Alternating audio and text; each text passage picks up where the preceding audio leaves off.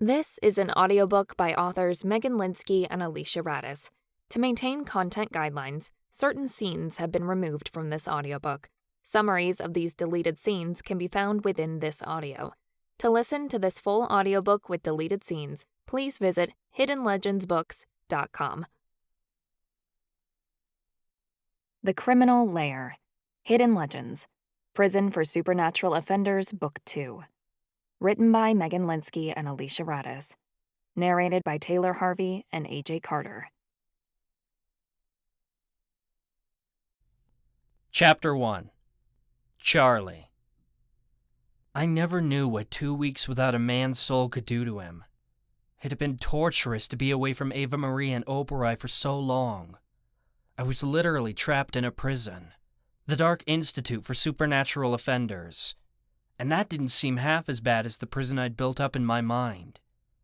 The distance was agonizing, every second waiting for the pieces of my soul to return to my side, waiting to be made whole again. I knew the moment Ava left the mainland, because I felt a sense of excitement swell within me. My Pidge was coming home. I paced the main entrance to the Institute for what felt like hours, awaiting Ava and Oberai's arrival. They were getting closer. I could feel it. The doors to the Institute opened, creaking on the antique hinges. Cool air swept through the hall, and the sound of dozens of footsteps met my ears. Everyone who'd been allowed off campus during Christmas break had returned. There weren't many, as it required one hell of a donation from your parents to get permission to leave. But they had to let a few kids out every now and then, to keep up the appearance that they were in fact a school and not a prison. None of the inmates were buying that crap. A dog barked, and I knelt with my arms spread wide. "Oberai!" I called. He tore through the entryway, panting. Oberai slammed into me, nearly knocking me backward as he gleefully licked my face. I laughed and scratched behind his ears. It was the best I'd felt since the night of the villain's ball. Heels clicked against the floor, and I swore my heart stopped. The scent of lilac and raspberries surrounded me, and my soul once again felt whole. I stood and faced her. "Pidge," I said breathlessly. "You're back! Oh, Charlie!" Ava cried, throwing her arms around me. Her duffel bag hit me in the side. I went still in surprise, before relaxing into the embrace. I wrapped my arms around her and inhaled her scent. She drew away far too soon, sounding amused. "You sound surprised I'm back. You think I could escape this place forever? I get into so much trouble, they'd send me back in a heartbeat." "In true Pidge fashion," I teased. Ava shifted, hoisting her bag up on her shoulder. "Do you want me to help you with your bags?" I asked. "I only have the one," she told me, "but you can walk me to my dorm to drop it off." Sure. There was literally nowhere else I'd rather be right now. Ava and I fell into step side by side, and Oberai trotted along ahead of us, panting happily. He seemed to miss me, too, and was happy to be back. As if magnetized, mine and Ava's fingers intertwined, but only slightly, as if we were trying to hide what we were to the rest of the world. We weren't really anything, not officially. Though we shared a soul, Ava wasn't exactly my girlfriend. But I'd be damned if it didn't feel good to hold her hand like she was. "How was your break?" Ava asked while we walked to the Elementai cell block. I shrugged. I bummed around with Marcus and Callie. We snuck into the chapel on Christmas for a gift exchange. Marcus gave me a used roll of toilet paper. Ava laughed out loud. "That sounds like him. I'm sure he stole it from the men's room." Honestly, my break was pretty boring, I admitted. The truth was, I'd spent most of it just waiting for her to come back. "I hope your break was better." "It was nice seeing my parents and my siblings again," Ava remarked. "I had to check in with an officer every day, so that sucked a pair of Dragon Balls. But otherwise, my break was productive." "Oh? Productive how?" Ava slowed outside her room and lowered her voice. "I can't tell you here." My stomach sank. If Ava found something she couldn't talk about out in the open, It might have to do with the prophecy. The last thing I wanted was to play a part in this prophecy coming true. The words her Aunt Maddie had spoken to me echoed in my mind, like a voice recording on repeat. I didn't think I'd ever be able to get them out of my head. A choice will be made by the twin of her soul to save her and damn the realm, or curse her and save us all. A fate worse than death is the chosen one's destiny. Maddie had visited me the night of the villain's ball and spoken the prophecy to me. She was a Natterai, a Hawkeye prophet, and I had to trust that what she said was true. She'd been very clear with me on what the prophecy meant. There'd come a day when I would have to make a choice between Ava and the rest of the world. For Ava, this would be a fate far worse than death, Maddie had said. It was cruel to ask of me. Ava was part of my soul. I'd do anything for her, including hiding this from her. Maddie had been adamant that Ava couldn't know, and that telling her would compromise the outcome of the prophecy. If Ava knew my part, it would only push her toward her own demise. I shuddered to think about it. Ava dropped her bag off in her room, then took my hand. "Come on, I think I know a place where we can talk." Ava led me through the halls of the Dark Institute, and Oberai followed at her side. The halls were lively with chatter, as this was our last day off before classes started up again, and no one liked being cooped up in their dorms. I paid careful attention to the twists and turns we took, and soon realized where we were headed. We're going to the balcony, I realized. It's where Ava and I had spoken of the prophecy before.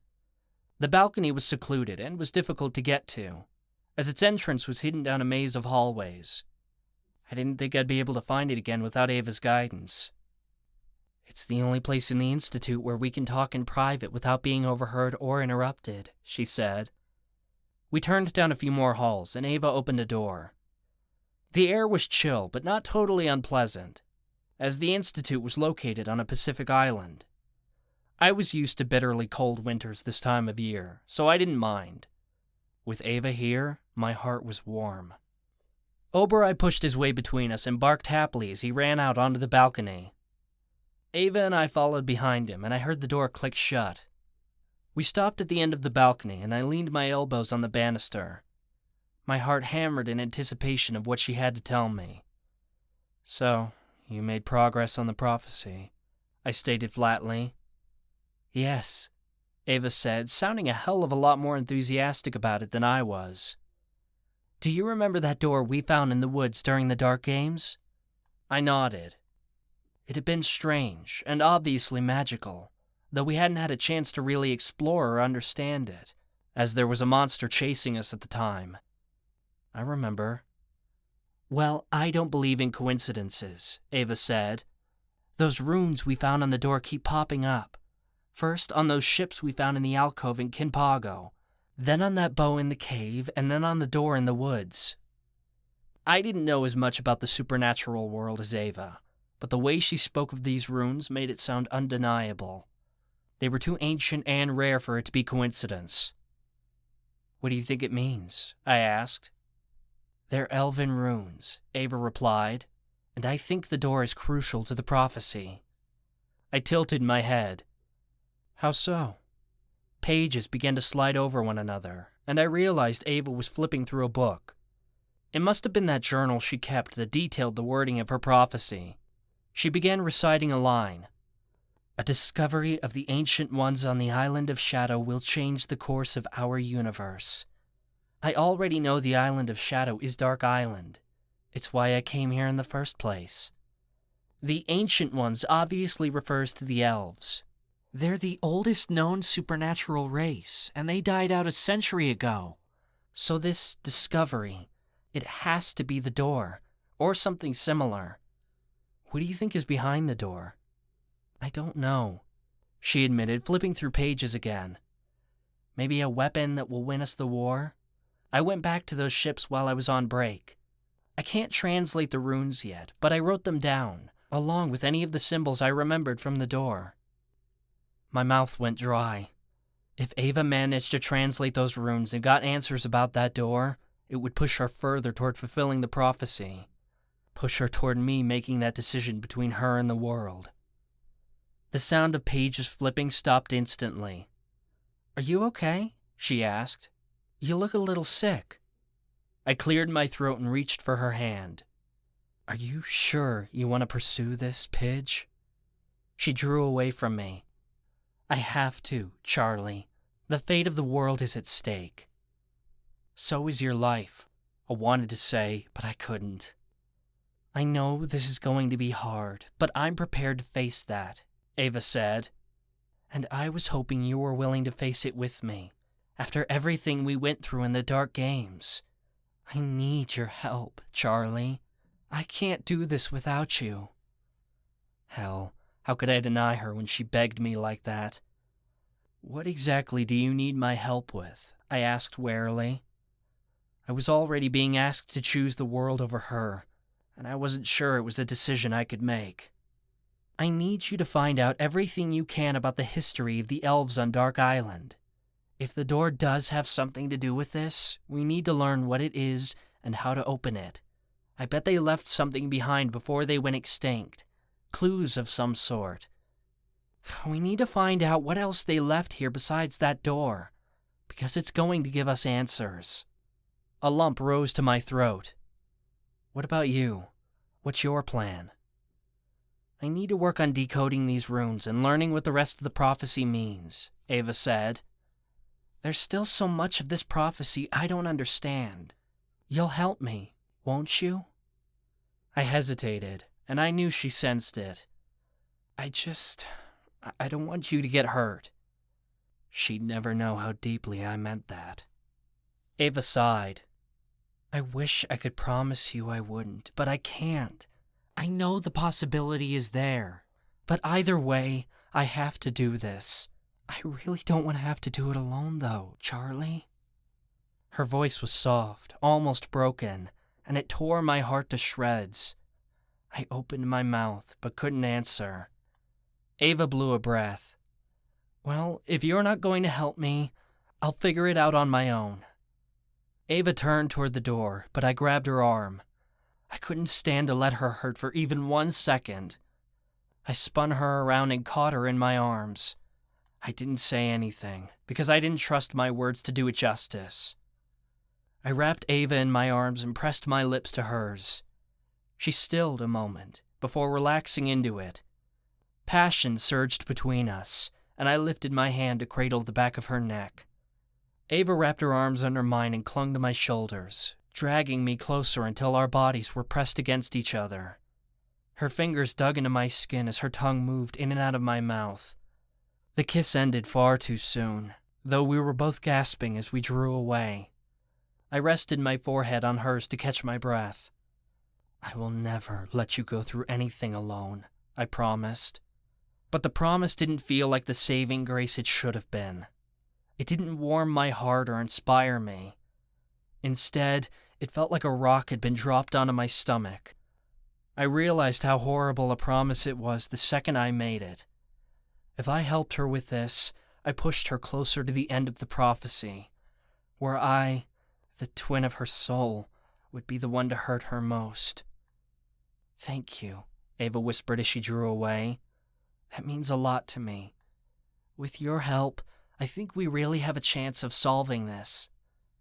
"Hey, Pidge," I dared to ask. "What are we to each other?"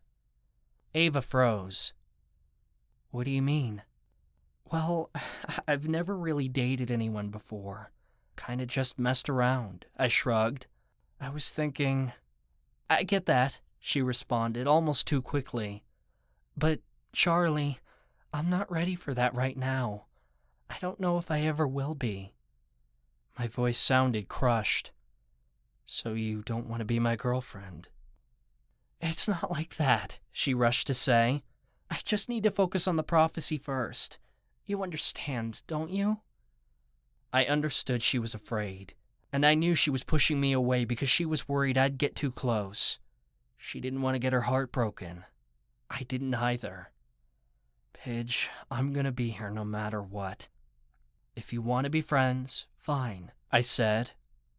"I want to be more than friends," she insisted. But I don't know if I can put labels on us, you know? Whatever we are. Hell if I knew. I had a policy of not fucking my friends, but Ava wasn't exactly just a friend.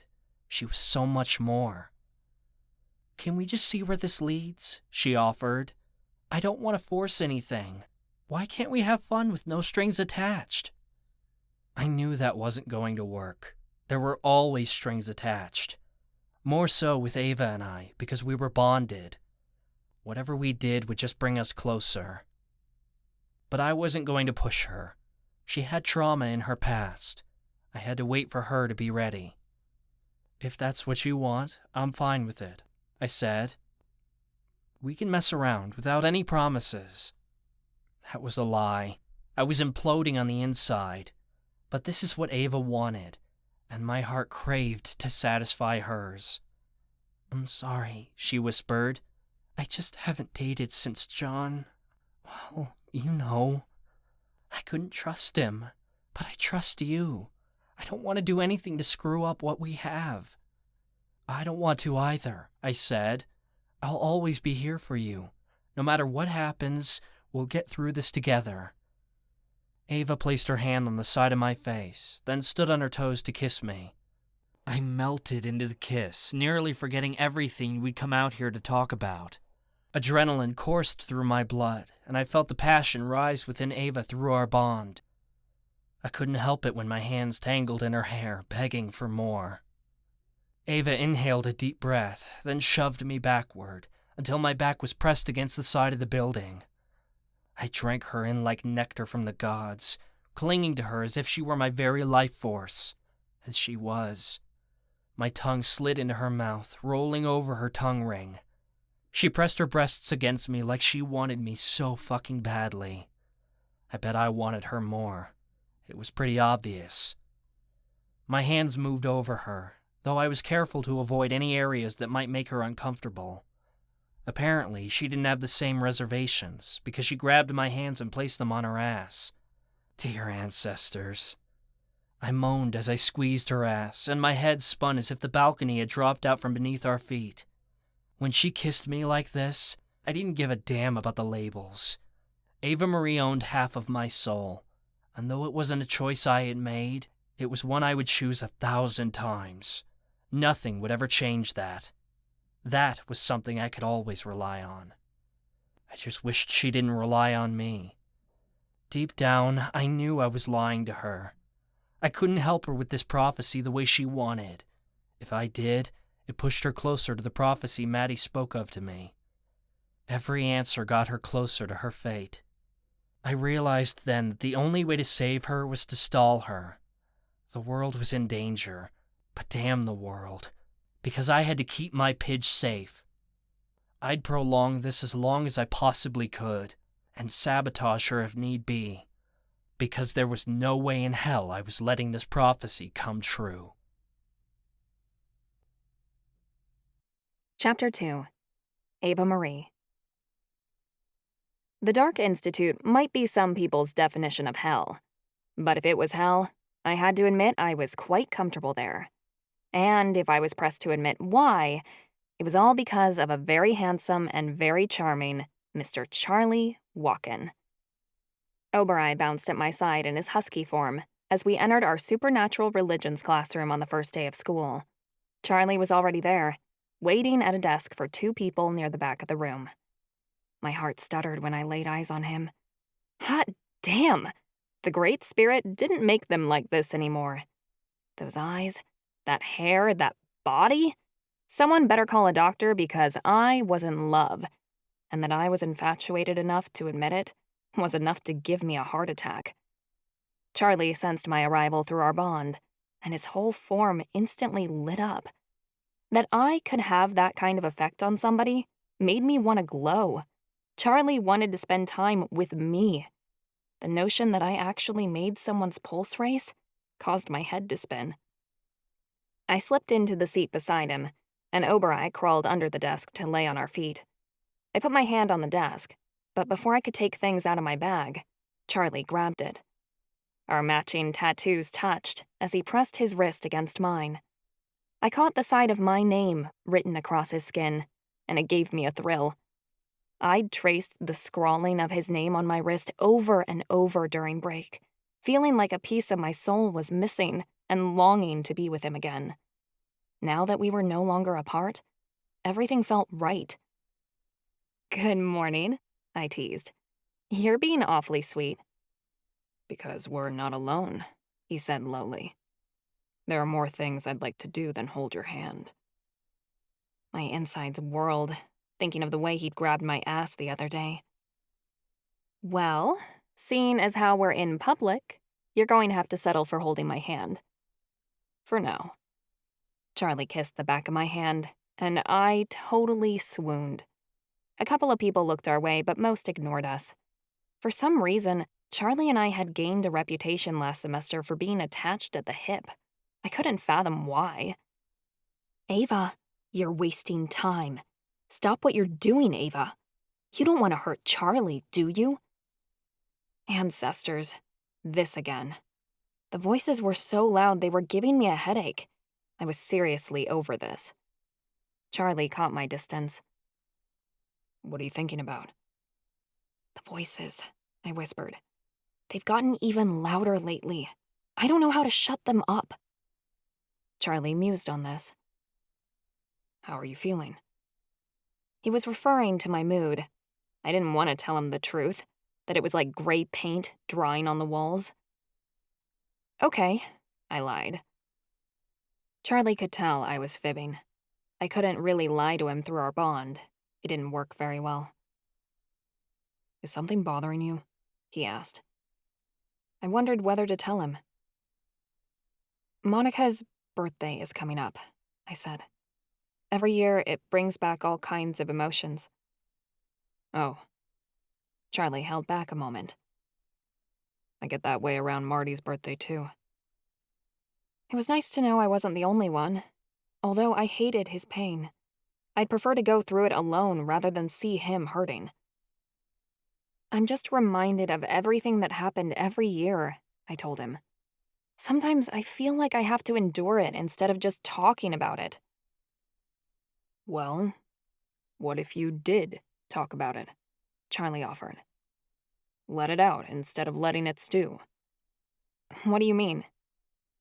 "I think you should tell other people about what happened," Charlie started. "Maybe not everyone, but someone you trust. It might help you to start healing instead of feeling like you have to conceal this big secret." I mulled over the idea. Charlie was the only one who knew about my assault. It'd been hard telling him, but I'd felt better once I'd shared what had happened. "Maybe I will. Thanks, Charlie, for caring." "Of course I care," he said. "You're my pidge." That made my insides knot together. I couldn't help but squeeze his hand. I was his pidge. Right now, Marcus could dance across the room naked and I wouldn't even notice. I only had eyes for Charlie Walken. The door slammed, breaking our tender moment as a teacher walked in. Professor Mazur taught this class. I really didn't like her. She was stuck up and quite rude. Not to add, she'd denied Charlie accommodations all last semester. She was providing them now, but only because she'd been bribed by my dad. She was the worst kind of teacher. "Take out your notebooks," Mazur barked. "I expect your notes this semester to be impeccable. Otherwise, you will not pass." Mazur pointedly ignored the recorder sitting on Charlie's desk so he could take audible notes. She'd taken Daddy's money, though it was clear she wasn't willing to admit defeat just yet. I was sure she'd do something else to get back at Charlie later. Mazur sneered when I hesitated to take out my notebook from my bag. I did it as slowly as possible. She noticed mine and Charlie's joined hands. "Excuse me, but public displays of affection aren't permitted at the Institute," she sneered. "I'd like you two to stop this disgusting behavior at once." Ancestors, lady, we're holding hands, not screwing on your desk, I thought. Charlie let go of my hand, but I snapped. "Listen, Professor, just because you aren't getting any doesn't mean the rest of us can't either. There was a bit of scared laughter that rattled around the room, and Mazur flushed bright red. Miss Mito, if you speak that way to me again, I'll have your tongue. Are we clear? I went to bite back something, but Charlie kicked me under the table, and Oberai let out a whine. I sighed and muttered, "Crystal." Good, Mazur sneered. For the life of me, I can't understand why you girls today go for such pathetic men. Apparently, being a caregiver is more interesting to you than being a girlfriend. Charlie shrank down several inches in his seat. Her words humiliated him. I wanted to jump right up on the table and body slam Professor Mazur to the ground, like in some crazy wrestling match meant for television. I could hear the announcer in my head now. Ancestors, she's got a chair! I went to do just that, but Charlie grabbed my arm. Don't, he whispered. Oberai put a paw on my shoe, telling me to stay put. I said nothing. Mazur's look was triumphant, happy she'd gotten to me. She gave me a death stare before stomping to the board to write down a few key points. My blood boiled. If I wrote, "Professor Mazur is a bitch," on top of my paperwork, think she'd grade me down? Mazur rustled her feathery wings as she finished writing on the board. She paraded around with a long wooden pointer, which she smacked against the board. I was certain if she was allowed, she'd hit us with it. Supernatural religions is a requirement here at the Institute. Since multiple supernatural races reside at the Institute, you'll be expected to learn which god each magical race worships, so therefore you can learn to respect their beliefs. Respect beliefs? Psh. I was half certain Mazur taught this class because angels wanted to convert everyone to their way of thinking. The angels insisted their god was the only true god, and therefore the only valid religion. In their eyes, all other religions were false. I expected to be indoctrinated the entire semester. Imagine my surprise when Mazur turned and said, "To begin the semester, we will be studying demigods." This caught my attention, and I leaned forward. Charlie cocked his head as he noticed me shift beside him.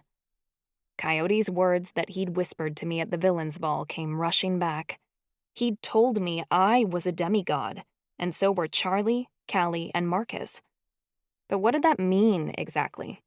What was the Coigny god trying to tell me? I was determined to find out. Demigods are powerful supernatural beings, Mazur stated. They are the offspring of exceptionally talented supernaturals. To breed a demigod, two supernaturals with extraordinary special power come together to make a child, although this isn't the only way. Sometimes mortals who mate with gods can also breed demigods. Unlike chosen ones, demigods are not picked by the gods for greatness. They can only be born. Opal raised a hand. Being the shy mermaid she was, this surprised me she was interested enough to speak out loud. So, demigods are descendants of the gods and have god blood in their family line? That's a misconception, Mazur replied, like she was stupid for asking. A demigod does not have to be descended from a god. Gods were formed at the beginning of creation and can produce offspring with mortals, creating a demigod. But this is much rarer than it used to be in the olden times. The gods rarely appear to us anymore. Then, what does it mean to be a demigod if you don't need god blood to be one? Opal asked. Demigod is a classification of a type of rare supernatural, not something that's in a person's bloodline, Mazur replied snidely. Ancestors, she hated answering questions. It's like she expected us to know it all already. We know there are two main types of supernaturals: average, which most supernaturals are, and talented, which are typically supernaturals of unique power. The third and most powerful type is demigod. which means these individuals have magical strength beyond what even the most talented supernaturals can achieve. A demigod can be created by talented supernatural parents, say if a chosen one, and a person born on a powerful magical day such as a solstice were to mate and have a child. There would be a chance, albeit slim, that the child would be a demigod. That was my parents. My mother was a chosen one. My dad had been born during the summer solstice in the year of the sea serpent, which was a powerful year in the Hawkeye zodiac. It made him incredibly strong. Mazur pinched her nose. Something also important to note. Demigods are often firstborn. Just because two talented supernaturals mate and produce a child does not mean all of their children will be demigods. In fact, there is a slim chance that any of their children would be demigods at all. It would be like winning the lottery to produce one. And demigod children are often difficult to raise. Strange things happen to them throughout their childhood, such as gods appearing to them throughout their lives, though they often don't understand what's happening. That probably meant that Ezekiel, Alana, and Maverick weren't demigods. Unlike me, they'd never had anything odd happen to them growing up. Strange things happened to me every day. I remembered the strange monster in the woods when I was 5, and the blue eyes I'd seen when Daddy had been healed from near death when I was 16. Neither situation had been explained. Callie crossed my mind. I remembered she'd told me last semester how she'd seen a strange woman appear to her as a child during trances. My suspicions about her origins were confirmed. Also important to note, Mazur added, to get a demigod, the child must be born on an important day in the astrological cycle. An equinox, a solstice, a comet, an asteroid shower, an eclipse, an alignment of the planets. Something in that nature is always required to create a demigod. Heavenly bodies influence our births and lives significantly, and without them, demigods cannot exist. Charlie was born on the winter solstice. I was born on Christmas Day in between the winter solstice and the Anachi New Year on January 1st. That made us both pretty powerful. I wasn't sure when Callie and Marcus had been born, but I was betting that both of them had been born when something important was going down on the astrological plane. Mazur strolled around the room. Although demigods aren't always descendants of the gods themselves, their powers are comparable. Demigods have the power to do things beyond what even talented supernaturals are capable of. They can push and bend the laws of nature to their command, and have even been recorded to work magic that is outside the natural realm. Demigods could stop time, change reality, and even, as it is rumored, build new worlds from nothing. The difference between a talented supernatural and a demigod is that a talented supernatural can store and use more magical energy than any average magic caster, at rates that would kill most other casters. But a talented supernatural cannot pull from energy or power that isn't there. Fae pull from Edenmire. Witches pull from their afterlife, Allura. Elementi get energy from the earth and their familiars, and so on and so forth. But once this magical energy source is exhausted, there's nothing left to pull, and therefore the magic of a talented supernatural dies. As you all know, energy can neither be created nor destroyed. However, this law of nature did not apply to demigods. They could create something out of nothing, and were capable of harnessing copious amounts of magical energy from thin air. They created it themselves out of their own power. They need neither source, god, nor place to pull from, for they are their own magical source of energy. Their makeup is the magic of creation itself, and therefore, just like the gods, can create and access boundless sources of magical power. Mazur smacked the board with her pointer again, and a couple of people flinched. It is incredibly rare to find a demigod, and their offspring never exhibited the traits of their parents. More often than not, Demigods were infertile or produced children that had no magic whatsoever. Nature will only allow a race to grow so powerful before it will begin canceling that genetic line out. Demigods are magical anomalies, and nature did the right thing by driving them to extinction. I scowled. Mazur almost sounded disgusted with the idea of demigods, like they were abominations that needed to be destroyed, and that such power only belonged in the hands of the gods. Demigods were usually plagued by certain features, Mazur continued. The primary aspect of demigodhood was mental instability. You must understand, these people didn't think like you and I do. They were often deranged, driven to madness by the power they harnessed and their inability to control it. More often than not, they were delinquents of magical society and menaces to the common good. They just weren't normal. A jolt ricocheted through my gut as the voices in my head quaked and ebbed. Who was Mazur calling unstable? Jackass. Mazur tapped the pointer in her hand. Although the demigods are considered extinct, there is always a chance of one popping up when talented supernaturals mate and produce offspring. More likely than not, if there are young demigods running around, they've most likely ended up here at the Institute, as a result of their instability meshing with their problems with authority. You must be aware. If there is someone at the Institute that you suspect to be a demigod, you must inform the Warden immediately to protect yourself and your fellow students. Yeah, right. That sounded like a joke. More like the Warden wanted to get his hands on that kind of power. But why?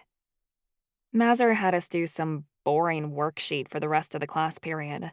She yelled at me when I wrote down Charlie's answers for him, until I asked her if she wanted me to call my father. She backed off, though the way her hands tightened on her pointer made me believe she'd like nothing more than to gouge my eyes with it. My thoughts were racing.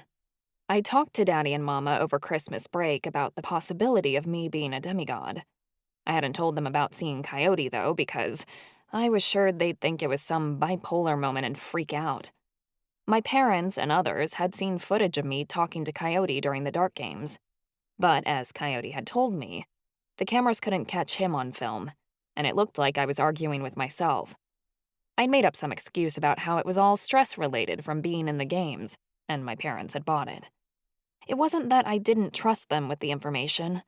More or less that I didn't want to worry them any more than what they already were. Daddy had scoffed at the notion that I was a demigod.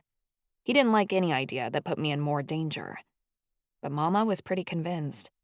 I was the firstborn daughter of two supremely powerful supernaturals, after all. The only elementai that had mastered both fire and water. There wasn't much denying it. "What's going on, Pidge? You seem quiet," Charlie commented once we left class. I chewed my lip as memories of the Dark Games fluttered through my mind. I decided that this was something I couldn't conceal, from Charlie or my friends. "I need to tell you something," I began. "Callie and Marcus should hear it too." Charlie's expression became muddled. "Okay. Where?" "We'll meet up after class is over for the day. We can think of a place then." "Just what kind of scheme are you working on now, Pidge?" I took his hand again, to distract him. "Nothing that can't wait." I thought it might make him happy, but his fingers went a little stiff in mine. I frowned. "What's wrong?" "It's not unusual for people to wonder what a woman is doing with the blind guy," Charlie said sourly. "Trust me, I've heard it all before." "You're not the blind guy," I said, irritated. "You're Charlie." "Sure." He didn't sound too confident. "But when people catch on, I'm expecting backlash. It always happens when someone like me gets with a girl, particularly a hot one." "You think I'm hot?" I perked up. Charlie smiled and pulled me closer. "Probably the hottest dame I've ever been with." That got my panties ready for some action. "So, what's the problem?" I asked. "I'm worried about someone seeing us and getting us in trouble for it. A teacher, most likely. I don't think I could keep my hands off you even if I was ordered to." I smirked. "Then let's go somewhere no one can watch." I took Charlie's hands and dragged him away. Ava-Marie barked as I pulled Charlie into an empty classroom. I didn't bother to lock the door, merely dragged Charlie toward an empty alcove behind the teacher's desk at the head of the room. "Ava-Marie, stand guard," I told him. Ava-Marie barked again, then padded to the entryway to keep a lookout. When Ava-Marie was gone, I wasted no time putting my lips to Charlie's. I kissed him, drawing out the kiss and making it long and sweet. Charlie kissed me back, and when he opened his mouth so I could roll my piercing over his tongue, he shuddered in pleasure. His scent invaded my senses as I bit down on his bottom lip and slightly pulled.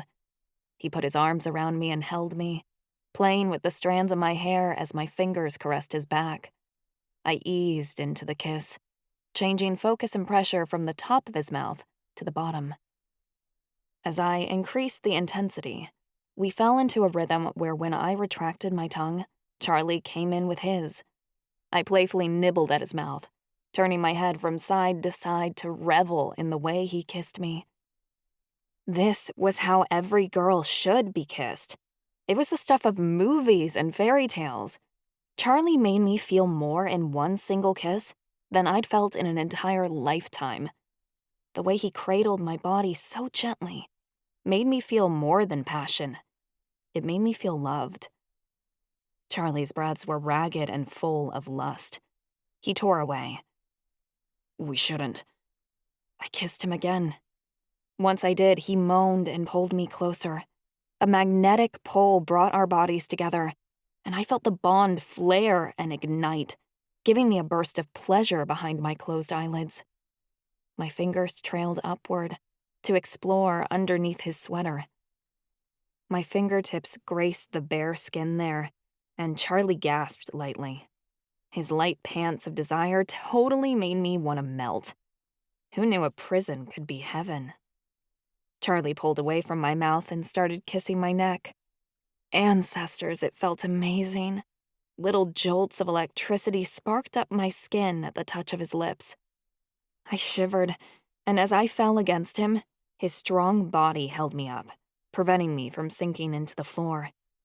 You could kill me now and I'd be a happy girl, because the slightest touch of Charlie's lips was bliss. Then, Charlie's mouth touched the wrong part. His mouth sucked on the edge of my collarbone, and that was all it took for everything to break in an instant. I wasn't aware of what I was doing until it happened. All I knew was that desire had mutated to fear in less than a few moments. Charlie's touch felt like spiders crawling over my skin instead of soft and comforting. Alarm bells went off in my head, and at that moment, I couldn't stand him touching me. "Stop!" I put my hands on his chest and pushed him away. He stumbled backwards so violently he nearly fell over. I flinched and curled away, instinctively turning my back to him, though I didn't mean to. Charlie froze. Ava-Marie's nails clicked on the floor as he darted back to see what had happened. He stood between the two of us, looking anxious as I tried to catch my breath.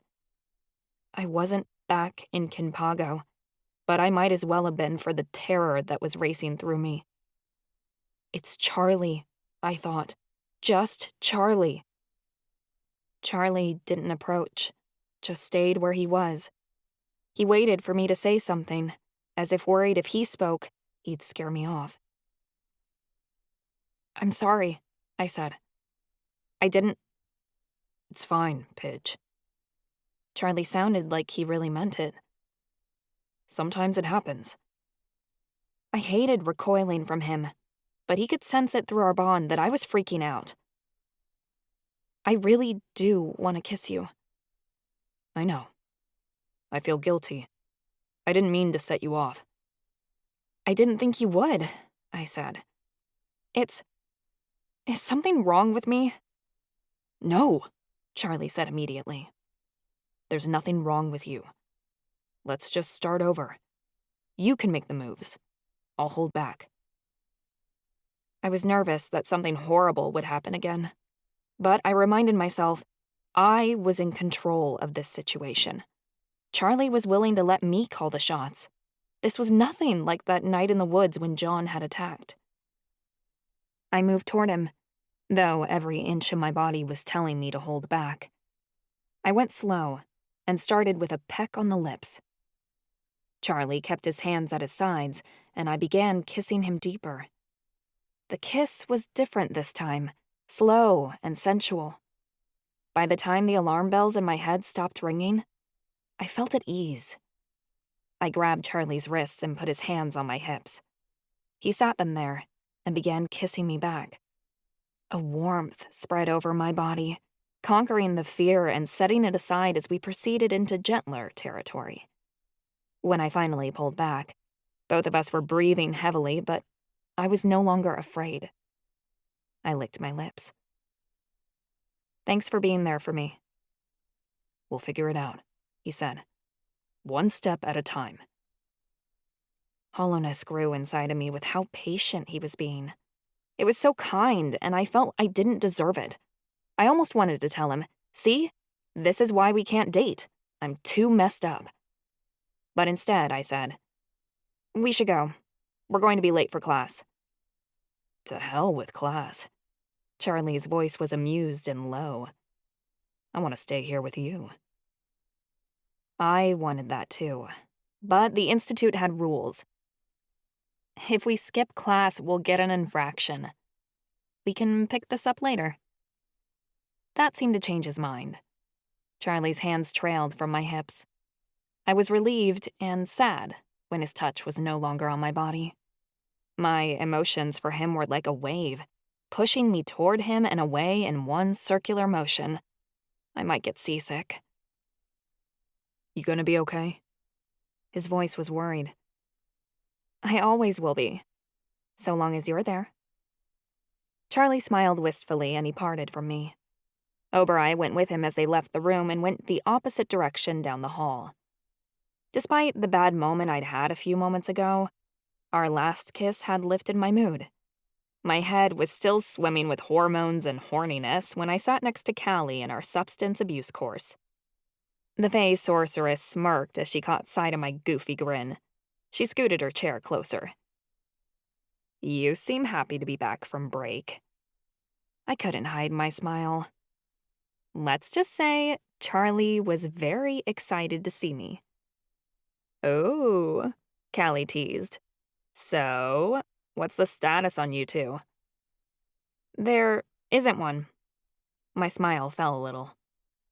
We're just, us. You aren't going out? Callie's tone was accusatory. I mean, no, maybe, I said. We're not putting labels on anything. I told him I want to see where it leads. Callie groaned and hit me in the arm. Girl, you are killing me. Why haven't you made him your boyfriend? I paused as I considered her question. There wasn't an answer I could give that she would understand. I'd had a ton of boyfriends before, but to be honest, I blew through guys like money. I never got close enough to any of them to want anything deep. 2 weeks would pass, or a month maybe, and I'd get bored and want to be single again. Charlie was so different. My feelings about him were complicated and numerous. Every thought I had about him seemed to expand into a galaxy. I couldn't say I'd ever been in love before. I'd had crushes and felt butterflies, but I'd never fallen so far I felt like I couldn't live without somebody. And that was the problem. Being that vulnerable terrified me. I knew I didn't want to live without Charlie Walken. I loved him, but love was dangerous. It was how people got hurt. After losing Monica and being assaulted by John, I felt like an empty vessel. There wasn't anything I could offer Charlie. He didn't know that yet, but soon he would. My heart was already broken, to the point I didn't even want it anymore.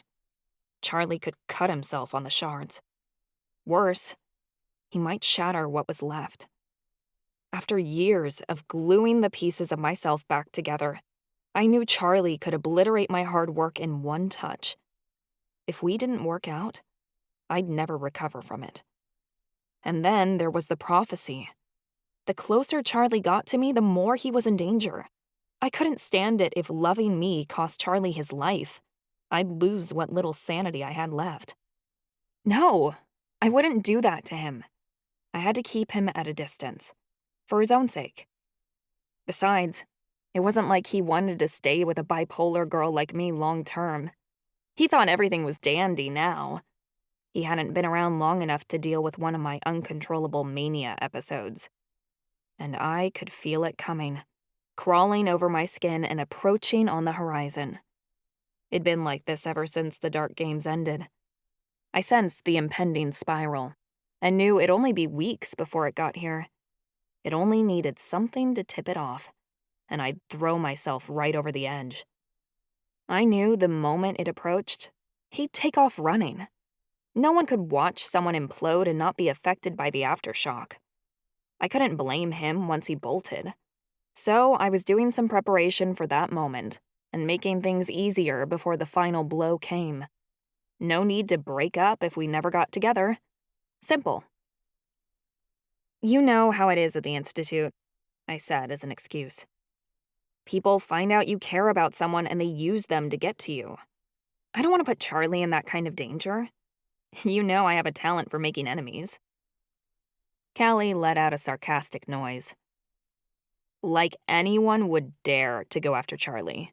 Quite a few people are impressed with his performance in the dark games. His reputation makes people avoid him. Why can't we be friends with benefits? I asked Callie. That way, nobody has to get hurt. Because you already have feelings for him, Callie pointed out. Don't deny it. I know you do. I swallowed. Feelings don't have to mean anything. Trust me, Callie. I'm making the right choice. Well, if you don't snap him up, some other girl might, Callie said. People want to get with him just for protection.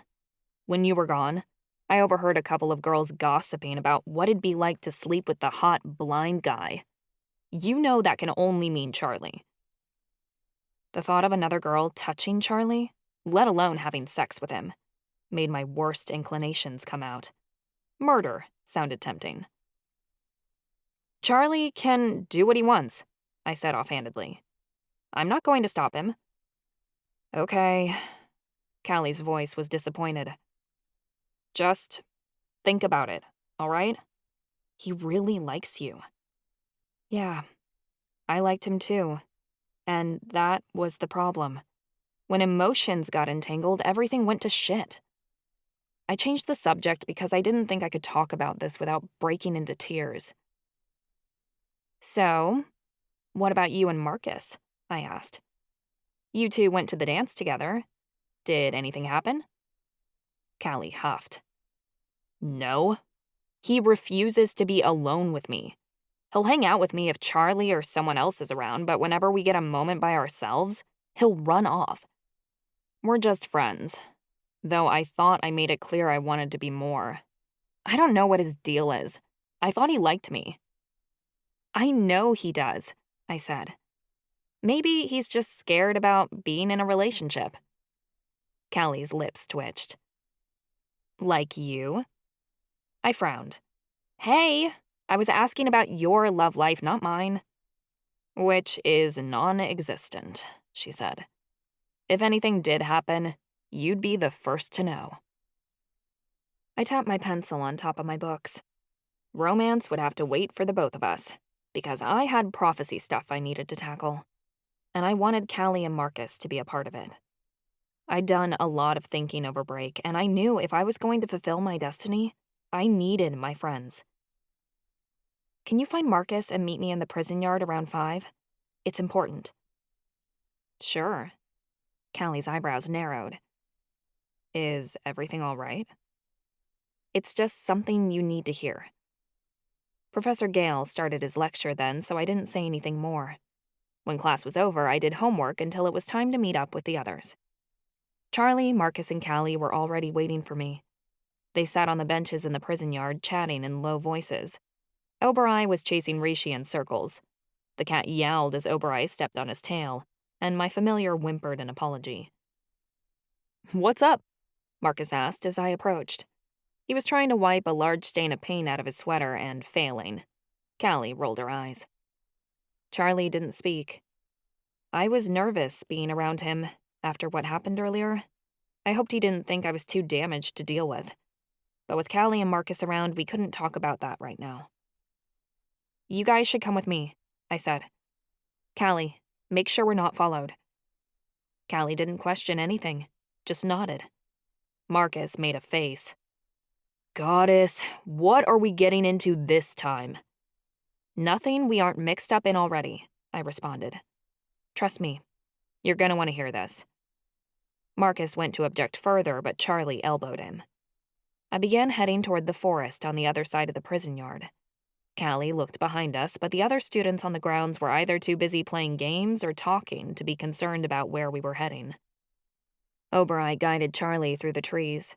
Charlie used his earth magic to move some of the branches and plants out of the way, though Marcus, the wonder he was, still kept tripping over them anyway.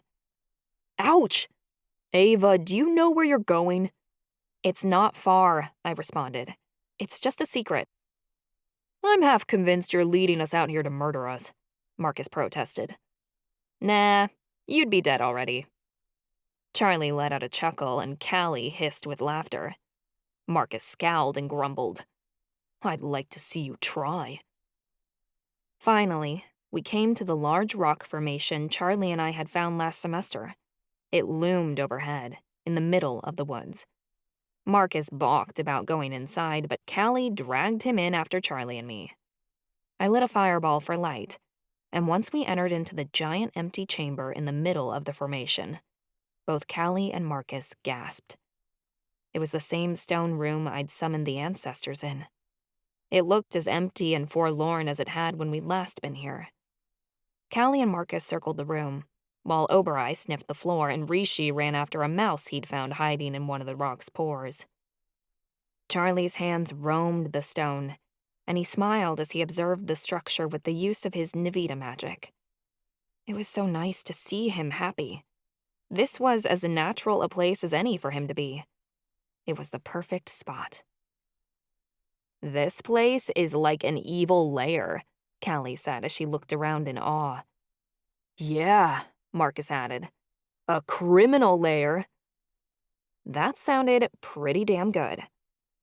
"Okay, I think this place needs a name. All who are in favor of calling this place the Criminal Lair?" I asked. There was a show of hands and everyone agreed. I gave a nod. "Awesome. So now we have a code on where to meet." "But why do we need it?" Marcus asked. "What did you bring us here to talk about?"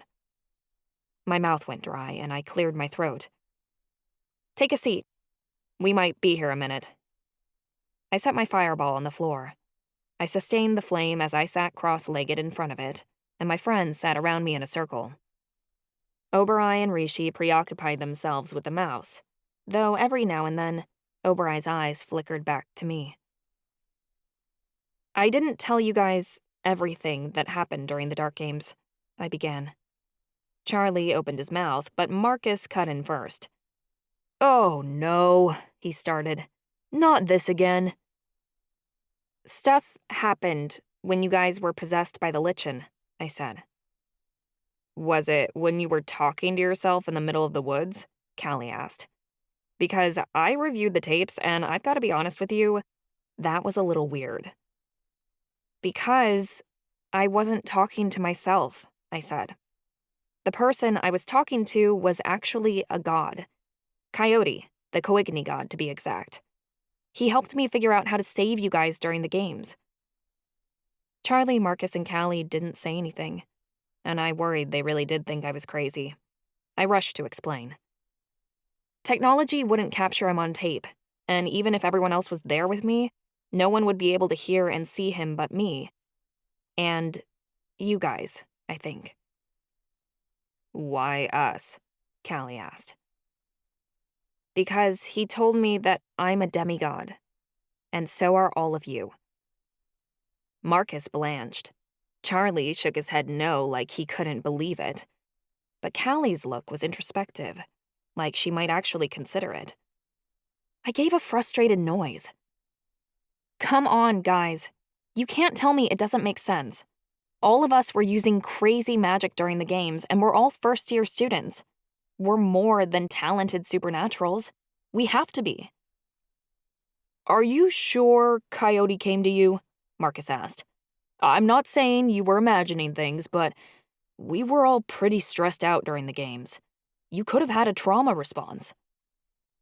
No, she has to be telling the truth, Charlie said as realization crossed his face.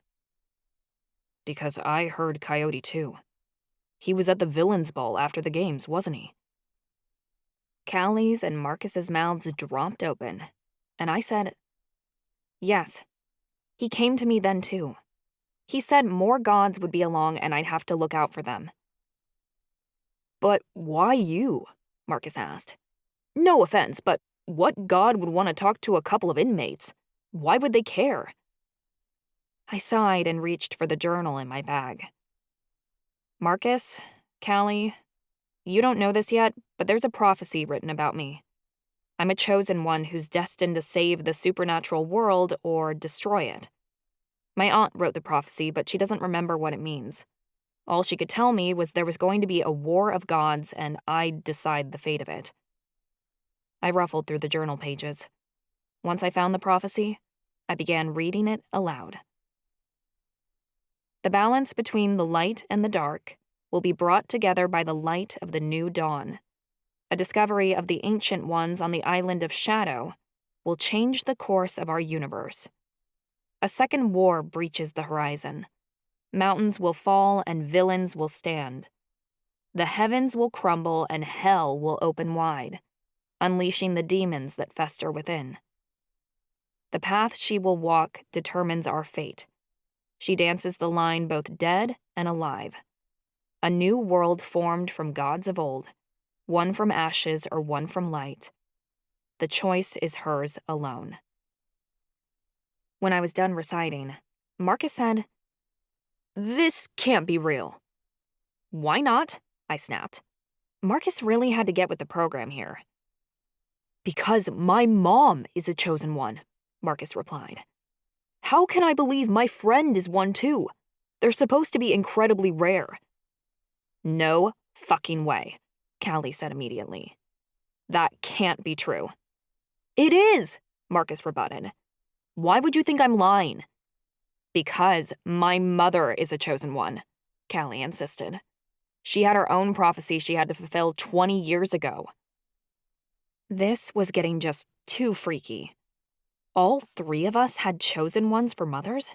Chosen ones were supposed to be incredibly rare. Charlie broke the silence by saying, "Well, if all of you are the offspring of chosen ones, it makes sense why you're demigods."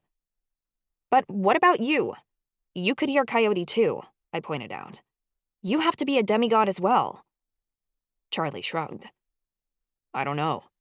As far as I know, my mother wasn't a chosen one. There was never a prophecy about her. She was put to death years ago." "Charlie, I'm sorry," I whispered. I didn't want to bring that up. "It's fine, Pidge. It's not like I knew her." I heard the lie in his tone, but Marcus said, "This is all so crazy. It's hard to believe we're all at this prison at the same time and we're all demigods too. It's like fate led us together or something." Callie snorted.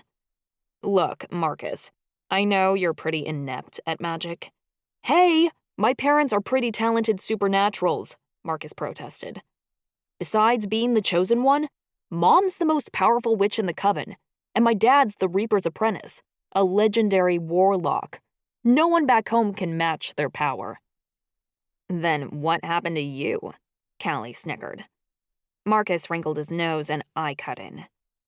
"Regardless if you guys are demigods, I think Coyote wants you to help me with the prophecy. I'm not saying you have to, but This would be a hell of a lot easier if my friends were with me on this. Callie's eyes sparkled in excitement. This sounds like an adventure. I'm totally in. An adventure where we could get killed, Marcus argued. Even better, Callie said. Marcus sighed and put his chin in his hand. I guess I don't have much of a choice, being a demigod and all. I'm the only warlock with all 5 tattoos from all 5 castes. Mother Miriam wouldn't have given me every power from the coven if I wasn't a demigod myself. I'll be dragged into this whether I want to or not. The question is, where do we start? When we got separated during the games, Charlie and I found a strange door in the middle of the woods on Dark Island, I said. I've been studying the runes we found on the door, and I think they're Elvish. We believe the Elves are the secret ones the prophecy refers to. I've put Charlie up to researching the Elves in case it leads us somewhere. But what if it leads to nowhere? Charlie argued. All the Elves are gone. We can't get answers from dead people. Charlie, I think this is important. I saw Coyote right before we found the door. I think he might have led us there. It has to be crucial to the prophecy. Charlie tilted his head and scowled. I raised the journal and waved it in the air. While he's working on that, I plan to figure out a way to decode those Elvish runes. They have to mean something. I got up from the circle and began walking around the room, conjuring a new fireball in my hand for light. I didn't find what I was looking for until Oberai nudged my leg. I saw that he was carrying a thin wooden bow in his mouth, the same one I'd found here last semester. Good boy. I took the bow from him and patted his head. When I sat back down, I showed Callie and Marcus the bow. This is an elven artifact. Charlie and I found it here last semester. That was after we found a bunch of elven boats washed up on the shore in Kimpago. Why are all these elven relics popping up? And why are most of them on Dark Island? It has to mean something. I handed Charlie the bow. He ran his fingers over the runes, deep in thought. Callie sat back. So, what do you want me and Marcus to do? We want to help. Speak for yourself, Marcus grumbled, but Callie punched his arm. I think if we are demigods, we need to look into it, I said. Professor Mazur said something about our powers being unbound by the laws of nature. But that does us no good if we don't know how to use them properly. Can you guys try to find out more about demigods? Definitely, Callie said. If I've got demigod powers, I want to start using them. Good luck, Marcus replied. Most of the lore on demigods was destroyed by other supernaturals. We have no clue on where to look. Then we better get started, Callie said in a cheerful way. Marcus groaned. One last thing. If we're talking about the prophecy or us being demigods, it has to be here, I said. Professor Mazur made it pretty clear that demigods should be reported to the Warden. And I don't want him to know anything about what we are, or what we're looking for. We can't risk the guards or teachers overhearing us talk about this stuff. Agreed, Charlie said. We don't speak about any of this unless we're inside the lair. Understood? Marcus nodded, while Callie said, I can put a ward around the lair. It'll prevent anyone who isn't us from getting in or finding the place. That's perfect. I took the bow back from Charlie. I need to get this back to my dorm, to study it. How are we going to sneak it in? No weapons on Institute grounds, Charlie said. I handed the bow to Marcus. Here, subconjure this for me. Excuse me? I'm not your personal storage unit just because I'm a warlock, Marcus protested. If you don't want to subconjure it, you could always stick it up your butt. I bet the guards don't check there, Callie teased. Marcus scowled. You're so funny. He took the bow from me and subconjured it into his magical stash. I helped Charlie stand. We should be getting back to school. We have to report for dinner. As we made our way out, Marcus said, You know, the lair could use a little sprucing up. If we're going to be spending a lot of time there, we should decorate. Good idea. You provide the art, I'll provide the weapons, Callie said. Weapons? He squeaked. Why do we need weapons? It's an evil Lair, dummy. Of course you need weapons. Callie and Marcus argued about interior decorating ideas for the Lair all the way back to school, until Charlie told them to shut up. In the cafeteria, Charlie loaded a plate for both of us with fried chicken, mashed potatoes, and gravy. I shared food with him while Oberei watched us eat. Something on your mind, Pidge? Charlie asked. I hadn't said a word through dinner, but I'd managed to force down a whole drumstick and a couple of bites of potatoes. That was my heaviest meal in a week. I was really proud of myself. I glanced to the side. Callie and Marcus were arguing about something else now and wouldn't overhear us. What you said earlier, about me telling someone, I said. I think I want to do that after dinner. Oh. Are you sure you're ready? I nodded. Yeah. It's time. I'd been thinking about it all afternoon. I wasn't sure who I could trust with my deepest secret, until a familiar face popped into my head. Ezekiel was my most beloved friend. He was more than my brother. He was someone I knew who was loyal to me, and he would be supportive no matter what. If I could tell anyone about this and know they'd stay by my side, it'd be him. And a part of me wanted him to know, so I had one more person to help me carry this burden. Now that I'd made the decision, I got a very demanding prompt in my spirit telling me not to wait. I should tell my brother now. Inmates only got one phone call a week on Saturdays. It was Monday, but I felt like I couldn't wait that long. Once we were released from dinner, I ran down to the phone room and tapped on the glass that separated the phones from the guard's office. Charlie wanted to go with me, but I told him it'd be easier if I did this alone. I wanted a private moment with my brother. Can I make a call? I asked the guard behind the desk.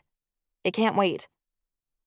If you call someone during weekday hours, it's $2 a minute and you get 5 minutes tops, the guard grumbled. That's fine, I said. It won't take but a second. I didn't care about the money. I just wanted to talk to my brother. The guard scowled but waved me forward. Arenda Academy students weren't allowed to have cell phones, so I hoped to the ancestors there was an off chance my brother was home. The phone rang. My nervousness churned and tightened in my stomach when no one answered. On the last ring, someone picked up. Ava, hi. Ezekiel's cheerful voice resonated through the phone. I didn't know you could call during the week. I was relieved my instincts had been right, and I'd gotten lucky enough to get a hold of him. It was like he and I were connected at the mind sometimes. You can buy extra minutes, I stuttered. Is anyone home? Nah, Mom and Dad just left. They're at Maverick's dirt bike race. Oh, I didn't know that was today. Yeah, and Alana's staying at a friend's house. It's just me. I popped by to grab a couple things for my dorm. Do you want me to tell Mom and Dad you called? Actually, you're the person I wanted to talk to, I began. Me? He sounded surprised. Okay, what's up? I twirled the phone cord around my finger. I felt so nervous I wanted to throw up. Maybe if I vomited out the words and just got it over with, I'd feel better. You know me and John had a falling out a couple of years ago. Yeah? Why does that matter now? I spoke before I lost my nerve. I never told you why. Do you remember that party I went to a couple weeks after Monica died? Yeah. You were acting really weird after it, Ezekiel began. I asked if something was wrong. Was there? My throat was so tight, I almost wondered if there was a yapluma nearby, sucking air out of my windpipe. Well, John got me alone that night and he raped me. I couldn't stop it. The line was so quiet, I feared for a moment it'd gone dead. My brother was completely shell-shocked. I'm certain 10 seconds passed without a response. Ancestors, just say something, I pleaded in my head. The silence felt horrible. Are you okay? Ezekiel sounded on the verge of tears, but at least he spoke, and a weight lifted off my shoulders. I sighed and my back hit the wall. Not really, but I've had a long time to deal with it. Ezekiel didn't ask why I never spoke out about it, and I was relieved. Instead, he said, "That really explains a lot about the past few years. I'm so sorry, Ava. You never should have gone through something like that." "It happened," I replied. "Not like I can go back and change it." Ezekiel was quiet for a moment longer before he asked, "Does anyone else know?" "I told Charlie a while ago," I admitted. "He actually encouraged me to tell more people, open up about it." "Wow. And you chose me?" Ezekiel sounded honored. "Yeah. Don't tell Mama and Daddy, okay? I'm not ready for the whole world to know yet. Just you and Charlie." "I would never," Ezekiel insisted. "I won't say anything. I promise." Ezekiel was a tattletale and always had been, but he kept secrets under lock and key when it counted. I breathed a sigh of relief. "Thanks. I guess Charlie was right. It doesn't seem like such a big secret now." "I'm glad. I don't want you to go through this alone." Ezekiel's voice cracked. "I love you, Ava. Like, I really love you." "I love you too, Ez. And I'm glad we could talk about this. It feels better, getting it off my chest." An institute notification pinged, telling me my 5 minutes was almost up. "I gotta go, Ez. Talk to you soon?" "Sure, Ava. Bye." I hung up the phone. When I did, I was certain I felt 10 pounds lighter. There was nothing easy about my past or the road I'd have to take. But with my friends and family beside me, I knew I could make it through just about anything. Though a part of me wondered if telling my brother had been the right move. He was very protective of me. Now that he knew, I wasn't worried about what he might say. I was worried about what he might do. Chapter 3. Charlie. Me? A demigod? At first I didn't believe it. I'd never been anything special. But then I remembered the villain's ball. I had noticed something was different about Coyote when Ava spoke to him, but I hadn't realized what it was at the time. He was powerful, and I'd felt it. When Ava mentioned only demigods could see him, I knew the truth. We were demigods. All of us. I couldn't deny it. I mulled over the revelation for days, not quite able to wrap my head around it. I hated that Callie and Marcus had agreed to help Ava with the prophecy.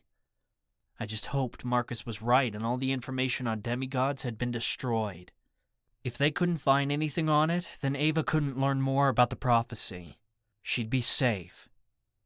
The one thing that took my mind off it was the mines. Over the past few months, the Institute had really grown on me. I mean, most of the students were shit, and the professors weren't much better. But I had everything I needed here, including her. But if there was one thing I absolutely despised about the Institute, it was the mines.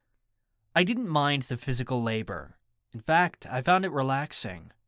It took my mind off things and gave me something to do. It was the narrow tunnels and blocked passageways that got me. Confined quarters didn't usually bother me, as long as I could feel the bigger world outside. A door, a window, anything. Down here in the Noxite mines, it was a labyrinth of tunnels. One that was so difficult to navigate that no inmate would dare sneak off and try to escape. Your skeleton would remain here forever if you died down here. That was for certain. It was the Yapluma in me talking, Ava had told me.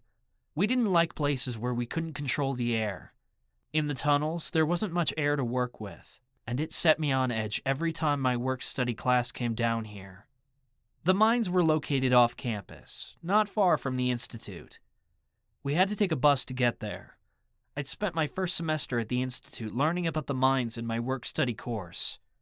I knew my equipment and the safety procedures in place. Still, it took a few days to get into a groove and stop worrying about hitting someone with my axe every time I swung it. Our powers didn't work well down here, if at all. Not with all the Noxite around. So we had to work the old-fashioned way, instead of with magic. I don't know why we bother with this, a Navita kid named Thaddeus complained while we were working the mines. They're just gonna put this Noxite into new fences, cuffs, and darts to keep us in line. I think this class is what they hope keeps us in line, Chansey replied. He was an angel, and one of the few people I got along with at the Institute. He was a rebel, always collecting money and making bets when it was against the rules. Then again, everyone here was a bit of a rebel. I scoffed, wiping the sweat from my brow. This isn't a class, it's cheap labor. I swung my axe and felt it connect with the wall. A large chunk of rock broke free and tumbled across the ground near my feet. Noxite was a metal present within the rocks beneath Shade Hills, one that had the ability to take magic away from supernaturals. It was incredibly strong on its own, but there was more rock than there was Noxite, so the walls of the mines crumbled pretty easily after a couple swings of my axe. Once I knocked a few pieces free, I'd load them into a wheelbarrow, where the rock would be taken to another part of the mines. There, the Noxite was extracted and melted down. Chansey blew a breath, like he was ready for a break. "Does that bother you, Charlie?" I shrugged. "The labor is fine. I just think we should all get compensated fairly." Someone listening in on the conversation laughed. "Fair? Nothing's fair at the Institute." "Go suck a dragon cock, Edwin," Chansey snapped at him. "You're just bitter you didn't win the games." It wasn't until Chansey called him by name that I recognized who'd spoken. It was Edwin Halloway, a warlock with an ego bigger than the mines. I'd just met him this semester, but according to Chansey, he'd competed in the games 2 years ago and lost half his team before their first kill. I didn't like Edwin. "What do you know about the games?" Edwin sneered. "You didn't even compete." Chansey ignored Edwin and turned to me. "You looking to make some extra cash?" I swung my axe and frowned. "Even if I was, I don't have enough to enter one of your bets." "That's just it, my friend," Chansey said smoothly. "There are more ways than one to make money inside the Institute. What do you weigh, Charlie?" I groaned. "So don't tell me you're betting on my weight now." It wouldn't surprise me, considering some of the stuff Chansey came up with. After we came in second place in the games, he must be all over my team's stats. "This isn't a bet," Chansey assured me, though I wasn't sure I believed him. "I'm just saying, they don't make muscles like that anymore." I tossed a pile of rocks into a nearby wheelbarrow. "Great, now you're hitting on me." Chansey laughed. "You wish." "He was totally hitting on you," Thaddeus snickered. From a few paces away, Edwin scoffed loudly. I was just about to say something, but Chansey beat me to it. "What's that, Ed? You got a problem with bisexual guys?" "I didn't say nothing," Edwin shot back. "If anyone's got eyes for someone in this mine, it's not going to be the blind kid." My hands tightened on my axe, but I knew better than to respond. I'd heard that kind of shit enough times. It wasn't worth my energy. "That's a shit thing to say," Chansey growled, taking a step forward. I shot my hand out and caught him on the shoulder to stop him. "Don't worry about it." Chansey hesitated. "Don't you want to beat his ass?" I sighed. Sure, I didn't like Edwin much, and he was getting on my nerves, but I'd learned long ago to brush these comments aside. He's not worth the trip to solitary. Chansey stepped back and whispered lowly. "Edwin's a jerk. You should punch him, or I will." "I'm not going to punch him," I said. Chansey sounded amused. "I bet you have one hell of a swing." "Get back to work," a guard yelled in our direction. Chansey's axe clanged as he picked it up and swung it against the wall. He made it look like he was working, but he mostly ignored the guard. "Charlie's got enough eyes on him. he announced to Edwin. "I hear the girls talk about him all the time in the hall. Apparently, it's a big deal to them that he came so close to winning the games. What place did you come in again? Last?" Edwin scoffed. "Like your place in the games matters if you don't win. The only girl Charlie can attract is one as mental and broken as he is." I lowered my axe and turned to him, nostrils flaring. "What the hell did you just say?" Edwin chuckled. "Everyone knows you and Ava are screwing around. I've seen her visiting the nurse. We all know she's on meds for whatever loony weirdness she's got going on in the head." "Ava's not loony," I growled. "Then what's she doing with you?" Edwin laughed. He was obviously amused by how angry I was becoming. "How many run-ins has she had with authority now? First that creative uniform stunt last semester, and let's not forget the time she was nearly strip-searched in the hall." "That proves nothing," I snapped. "Say one more word about Ava and Al." "You'll what?" Edwin taunted, taking a step forward until he was mere inches from me. I could feel the heat coming off him in waves. He was a few inches shorter than me, but judging by the way he swung his axe, I'd bet he had just as much muscle on him. "You'll use your elemental powers on me? Good luck down here in the mines, surrounded by all this Noxite. Or maybe you'll swing your axe at me. You'd like it down in cell block 9. My hands shook at my sides the longer he talked. I didn't know what the hell Edwin's problem was, but I suspected he was jealous that a blind guy had done better than he had during the games. I was never going to get this asshole off my back if I didn't teach him a lesson. "Your girlfriend may be mental, but she's a hot piece of ass," Edwin continued. "With you down in cell block 9, I bet she'll be looking for some relief. She'll be screaming my name so loud, you'll hear it down in your cell." Clank, thwack.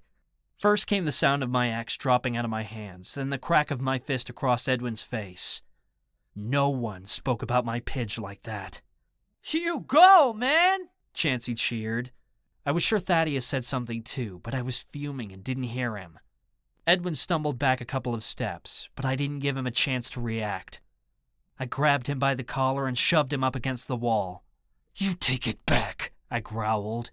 "You take it back right now." Edwin only laughed, and the stench of his breath filled my nostrils. I was so fucking pissed that I grabbed him around the throat, instantly killing his laughter.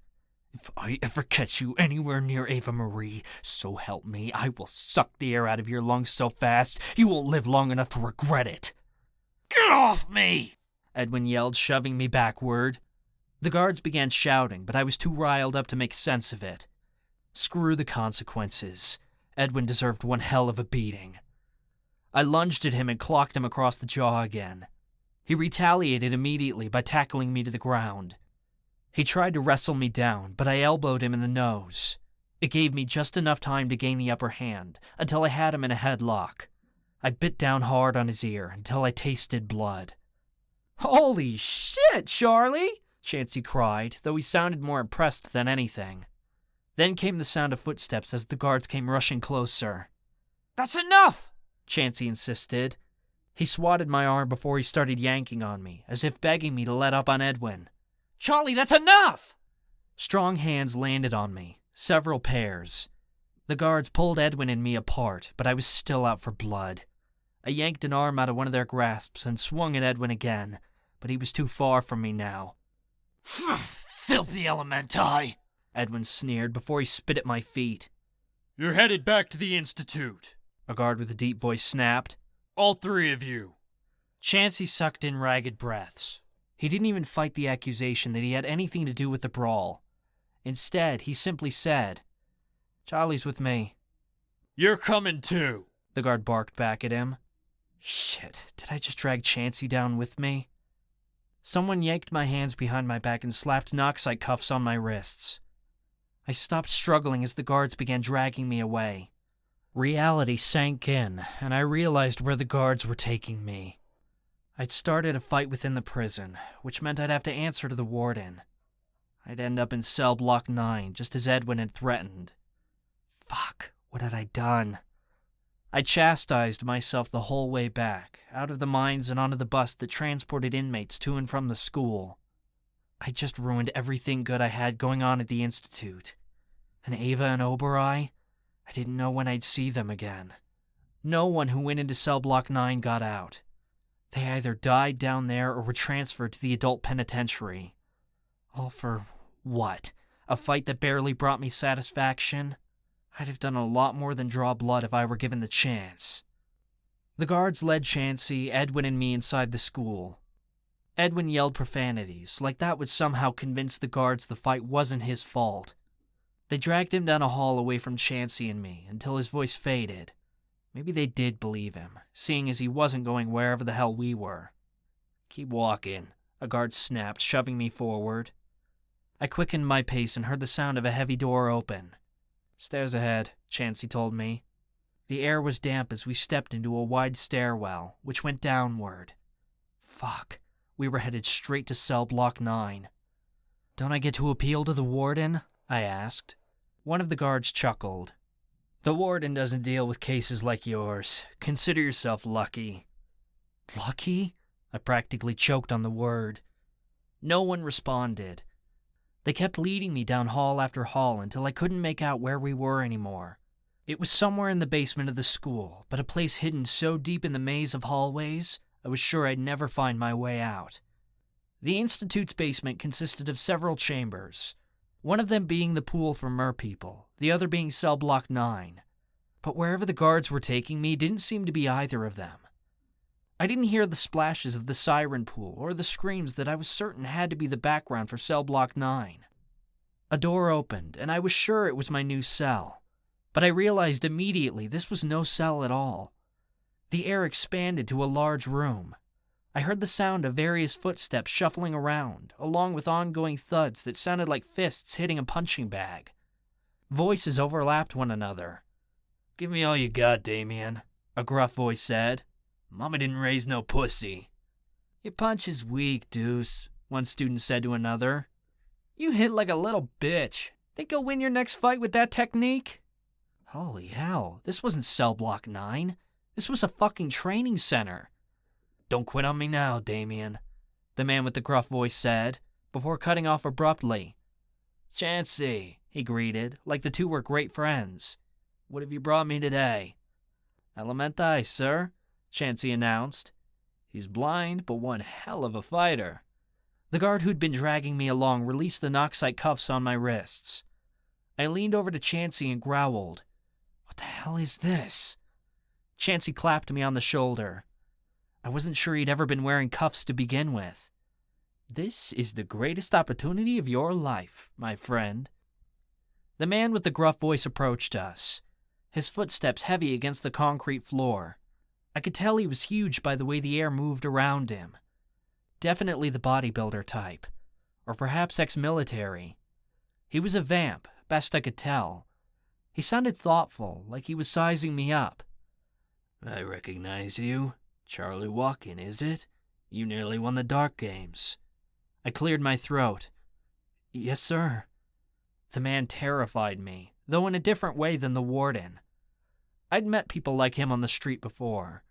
His tone held authority, but he also sounded friendly, like he was the kind of guy to have your back until you stepped out of line. And if you did, so help your soul. He mused.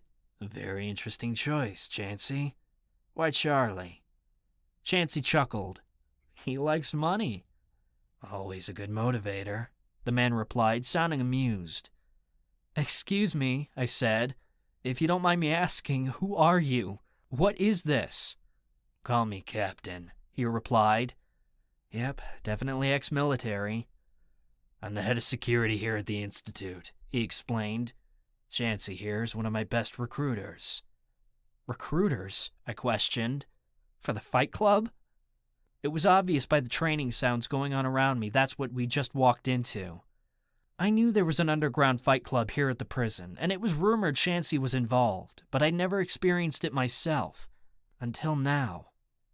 "Exactly," Captain said proudly. "And I'd like to bring you on board." I furrowed my brow. Why? Because I started a fight in the mines? What's going to happen to Edwin? Captain laughed. "I think a few hours in solitary will do it for him. I'm offering you this opportunity because you intrigue me, Charlie." Will you fight for us? I crossed my arms. This sounded sketchy as hell. An underground fight ring all for what? The guards' amusement? Profit, I realized immediately.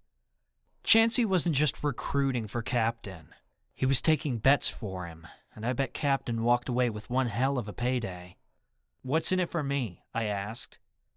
Money, status, girls, you name it, Captain said. It's great, Chansey raved. Every time you win a fight, you get money deposited into your account that you can spend on campus or take with you when you graduate. The referral money is amazing, too, if you're asked to recruit. Does the warden know about this? I asked. Captain scoffed. He doesn't take an interest in the club itself, but he lets us have our fun, provided we keep things quiet and under control. I turned to Chansey. What makes you think I'd want to do this? Chansey laughed. Why wouldn't you? I like you, Charlie. I thought you'd appreciate being a part of something bigger at the Institute. And don't forget about the privileges. I tilted my head. I admit I was intrigued by the money, but my curiosity piqued even more at the mention of privileges. What kind of privileges? There's a lot you can get away with when the guards are betting on you, Chansey explained. Get into a brawl? Forget about punishment. Failing your classes? Expect extra accommodations. We even get to go on extra field trips every now and then. Get some fresh air outside of the Institute. You can do whatever you want when you're a fighter, and the guards will just look the other way. I barely heard what Chansey had said about the field trips, because I was so focused on the extra privileges and accommodations. I could really use accommodations for my disability, and earning a place at the Institute where the guards cease to target you could prove useful, especially with the way Ava attracted trouble like a magnet. I could use my new position to protect her and Oberoi. It almost sounded too good to be true. What's the catch? I asked. No catch, Captain replied, though there are rules. Rule number 1, no attacking with magic. Everything else is free game. They wanted better bets. It was too easy to bet one supernatural power against another. They just wanted to watch us beat the shit out of each other. Rule number 2, you don't go snitching, Captain growled, like the thought made him bitter.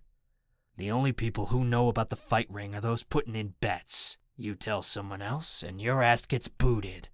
And I don't have to tell you what my security team is like when they've got a grudge against you.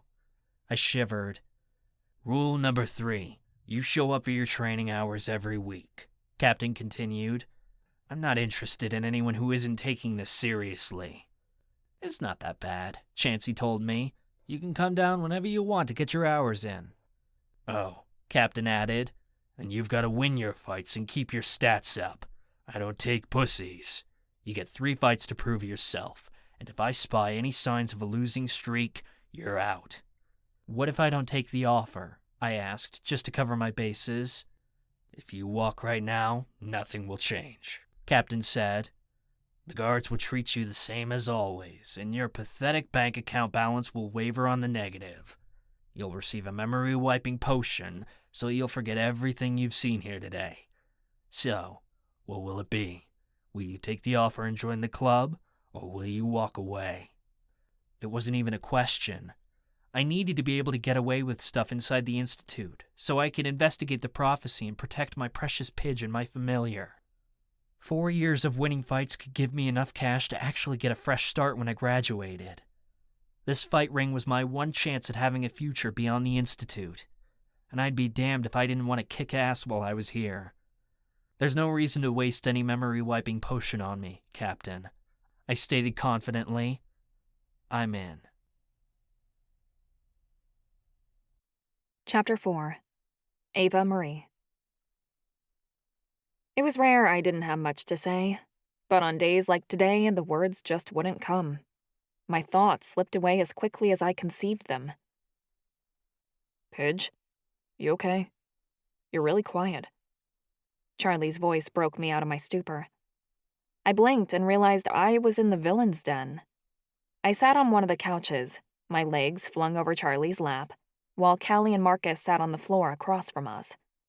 Marcus was working on a drawing. Callie, strangely enough, was playing with Rishi. Weird. I thought she hated that cat. Obereye lay across Charlie's feet as a husky, snoring loudly as he took a nap. I knew it was just past lunchtime. We'd gotten done eating and must have come to the recreation room to chill out before class. Problem was, I couldn't remember the walk from the cafeteria to the villain's den, or sitting down next to Charlie. The last thing I recalled was walking through the double doors of the mess hall. Shit. If I was forgetting simple things like walking across the school, that wasn't a good sign. I shook my head. I'm okay, Charlie. Just a little distracted. My brain slipped from one thing to another. I could watch in my mind's eye as ideas fluttered by like birds, winging from this way to that. My head followed them as they zoomed back and forth. A couple people passing by watched as my head tilted from left to right, then whispered to each other that I was crazy. I knew I was crazy, but people needed to mind their own damn business. Unfortunately, I was the talk of the prison ever since Charlie had gotten into trouble. He'd beaten the crap out of some guy for threatening me. Rumor was, he'd nearly bitten off the guy's ear. Okay, it was kind of sexy, thinking about Charlie going psycho on some asshole. I knew I was messed up for being attracted to violence, but hot damn, Charlie was like an uncaged animal when he lost control. It made me wonder if he was as much of a beast in the bedroom as he was when he was fighting some douche for my honor. Charlie told me he'd gotten off with a warning, which shocked me. I was certain he'd get in big trouble for starting a fight, but I guess the guards let him off easy.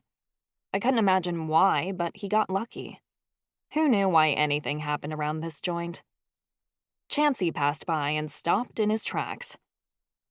Well, hello there. Aren't you two a sight for sore eyes? It was almost 1 o'clock in the afternoon, but still too early for Chansey's endless flirting. I would have liked it to happen never. His eyes flickered from me to Charlie, like he was sizing both of us up. Callie looked upward at us, but Marcus's eyes narrowed, like he was annoyed. Oh, stop bothering us, I said, half playfully and half irritated. We're not interested in being your next conquests. I'm the kind of guy who likes a 2-for-1, Chansey swooned. And you two look like a couple that could really ruffle my feathers. Charlie choked before he forced out, Not really what we had in mind. Don't forget, I already got you in on one sweet deal, Charlie boy, Chansey said. I'm just the grand prize. Charlie frowned, and my interest grew. What was he talking about? Can't you do this someplace else? Marcus complained from the floor. We're right here. This isn't a special offer. Chansey will fuck anything, I laughed. Nuh-uh, Chansey rebutted. I'm not blind, sweetheart. No offense to you, Charlie. But I only sleep with the hottest pieces on the market. And both of you are high rollers in that department. You're not convincing us, Chansey. Go away. I waved my hand and smirked. Well, if you change your mind, you know where to find me, Chansey teased. He winked, then sauntered away. Charlie leaned in. Did Chansey just offer to have a threesome with us? Ignore him. He's a harmless hoe who likes to play around, I joked. I still can't believe he hit on me, Charlie said. You are pretty cute, I teased. Charlie didn't smile, and that bothered me. Then something crossed my mind. Hey, what was he going on about? He said he got you in on a sweet deal? Charlie flushed. It wasn't anything. Just talked the guards down when I got in that fight. Oh, so that's why they let you off easy. I see. Yeah. Charlie loosened his tie. Sure. Charlie stood, and my legs fell off of him. Obereye grumbled when the movement woke him up. I've, gotta get to class, Pidge. See ya. Charlie walked off with Obereye, and I narrowed my eyes. He didn't have class for another 30 minutes. I knew his schedule.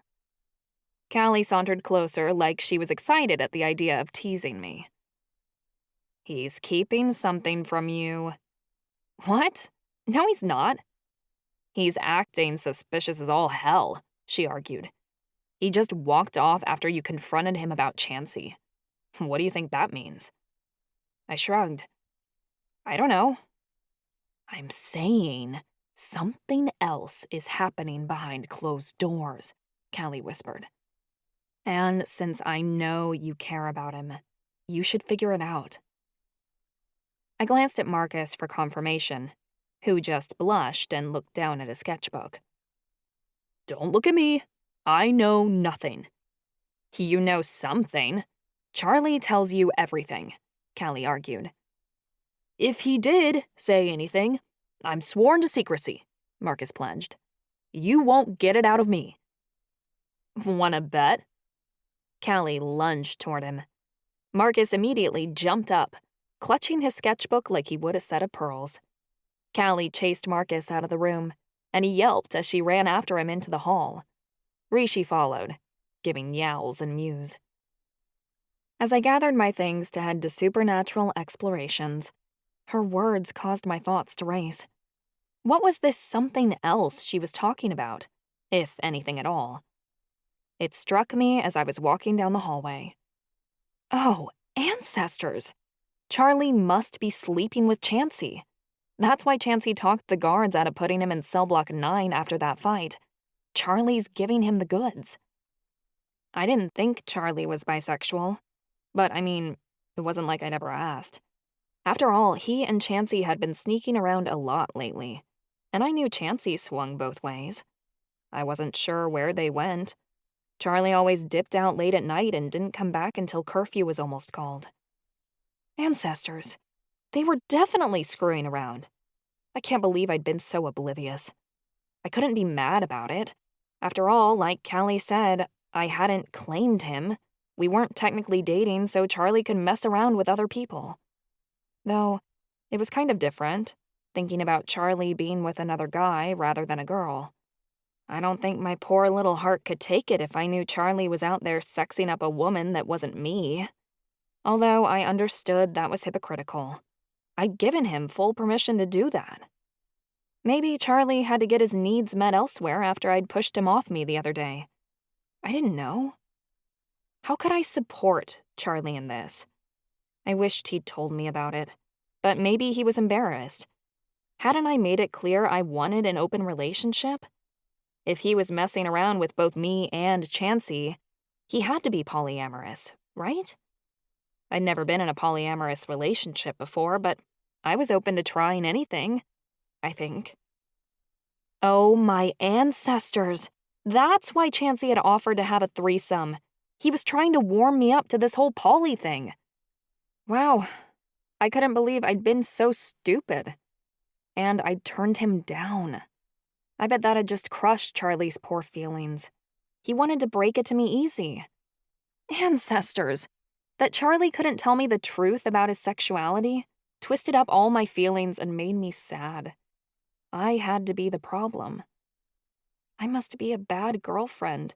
Or bad partner since I'm not a girlfriend or whatever the fuck we are. Is this my fault because I told him I didn't want to date?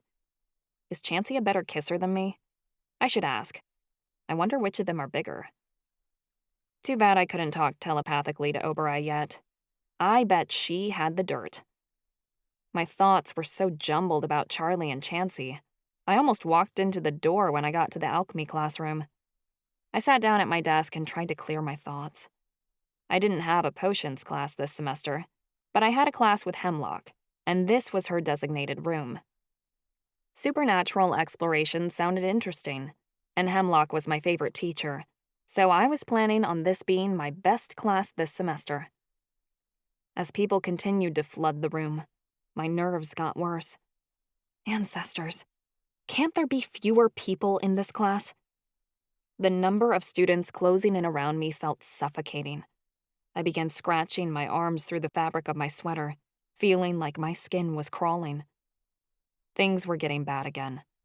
I barely remembered last week. I was bored all the time, and couldn't pay attention to a lecture for more than 5 minutes. My perfect grade point average had plummeted at the start of the semester because I couldn't be bothered to finish my homework or tests. Nothing interested me like it had before. Maybe I needed my meds adjusted. But I was scared to do that. The last time I'd adjusted my lithium, I'd gone into a full-on black hole of depression and hadn't left my bed in 6 days. I'd nearly starved to death. I didn't want that to happen again. Opal sat beside me, and I nearly shied away from her presence. "Hi, Ava," she said. "Did you get the homework done last night?" Didn't bother. I'd have nothing to turn into Hemlock. "Oh," she frowned. "I was kind of hoping I could copy off you, since there were a few answers I didn't understand." Give it here. I snatched the paper out of her hands, then wrote down the answers she'd missed quickly before handing it back to her. Her eyes widened. "I didn't ask you to do that. You didn't even do your own homework. You shouldn't be worrying about my grade." It's fine, Opal. Just take it. Her look was reluctant. Okay. She fidgeted as she took out her pencils and laid them out precisely. "I got a few laps in at the pool this morning. There's a tear in my mermaid tail, but I don't know where it came from. I think Melody has scale rot, though. She was telling me her scales were falling off in the locker room this morning." Opal talked on and on. I didn't have much to offer in the way of conversation, but she kept chatting like it was any other day. That was the best thing about Opal. No matter how bad my symptoms got, Opal never treated me any different. She hung out and had conversations with me whether I was completely sane or 3 sheets to the wind. It was nice. Hemlock walked in, and the conversation in the room died away. "I hope all of you finished the worksheet I handed out," she began. "Otherwise, there will be severe consequences for your grade." Whoopee. Like I cared. Hemlock tapped on the top of her chest, just beneath her chin. As she did so, a light began to glow underneath her skin. It was round and radiant, a tiny purple ball that resonated within her body. The class awed at the prettiness of her phalite. "As many of you know, this class is about exploring unusual aspects of the supernatural world," Hemlock said. "It's a bit of an odds and ends catch-all for things that aren't expansive enough to elaborate on in full classes, but are interesting enough nonetheless. There are many things supernaturals share across the board. Certain powers of magic are available to everyone, though they're typically so minor they go ignored in the magical community. Intuition is one of those abilities." Hemlock gestured to the ball of light that shone under her skin. "You don't need to see your intuition to know it's there, but I've created an illusion to show you an example of the magic that lies inside. Each of us has a small light within us, guiding us toward what we believe is right. This is called our sense of intuition. Usually it shines the same color as your aura. A different lesson for another time. Intuition can be used for many things. It can help us make a choice when we aren't sure which path to take, or warn us of danger before we even know it's there. Our intuition comes from our highest selves, the part of us that resonates within our deepest souls. It connects us with our true purpose and guides us onward toward it, whether it be right or wrong, but can be used for other means. For example, magical explorers would use their intuition in order to locate artifacts and search ruins." That was interesting. My grandpa Elliot often said he had a hunch whenever we were exploring caves together, and we'd follow his suspicions wherever they led.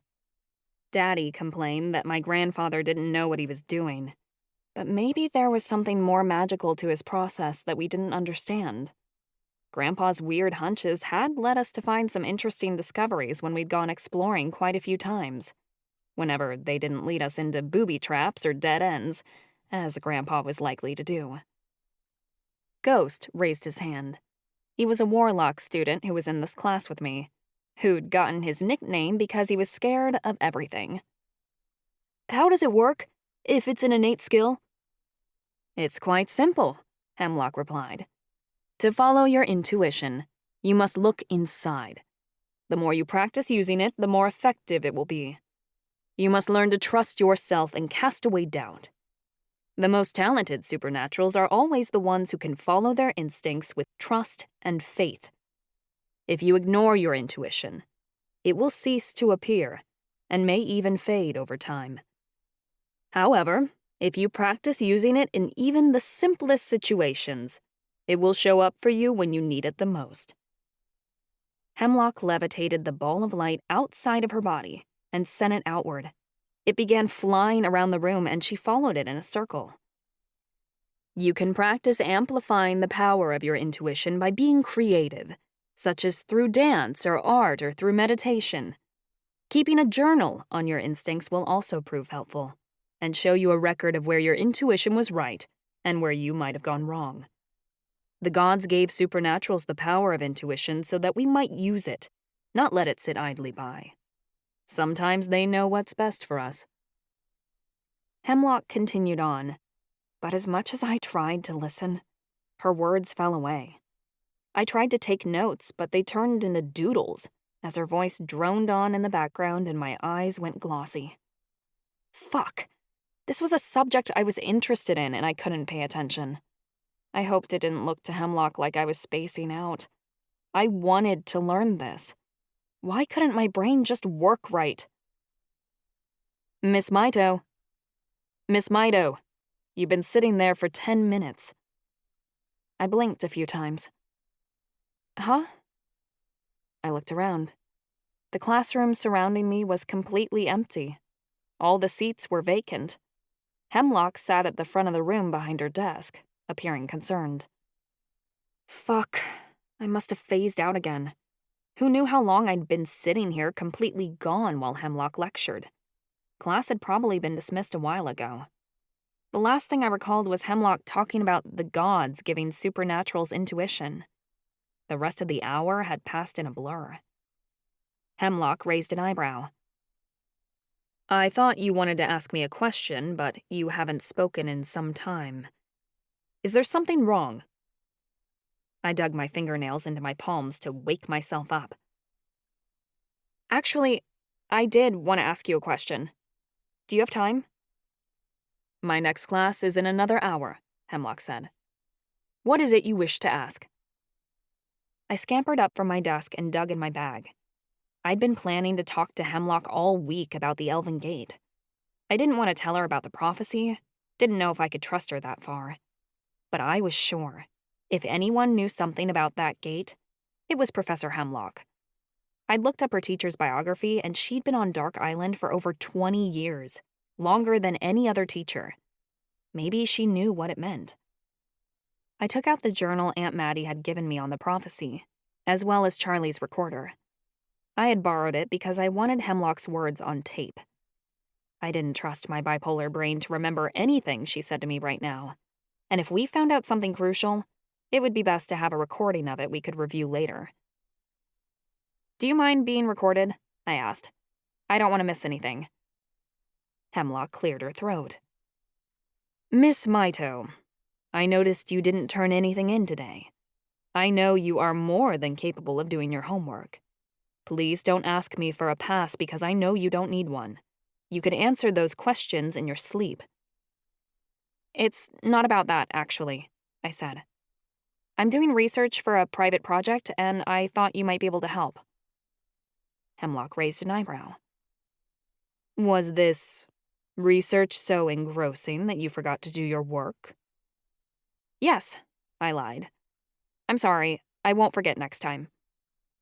Hemlock sighed, then gestured to the chair across from her desk. Take a seat. I sat in front of her, then pressed record on the machine. I began shuffling through the pages of the journal, careful to hide the contents from Hemlock as I spoke. When I was in the dark games, Charlie and I came across a strange doorway in the middle of the woods. I was wondering if you could tell me what it means. I opened the journal to a page where I'd drawn the gate from memory. It wasn't fantastic like Marcus's drawings, but it was enough to know what I was referring to. Hemlock adjusted her square spectacles as she observed the drawing. I've been there many times. It is a relic from when the elves were still living on Dark Island. So, it is an elven artifact, I insisted. Yes, most likely a portal from long ago, though I'm certain it no longer works, Hemlock said. It is a curious thing. I'm not surprised you're obsessed with it. But why would the elves make it? I asked. A door that has 7 keyholes? Why would the elves want to keep something locked up so tightly? You're not asking the right questions, Hemlock stated. Don't ask why it's there. Ask where it might go. My heart pounded several times. But you said if it's a portal, it probably doesn't work. For us, yes. But if it's an elven door, it could possibly work for an elf, Hemlock pointed out, provided they had the 7 keys to open it. My mouth went dry. But all the elves are dead. Unfortunately, Hemlock sighed. And there lies the tragedy. We will never know what is behind it because we destroyed our only chance of solving the mystery. But one does have to wonder, why would the elves need to build something like that in the first place? Hemlock was silent for a moment, and I said, "This is something you've investigated."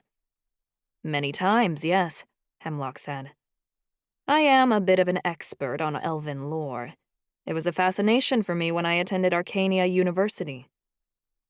Excitement climbed in my belly, but I forced it to stay put. So, might you be able to tell me what these mean?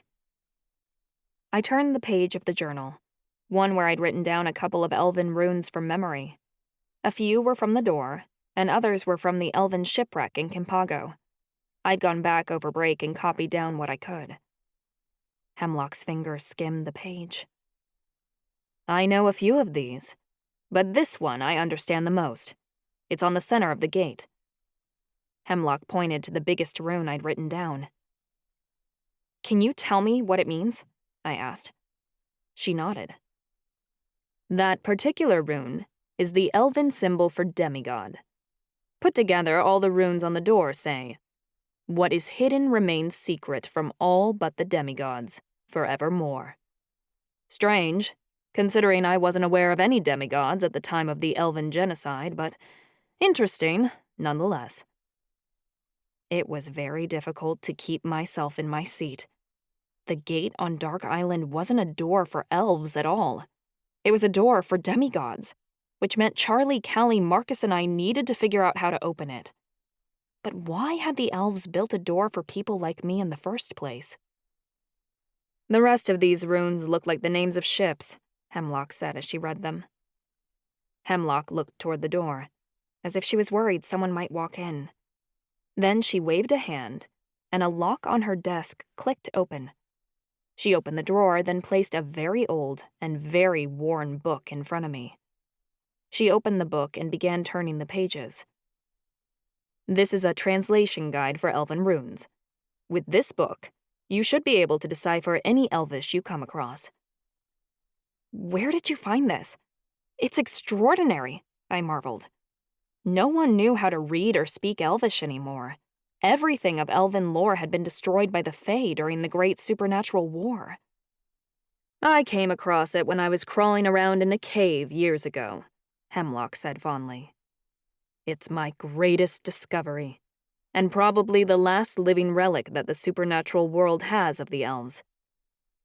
My awed voice became horrified. You can't give me something so valuable. I won't accept it. I have read that book so many times the pages are bare, Hemlock replied. The knowledge goes nowhere if it dies with me. I wish to pass it on to you. I wanted to refuse again, but to do so would be foolish. My prophecy was connected to the elves somehow, and Hemlock was doing me a great favor by supplying this to me. I needed this book. Thank you, I said, as I slipped the book into my bag, along with my journal and the recorder. This means so much to me. It's more than just a gift. I'm giving you this as an opportunity that you'll hopefully learn it, so one more person in the world can remember what we supernaturals have forgotten," Hemlock said. "I don't have to tell you that book is contraband. If you're found with it, there will be extreme consequences by the Warden. The supernatural world can't afford to lose that book. Keep it secret." I hugged my bag, which contained the book. "I promise." "I know you'll do right by it." Hemlock sat back in her chair. "I haven't come across a student as passionate about history as you in a very long time. It's a refreshing change."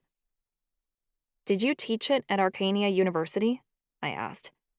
A knowledgeable Fae teacher like her should be instructing at a high-profile college in Malovia, not this dump. For the millionth time, I wondered why Hemlock was here.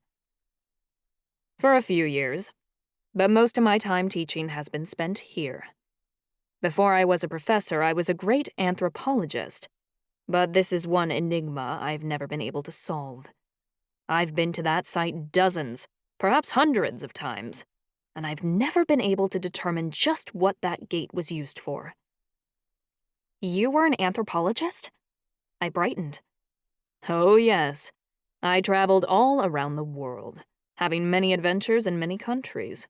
I have studied many different cultures in my time," Hemlock said.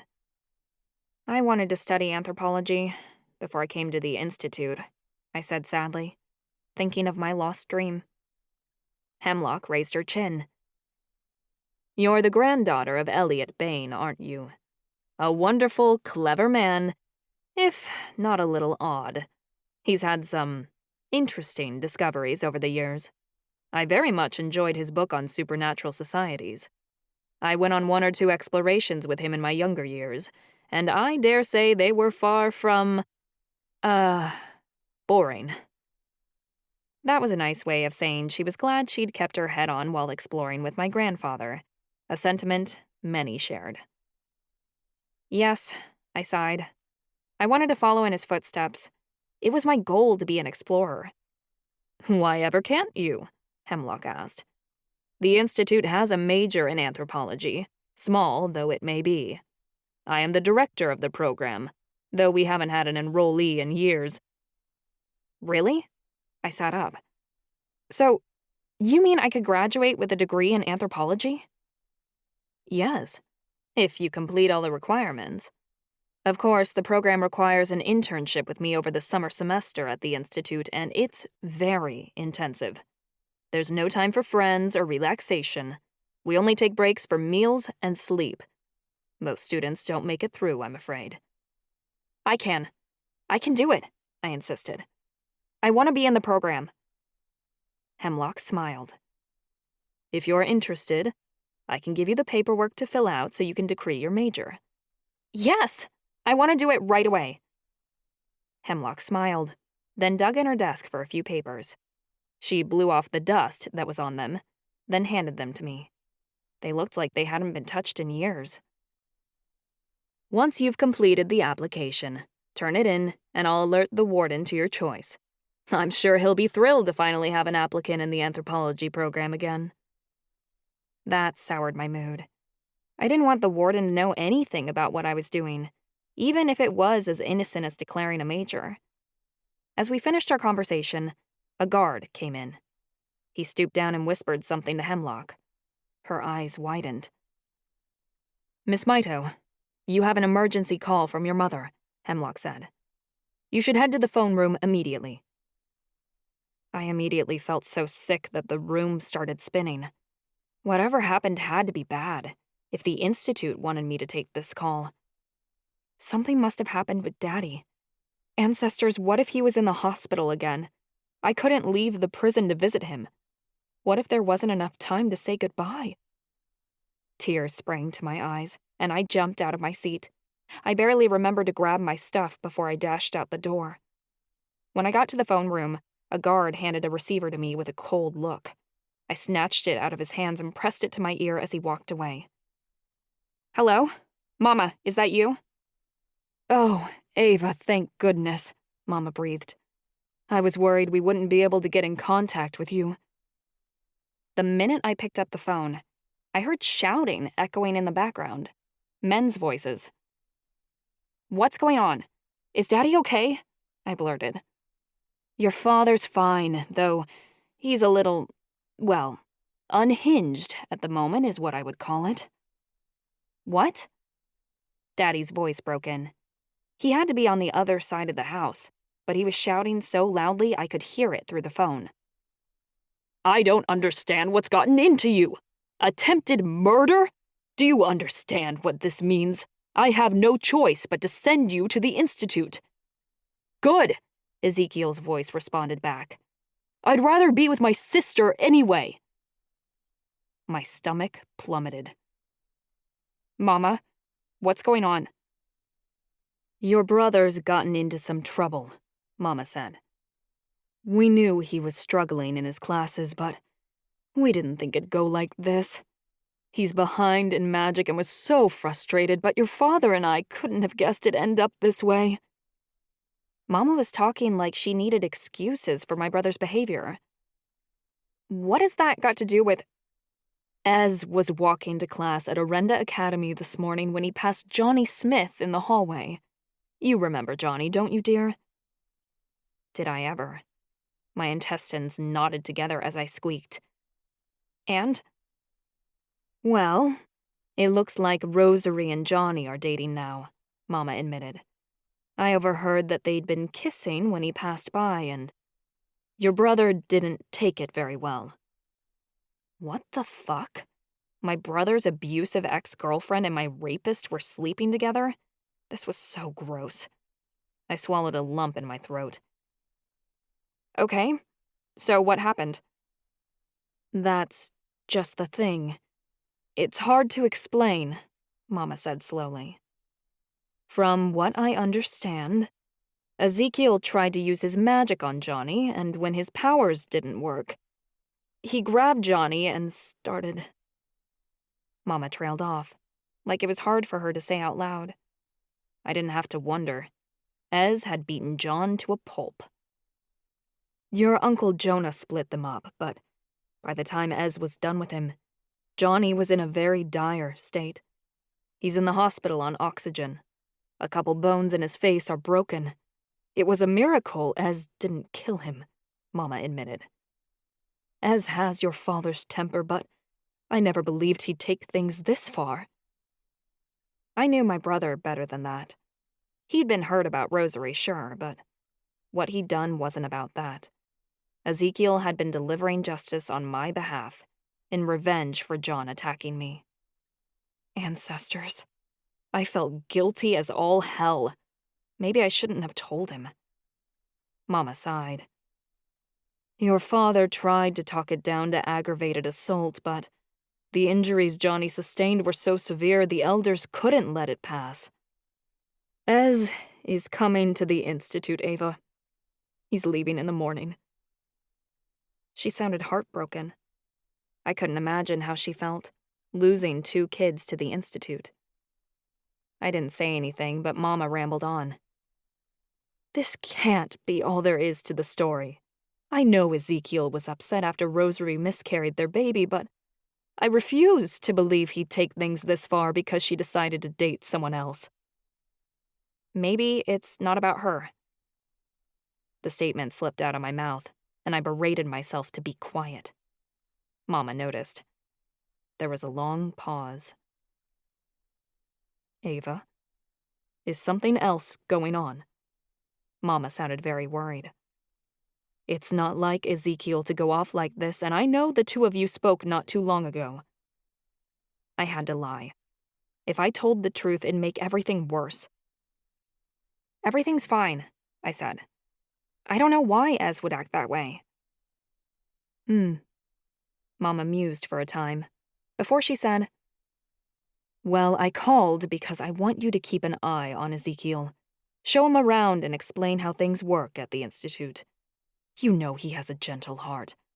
I'm worried he'll get eaten alive in there. He can't stand his ground like you.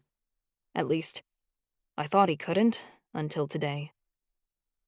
Ezekiel was basically a marshmallow. He'd attacked John to protect me, and not for any other reason. Up until this point in his life, he couldn't hurt a fly. I worried about how he'd handle prison too.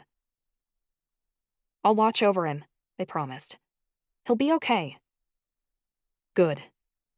The shouting between Daddy and Ez grew louder, and Mama said, "I have to break this up. Stay safe, Ava. Your brother will be there by tomorrow." The phone clicked, and I hung up the receiver. Dread grew in my chest with every passing moment, and I couldn't do anything to suppress it. My little brother had been sentenced to the Institute. And for what? Defending me? It was like I'd told Charlie months ago. The people around me were collateral damage. I was a blazing star that torched everything in my path, and Ezekiel got burned. Though a tiny bit of me felt justified. I hadn't been able to get back at John for what he did, but my brother had. He'd taken justice into his own hands and fought for me. I just wished there wasn't a price he had to pay. I was nervous all throughout class the next day, waiting for my brother to arrive. I figured he'd be there early in the morning, but when I checked for new arrivals, the prison bus still hadn't shown up. I suffered through a long-ass morning, then rushed back to the Elementi cell block before lunch. My legs nearly became water when I slid to a stop at the end of it.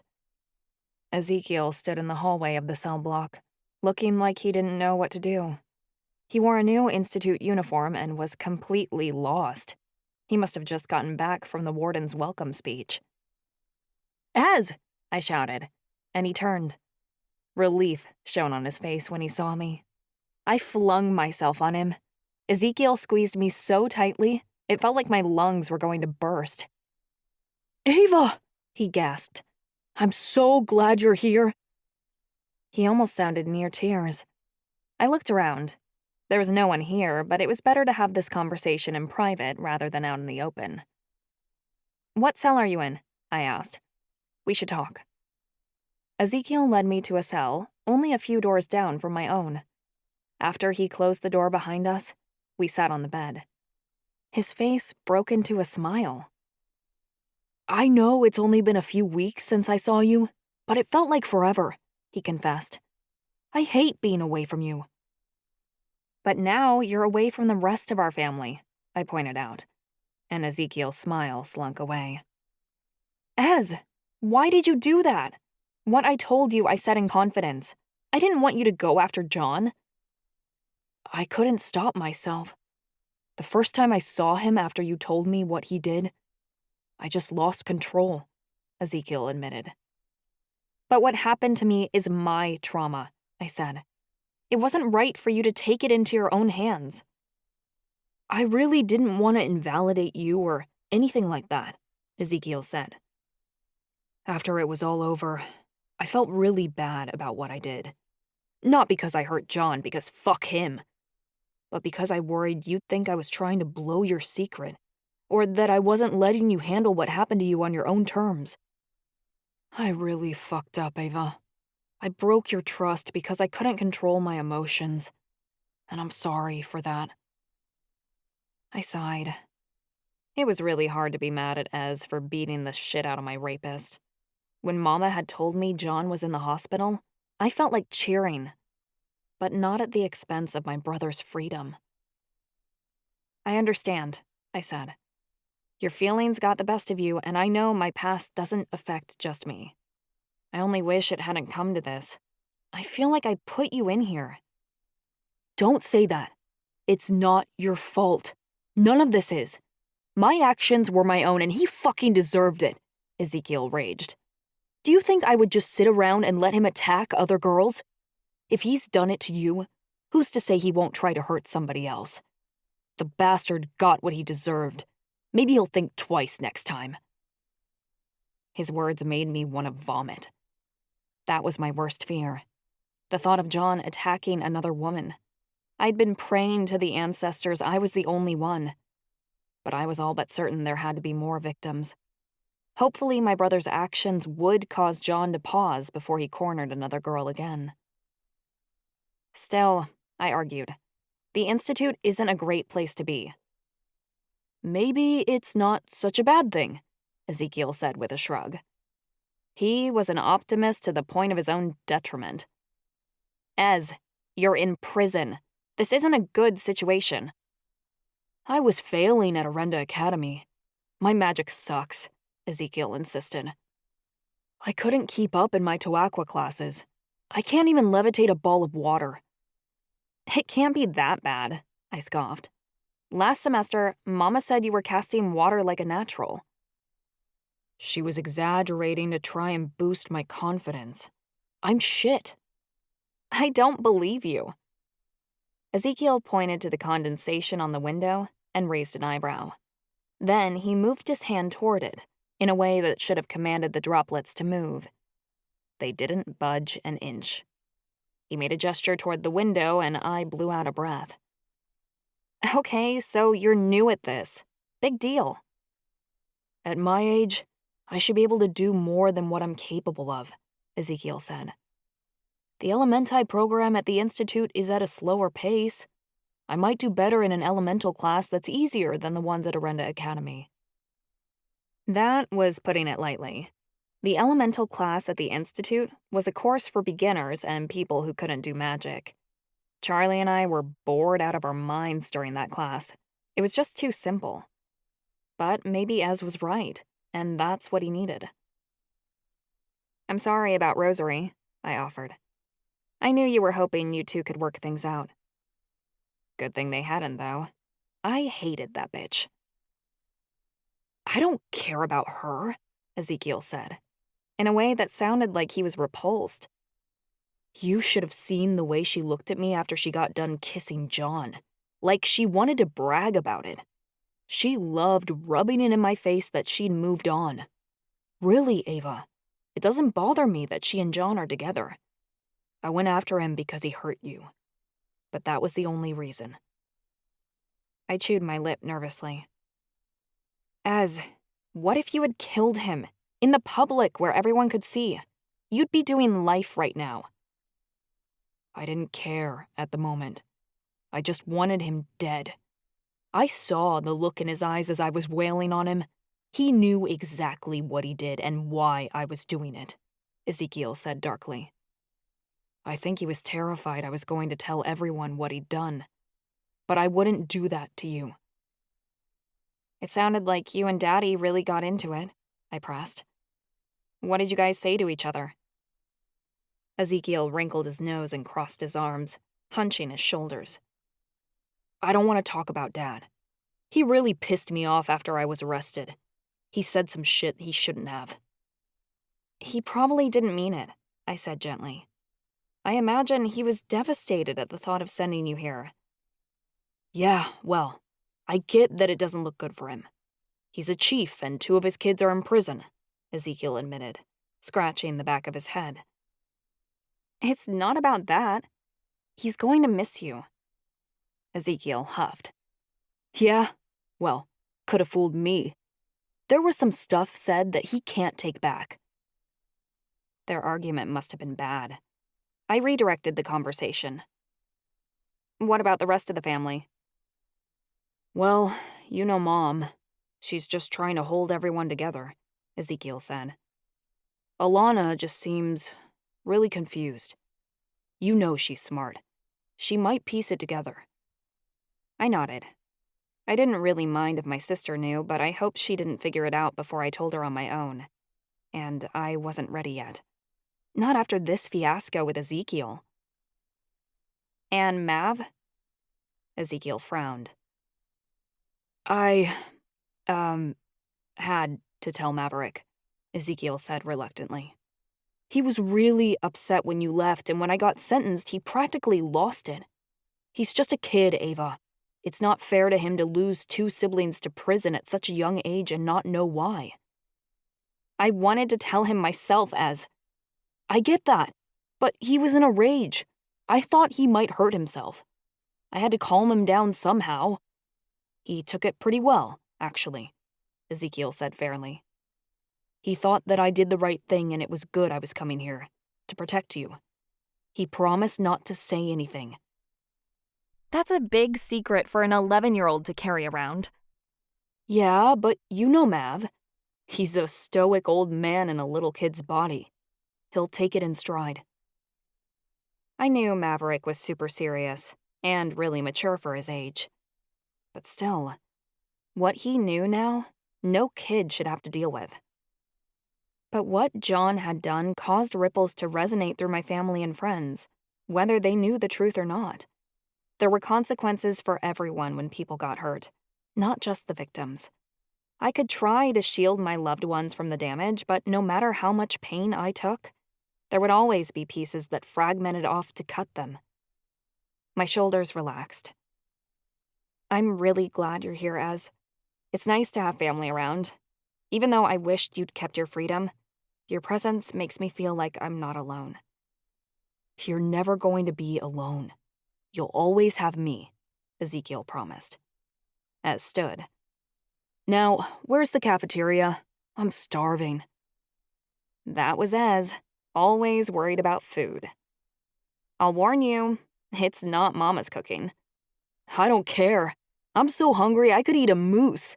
2 moose, even. I laughed, but the sound was wary. Ezekiel didn't know what he was getting into at the Institute. This place wasn't a game. There was only so much I could protect him from.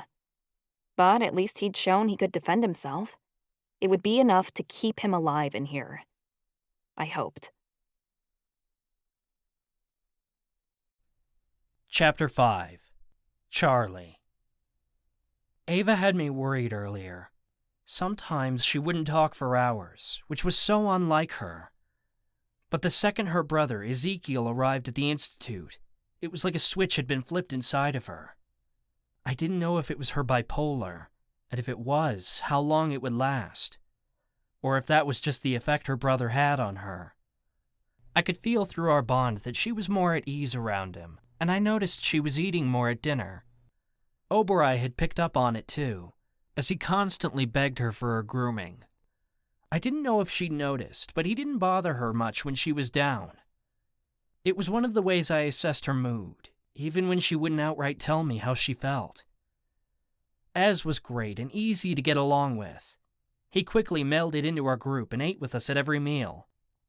"How has your first week been?" Marcus asked Ez at breakfast one morning. He hesitated. "It's, interesting." "Interesting how?" Callie asked. I didn't know what to expect, to be honest," Ez admitted as he poked at his food, the fork scratching the plate. "Some people are really nice, like you guys. Others are a little scary." I heard the hesitation in his tone and realized he must have been shooting glances around the cafeteria. "Pff," Ava blew a breath. "Forget about Mad Dog. We kicked his ass during the games, and that's not even the first time." "And probably won't be the last," I teased. Callie clapped Ez on the back. "As long as you stick with us, you don't have to worry about him. He's not coming anywhere near us. Though you might want to steer clear of Deuce and his goonies," Marcus added. "Why's that?" Ez sounded instantly intrigued. I nearly winced.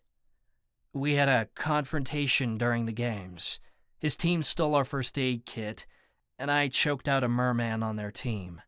I don't think he's the kind to drop it." He was also in the fight club alongside me, though we trained at different times. I tried to avoid him as much as possible. Ava swatted me lightly. "Don't go scaring my brother. Deuce has left us alone for weeks. We can handle him." She reached over and grabbed a grape off our shared plate, then popped it in her mouth. "Besides, it's not the ones who look scary that you need to worry about. Be worried about trickster fae like Callie."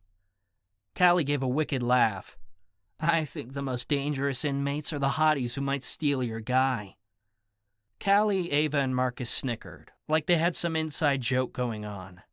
I didn't understand the reference. "Did I miss something?" I questioned as Oberoi nudged me for another piece of French toast. Callie giggled under her breath. "Not at all. In fact, I think you understand far better than any of us." Her tone was teasing, but I didn't know what she meant. Understand what? "I think they're implying somebody's getting some," Ez said. "What?" I balked. Hell if I was getting any. I only wanted one chick in this place, and we hadn't made it that far yet. I don't even talk to any girls besides Ava and Callie. Nobody said anything about girls. Callie practically sang, and she and Marcus started laughing again. I tilted my head, totally lost. What are you talking about? Did someone slip some laughing potion in your breakfast? Because you two are acting weird. Hey, Marcus said quickly, we have nothing to hide. But if there's anything you want to get off your chest, now's a fine time. My breath stalled momentarily. Did Marcus know about the fight ring? I hadn't told anyone yet, because I didn't want to get kicked out before my first fight. I wanted to be sure I was ready before I asked them to bet on me and let them in on the secret. What are you trying to get me to say, Marcus? I demanded. Nothing, he said innocently. Oh, don't look, Callie said quickly. Chancey just walked in. My fingers tightened around my fork. Shit, they totally knew about the fight ring, and they wanted me to admit it out loud to Ava. Will you guys stop it? I snapped. If there was something I wanted to share, I'd do it at my own pace. Thank you very much. Callie whispered something to Marcus, though I didn't hear it. They both started laughing again. Ancestors, they sounded like high school girls. Ava leaned closer to me. If there was something you were keeping secret, you tell me, right? Yeah, of course, I said as I shoveled food in my mouth. I was going to tell Ava about the fighting. Eventually. She'd been in such a low period lately. I wasn't sure how to approach the topic. And I didn't want a social justice lecture either about how unfair it was that Captain was using me for his own personal gain. It was coming. I just knew it. You don't have to hide anything from me, she assured me softly, placing a hand on mine. I won't judge you. The way she said it sounded like she was talking about something else entirely. I figured she didn't know about my new hobby yet. I wondered if she'd be supportive when she found out. I thought about telling her now, but not in front of Ez. I liked him, but I didn't know how far I could trust him. I couldn't have him running off and blabbing about it to other people. Pidge, you know I tell you everything, I assured her. Just let me work through this one on my own. Ava gaped, and I felt her breath rush across my skin. Take whatever time you need. Just know that I'm not mad. Whatever it is. We never agreed to be exclusive. Ava wasn't my girlfriend. She was right about that. But I hated that she thought it meant she didn't get an opinion. I wanted to tell her about the fight club, because girlfriend or not, we were a team. But I also feared she wouldn't support me, regardless of what she said now. Hey, Charlie, Ez cut in. We should probably head to Ancient Magical History. Class starts in 10 minutes. I almost laughed. 10 minutes early, and Ez was worried about getting to class. Almost everyone here waited until the last minute before class to tear their way across campus and slip in right before the professor. Prison was going to change Ez, that was for sure. But I was glad for the distraction, because I suspected Ava would press me about my secret, and I couldn't go telling her in the middle of the dining hall. I stood, leaving the rest of the food on the plate for Ava and Oberoi. Yeah, we should probably get going, I said. I'll catch up with you guys at dinner. I left Oberoi with Ava, since I knew my way to class, and I had Ez to help. He'd been placed in my Ancient Magical History class, and although he missed the first few weeks, he seemed to be catching up quickly. What was all that about? Ez asked as we started down the hall. Callie and Marcus? I questioned, shaking my head. No idea. Those two can be strange sometimes. You learn to brush it off. Ez said thoughtfully. Marcus seems nice, but Callie actually scares me a bit. I chuckled. She has that effect, but you don't have to worry about her. Actually, on second thought, don't agree to anything she offers unless you know the terms. Ez sounded wary. I take it you have some experience with that? I'd told him the story about our Dark Games training session last semester, when Callie had roped Marcus into volunteering to be a guinea pig for a possession by a demon. A horny sex demon, as a matter of fact. By the time we reached the classroom, Ez couldn't stop laughing. "Now that part of the games should have been televised," he teased before getting really quiet. We took our seats in the back of the class before he continued. "It wasn't easy watching my sister fight in the games, you know. To be honest, I couldn't watch most of it. I thought I might lose her." "They broadcast the Dark Games all the way back to Kimpago?" I asked. I thought it had only been for Shade Hills residents only. "Mom and Dad streamed it for me, since I asked," he explained. "The picture was really poor, considering the crappy reception here on Dark Island." I nearly snorted. "Tell me about it."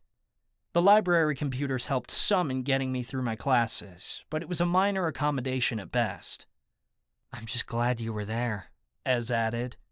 "It looked like you guys really worked well together.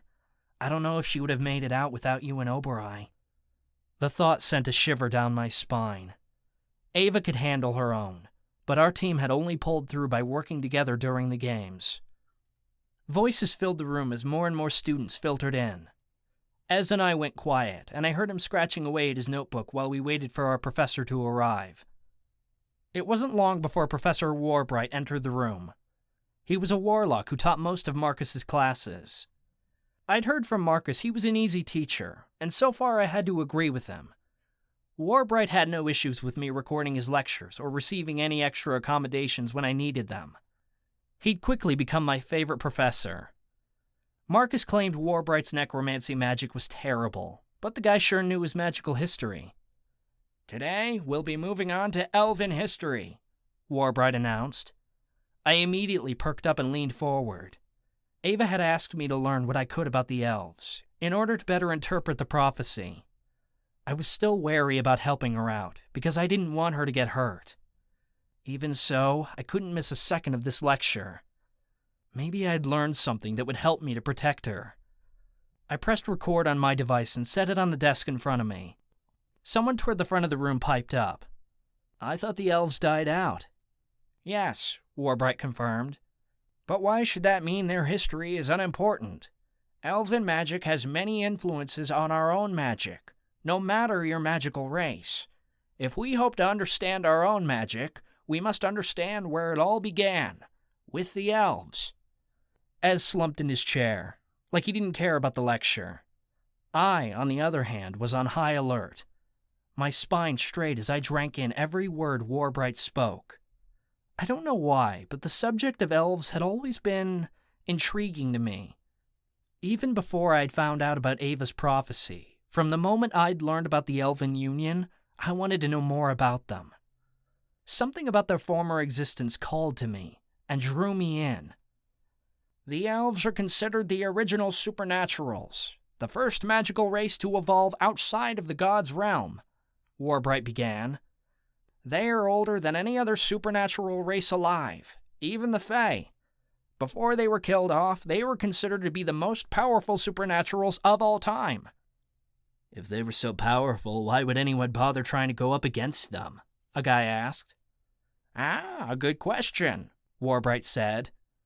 "The Elves were targeted during the Great Supernatural War because they were the most feared. They were known as the crime lords of the supernatural world, but it was their power that ignited fear the most." "What kind of power?" the same guy questioned. "Among their powers, they could cast illusions and battle magic, much like the Arcanian Fae," Warbright answered. "Each elf was also said to have their own specialty, one power that set them apart from other elves, such as mind reading, though such a powerful gift was reserved for the strongest of the elves." "That doesn't sound so scary," a girl said, her insect-like wings fluttering slightly. "They don't sound much different from the Fae. The Fae can shift into animals that could tear the elves apart." "Yes, of course," Warbright agreed. "But there was so much more to the elves. One thing to note is that the elves were born with their powers. Unlike other supernatural races, they had no coming-of-age ceremonies, and so their children were stronger than the other races. But there was a power much more terrifying and unique to the elves." I leaned forward in my chair, practically sitting on the edge of it. "The mark of the elves was the ability of energy manipulation," Warbright said, and a shiver ran down my spine. The elves had the power to siphon magic from any other supernatural race, say from another elf, and use it for themselves. The Fey girl spoke up again. How's that any different from the curse breakers of the Miriamic Coven? Can't they siphon magic too? Yes, but their powers are limited, Professor Warbright explained. A curse breaker can only siphon witch magic, or move enchantments from one object to another. At times, they can draw out a monster's magic, but only if they are more powerful than the creature. They can't steal from another race, because they'd have to overpower them. Only someone as strong as an elf could do that, such as a demigod, as the elves themselves were originally demigods. I thought about what Marcus had done in the Dark Games, how he'd pulled magic from Ava and me to defeat the Malamuto demon. We should have realized then that Marcus was a demigod. If an elf took your magic, you would be left powerless, and they could perform any magic you were capable of, Warbright continued. The effects, of course, were temporary, but powerful enough to be feared in war. An elf could steal an elementized weather magic, or steal a Fey's ability to shift into an animal, or take the super strength and speed of a vampire, even steal the wings of an angel so they could use it to fly on their own. They could steal any magical power from any other race and use it for themselves, and whoever they took that magic from would be weak and helpless. Eventually, the magic would return back to whomever the elves stole it from. But by that point, the damage would be done, and it would be far too late for anyone to stop them. Ez piped up, clearly interested in the lesson now. How were they killed off, then, if they were so powerful? A very good question, Warbright said, sounding delighted we were so interested.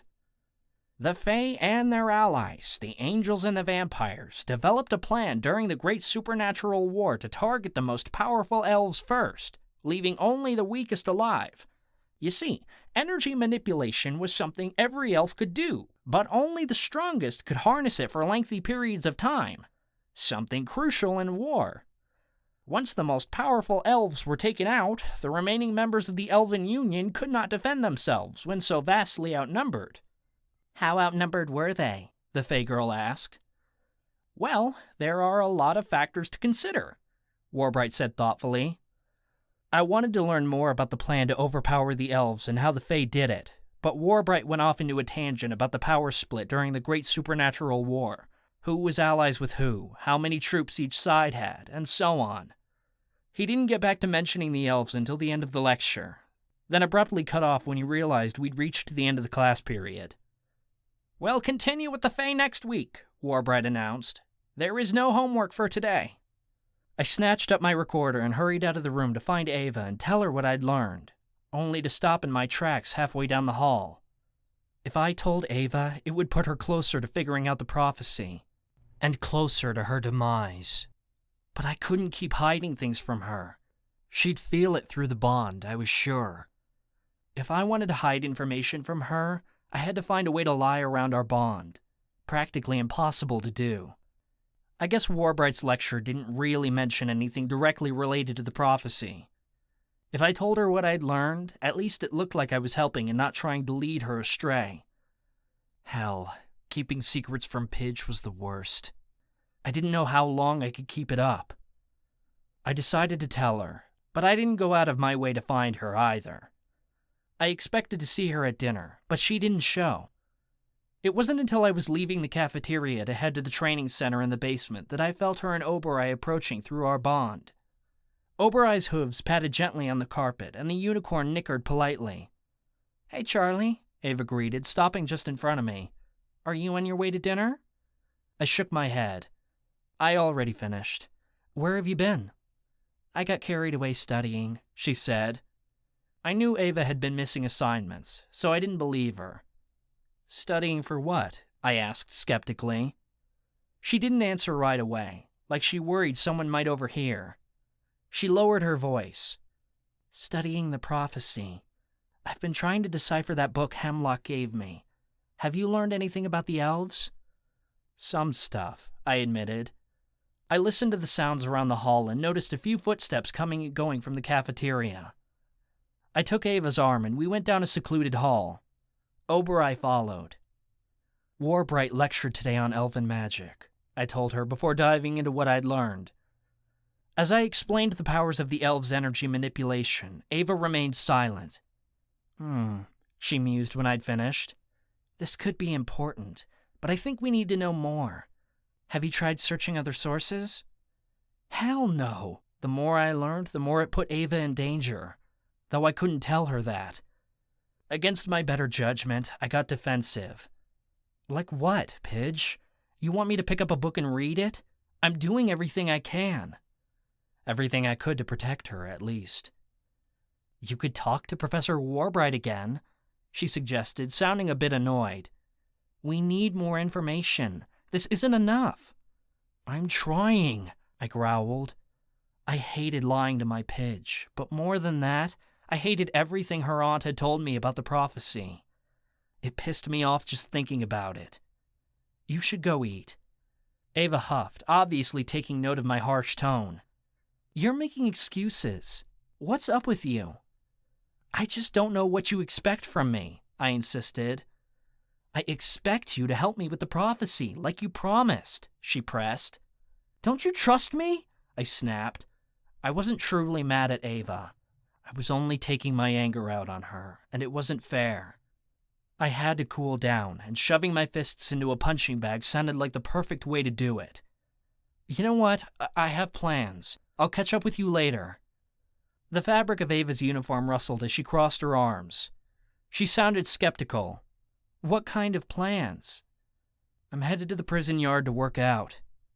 At least I wasn't lying to her. I had to be in the best shape I could for my first fight. Because if I impressed the guards now, it was more money in my pocket later. Since when did you start working out? Ava asked. I squared my shoulders. Since now. Ava must have noticed my harsh tone because she blew a breath. Ancestors, are the guards spiking your meals with testosterone? You're acting like a jerk. I pressed my lips together. No, I'm acting like a guy who should have trained better for the Dark Games. I need to be ready for anything in this prison. And that was the truth. Prophecy or not, I had to do everything I could to protect Ava. I couldn't do that unless I was a better fighter. I didn't give her a chance to argue. I whirled around and started toward the prison yard. Whether she believed it or not, I really was doing everything I could to help her. Just not in the way she wanted. Chapter 6. Ava-Marie. Charlie Walken was hiding something from me, and it was bigger than whatever he had going on with Chansey. It wasn't like him to go off on me without being provoked. I could always tell when the guy had something hidden up his sleeve. I just wasn't sure what it was yet. I was damn well certain I was going to find out, though. The subject of Charlie's questionable secrecy had gears turning in my head. Opal, Callie, and I walked to substance abuse together after lunch one afternoon, but while they chatted, I couldn't get my head on straight.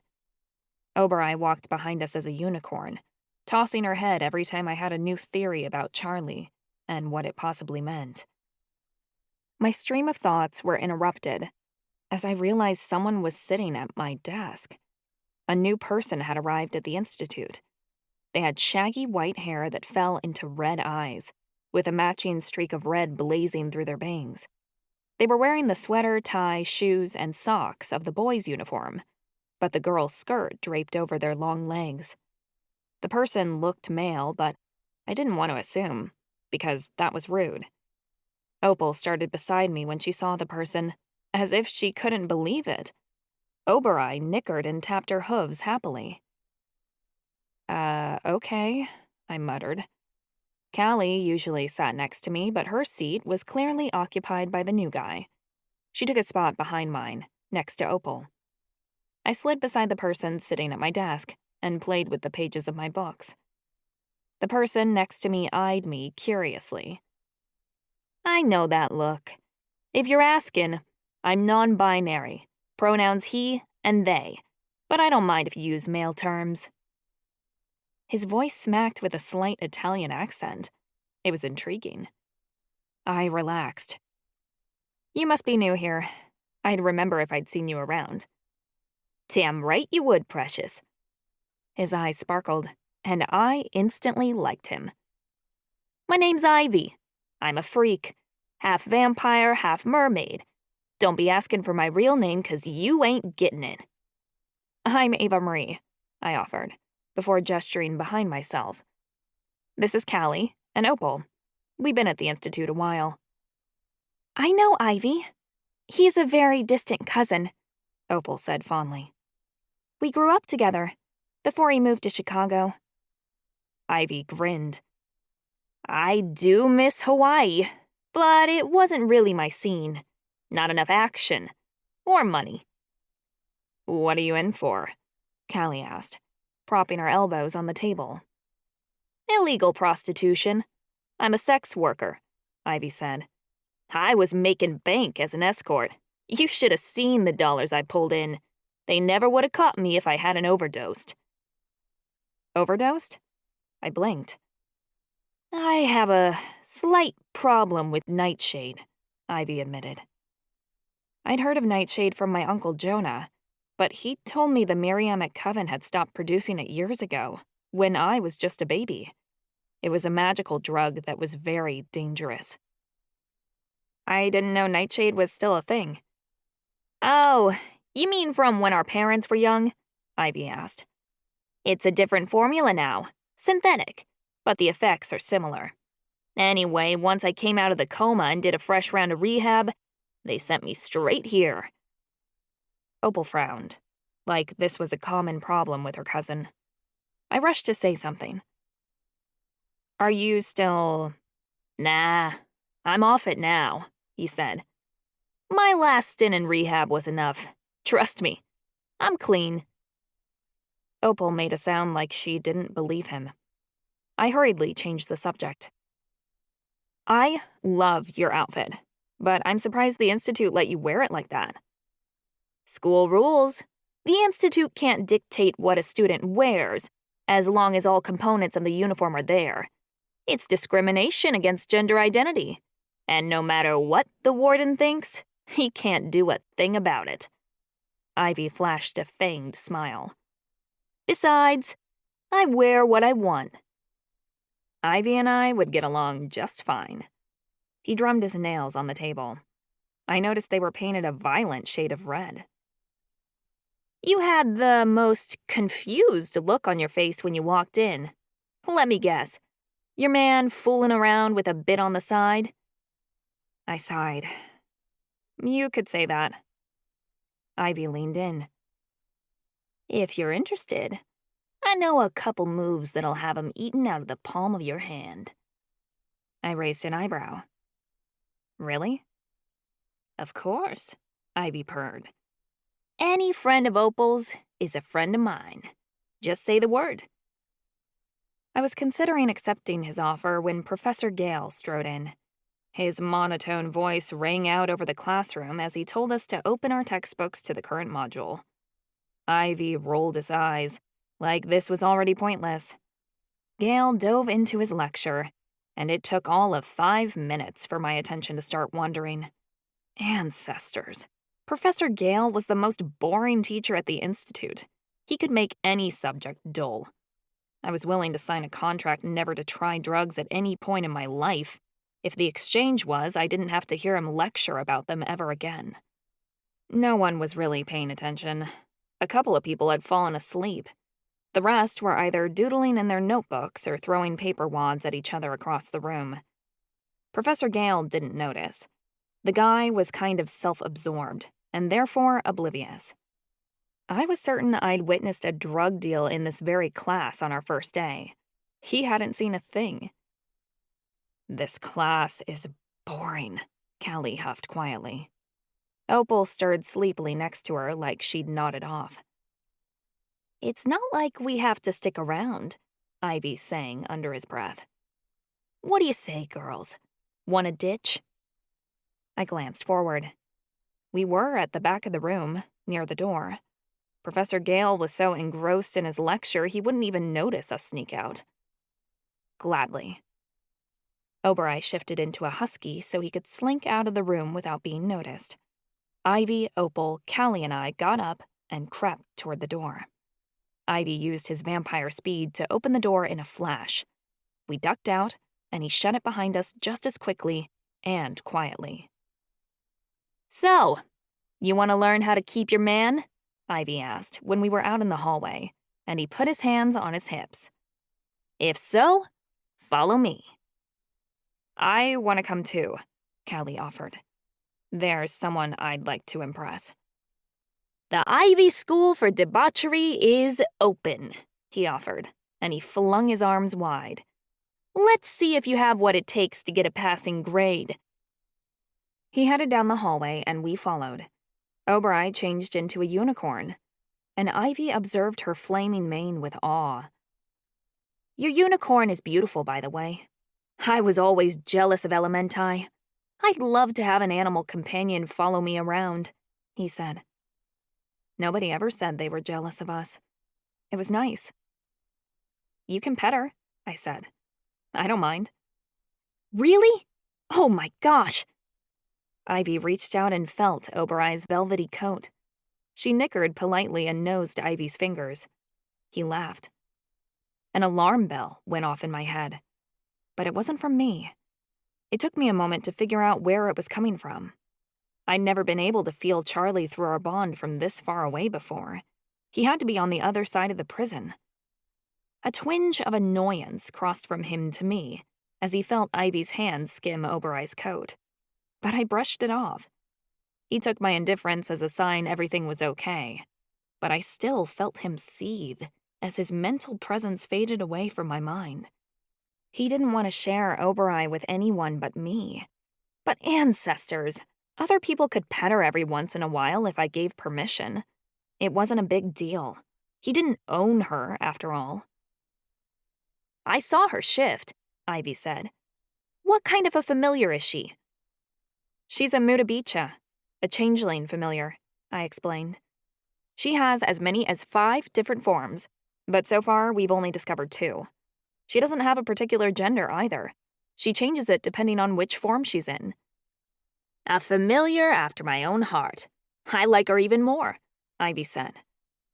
Ivy led us through a twisting realm of back hallways, which got tighter and tighter the further we wandered. We had to walk single file, and Oberai had to squeeze through. Where are we going? I asked. There's a secret tunnel of rooms the prison uses for storage, Ivy said. I found it when I was trying to figure out where security had taken my stuff. Ivy opened a door, and I gasped. We stepped inside. The room was a large, open area with a few metal poles stationed around the room that looked like supportive beams. It was empty, like the school had been planning to renovate it to use as a classroom, then abandoned the idea halfway through. Our shoes echoed as we walked around the large space. This place would be perfect for a nightclub, Callie said, as she roamed around the room. Her fingers skimmed the metal poles. Ivy hissed with laughter. That's the plan, eventually. Just have to get my bearings around here. I plan on calling it the Devil's Playground. That was a badass name. There were a couple things inside, like a wooden chair and a large cardboard box. Ivy ruffled through the box. I gasped when I looked inside and saw that it was full of all kinds of fun things. Corsets, whips, and even heels. How'd you sneak this in? All my heels were confiscated when I came to the Institute. They'd been expensive too, the fuckers. You can get anything into the Institute if you're willing to do favors for the guards, Ivy said with a wink. He ruffled inside the box before he found a pair of size 7s, then handed me the heels. Here, put these on. Ivy gave a pair to Callie as well. He tried giving some to Opal, but she waved him off. No. You know dancing's not my thing. Not in that way. Ivy huffed. Opal, your innocent schoolgirl routine is getting old. No guy at the Institute wants to be with the girl next door. Some guy will, Opal snapped. You'll see. Ivy rolled his eyes. Suit yourself. He kicked off his own shoes and snapped on a pair of heels before he said, "All right. The most crucial thing is to have confidence. Observe." Ivy grabbed one of the metal poles. He twirled around it, spinning in a circle before he dipped down and rose back up again. The movement was so fluid. It was clear he'd done it 1,000,000 times. I tried to copy his movements, but I felt clumsy. I spun around the pole too fast and had to grab onto it to keep from falling down. Callie staggered forward and almost hit her head on the pole. Ivy leaned against the pole. "I can see we have a lot to learn." He demonstrated the move again. I studied his movements and noticed they were much slower than my own. I attempted it the second time and found I moved better when I took my time. "Like this?" Callie stuck her boobs out and spun around the pole. The way she dipped down almost made her cleavage spill out of her bra, and she had to flounder to catch it. I cracked up as she stuffed her breasts back inside her shirt. Ivy shook his head, and Opal sighed impatiently. "No, like this." Opal strutted forward, grabbed the pole, and copied Ivy. She moved around the pole like she was swimming in the water, twirling her body upward like a sea serpent. Mermaids had a natural grace that was hard for the rest of us to copy. My jaw dropped open when I watched her dance like a pro.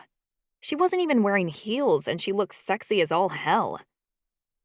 "Damn, Opal, you've been hiding things from us," Callie teased. "We didn't know you could rock that body." "Just because I'm good at it doesn't mean it's something I like to do," she countered. Ivy looked vaguely amused. Callie and I kept watching Ivy. As we danced, he circled around us, observing the actions and barking out tips like a drill sergeant. He really took this kind of thing seriously. "Use your ass," Ivy said. "Don't be afraid to stick it out when you dip down." Callie and I moved at once, and this time the movement was fluid. I rounded my back after I dipped, and a surge of confidence raged through my core. I was getting it. "Yes, queens," Ivy shouted. "That's what I like to see." Obereye whinnied and twisted herself around one of the poles, walking in a circle. She twirled around it so many times she got dizzy and lay down on the floor. She rolled on her back, wiggling her hooves in the air. I giggled. "You're so funny, Obereye." "Remember, girls, the key isn't in the moves. The key is in how you feel," Ivy stated. "You're a goddess, and you can use your femininity to make men worship you at your feet. If you don't believe in yourself, you can't believe in anyone else." His words brought me back to a place I didn't like to be. Sexuality was hard. It was a part of me I'd shoved down and ignored for years. In my teen years, all I'd ever done with boyfriends was some heavy petting, always with clothes on. It wasn't much of anything. Then, I'd been assaulted, and intimacy was off the table. I was no longer interested in anything having to do with sex. I enjoyed looking at hot guys and envisioning having a relationship again, but that only went so far in my mind before I shut it down. I couldn't imagine wanting to have a sexual experience with anyone. But then Charlie had come into my life, and from the first moment we'd met, he'd made me curious again. I wanted to explore. I just didn't know how I could experiment without accidentally triggering something and making all those bad feelings come rushing back. Ivy made sex and sensuality sound like fun. More than that, it was like he promised I could have total control. I had to learn everything I could from him. "You girls are doing much better," Ivy said. "But if you really want to drive him wild, you'll have to get him alone first." "Show them the move," Opal insisted, clearly getting into this. "Opal," Callie laughed, and Opal blushed. "Ah," Ivy's eyes sparkled. "That one. There's a signature move I always perform when I'm trying to get them to do what I want." He turned toward me. How flexible are you? I was head cheerleader, I said. Perfect.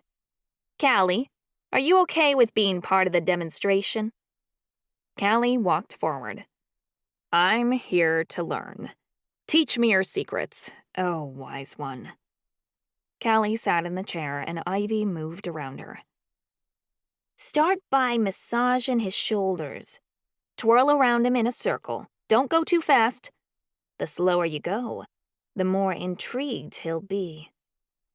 Ivy straddled Callie, and she let out an oof as her legs supported his weight. Ivy continued to instruct. Sit on their lap, grind your ass into their legs, and move your hips in a circle. Make sure you press down on their package, but not too hard because you don't want it to hurt. Just enough so they know what you got. Once you're in position, lean down and show him the goods. I promise it'll drive him wild. He can't see, I explained. He's been blind most of his life. Then take his hand and put it where you want it, Ivy said simply. He'll feel his way around your real estate. And trust me, honey, he'll want to make a purchase. Callie's face made me snicker as Ivy leaned his flat chest against her. She scrunched up her nose and Ivy said, Listen, you want to impress your man or not? He's sort of shy, Callie said. He'd probably be running away at this point. Opal and I shared a giggle.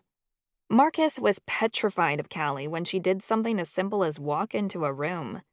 The thought of her giving him a lap dance was probably enough to scare him to death.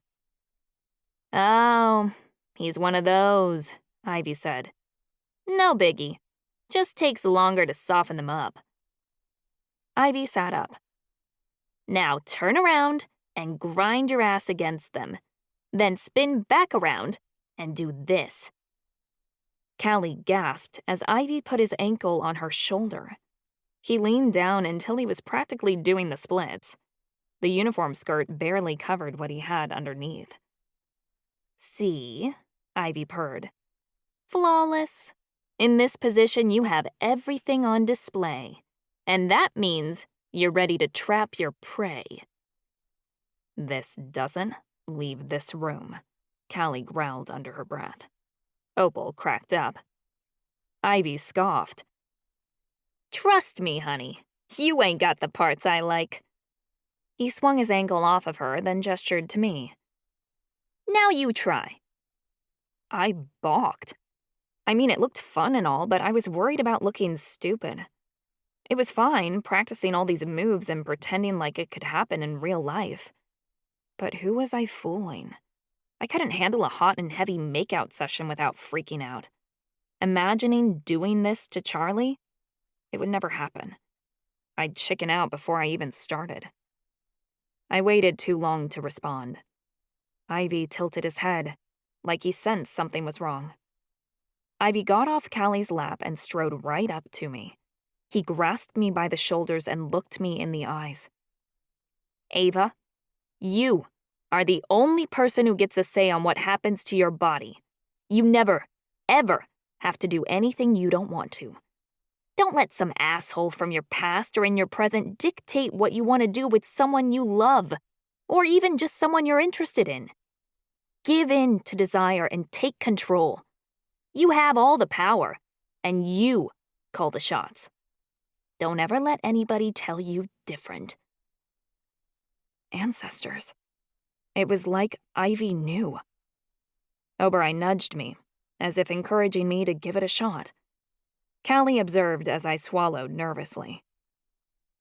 Okay, I want to try. I approached Callie, then began to circle her. I carefully put my ankle on her shoulder and leaned in, hoping I didn't break a leg or show off my hoo-ha. I slid into the splits, though Callie burst out laughing. What? I asked. Your face, she giggled. You're concentrating so hard, it looks like you're constipated. My mouth dropped open. Screw you. Focus, ladies, Ivy reminded us. Ava, lean forward. Slowly so you drag out the tension. Don't suffocate me with your giant tits, bitch, Callie mumbled, leaning away from me. I huffed. Callie was far from a good participant. Make sure your hair drapes across his shoulder, Ivy said. Men love that. I tilted my head so some of my hair fell across Callie's shoulder, but most of it ended up in her face. Callie got a chunk of my hair in her mouth and gagged. I drew my ankle off of her because I didn't want to get spit on me. But I swung my leg to the side so quickly, I accidentally ended up kicking Opal in the face. I gasped and put a hand over my mouth. Ow! What the hell? Opal said, holding her nose. Sorry, I said. Opal brought her hand away from her face. Her nose wasn't bleeding, but it was a little pink. Ivy sighed. Ava, turn around. Try shaking that cute butt of yours on Callie's knees. Men like that. I bent over, but Callie put her foot on my ass and pushed me over. I went sprawling forward and she and Opal laughed. Hey, that wasn't bad, I said with a giggle. Oberai whinnied like she thought my tumble was funny. Not bad at all, Ivy confirmed. You're nearly a pro. I'm just worried about messing up, I confessed, as Ivy pulled me to my feet. Don't worry about it. The first lap dance I gave, I stuck my heel into the guy's foot. Ruined the whole thing, Ivy said. Now look at me. I'm a natural. I blew a wayward strand of hair out of my eyes. I just don't know where I'm going to do this. I don't want to have a guard to walk in and ruin it. Feel free to use the room. It'll be available around 4 o'clock, Ivy offered. Just be a good little bad girl and make sure not to miss curfew. What are you using it for? Opal asked, though it was more like an accusation. A boy's gotta make money, Ivy said with a shrug. I'm already accepting new clients, if anyone's asking. Opal scowled. She clearly didn't approve. But before she could say anything more, Ivy clapped his hands. Now, let's get to work. Ivy had Callie and I bending, twisting, and shaking our butts for the better part of an hour. By the time he finally let us loose, I was exhausted. Pole dancing was a workout. I didn't have to wonder how Ivy kept such a great figure.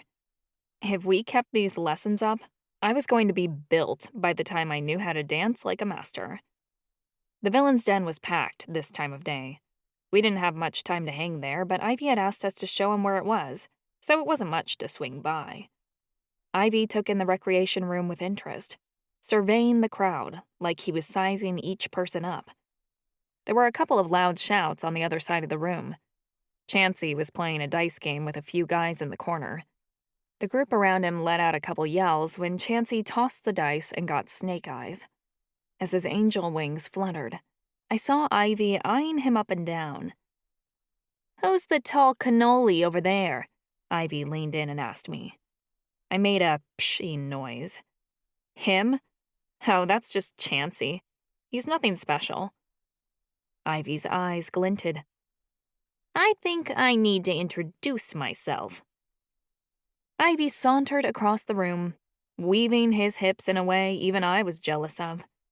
He planted himself into the group of guys like he'd always been standing there, placing himself right next to Chansey. Chansey gave a double take when he saw Ivy. He immediately abandoned the game he was playing and looped his arm around Ivy's hips. "Where'd you come from, kitten?" Chansey asked, his tone full of excitement. I'm new around here, Ivy said, batting his eyelashes. I was thinking a big, strong angel like you could show me around. Gladly. Ivy and Chansey left together. Looks like Ivy had gotten his first new client. Callie gave me a dumbfounded expression. Good. Maybe Ivy could keep Chansey distracted long enough that the angel would keep his hands off Charlie for a while. Or permanently, hopefully. Ivy can charm anyone he wants. What the hell? Callie shouted. Why can't it be that easy for us? That means he knows what he's doing. It's good he's giving us tips, I said. Opal was quiet. I nudged her and asked, "What's wrong?" She frowned. "I love Ivy. He's my favorite cousin and he's family, but I've been worried about him for a while now. He's a good person, but he doesn't make good choices." That bothered me to hear, but Callie shrugged it off. "Hey, he's at the Institute now, which means he can't fuck up that badly, right? Everything's regulated." "I don't know." Opal's tone was wary. "There are still plenty of ways to get into trouble here." We didn't discuss it further because Ezekiel entered the room. He saw me and gave a wave. He was carrying a load of papers, which he almost dropped. He scrambled to pick them up and bumped into a vampire, who sneered at him. Ezekiel gave a hurried apology and stumbled toward us. Opal stiffened as he approached. Her green eyes got wide as she looked my brother up and down. It was like a freight train had fallen out of the sky and slammed into her, as she watched my brother get closer and closer. "Hey, Ava," Ezekiel said breathlessly. "You know, there was a gang fight by the Angel cell block and I didn't really know what to do about it." "Yeah, just ignore it," I told him. I hadn't missed the way Opal was trying to hide herself behind me, and I wasn't about to have that. I grabbed her by the arms and steered her in front of me. "Opal, this is my little brother, Ezekiel. We call him Ez. Ez, this is Opal. She's a mermaid here at the Institute." "Oh, hi." Ezekiel gave Opal a bright smile, like he'd just noticed her standing there. "I like your hair. Blue's my favorite color." Opal touched the strands of her hair delicately, like Ez had just told her they were made of gold. Hi." Ezekiel sighed. "Ava, could you take me to Professor Ellender's office? It's not on the map the office gave me, and I have no idea where it is." "I wish, but I actually have a counseling session," I said. "It's on the other side of the prison." "Oh, but you have a class that way. Don't you, Opal? You could show him." Opal squeaked. I'd appreciate it," Ezekiel said, turning to her. "I'm totally lost around here." Opal's look was pleading, but I wasn't about to save her, and she knew it. She caved, her shoulders falling slightly. "Professor Ellender's one of my teachers. I can take you there." "Really? Gee, thanks. You're the best," Ezekiel said. Opal let out a soft squeak. "Well, no use in standing around," I said, putting a hand on each of their backs and pushing them out the door. "Better get to it." Opal shot a despairing glance over her shoulder, but by the time I'd shoved them out, Ezekiel was already chatting her ear off. She nodded as they walked away, appearing out of her element. Opal was too shy to say much, but it wasn't like Ez needed much input when it came to talking. The guy had whole conversations with himself. He'd keep the conversation going until he got to Professor Ellender's classroom. "Who are you? The prison's local matchmaker?" Callie asked me. "My brother needs to be with a good girl.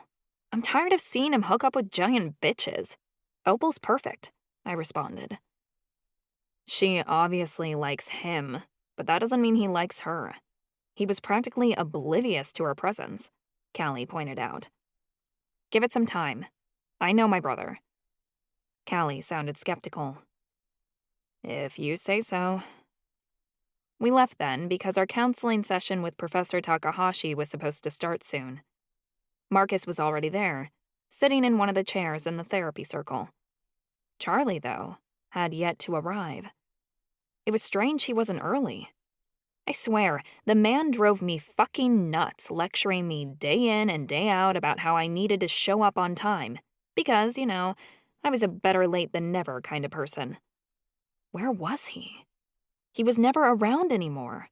I saw him during our shared classes and at meals, but other than that, it was like he always had somewhere to be.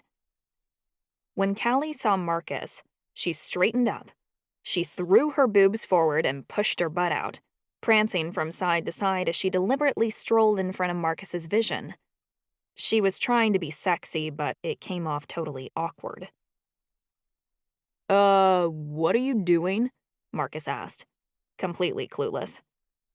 Callie's expression was aghast. This is just how I walk, Marcus.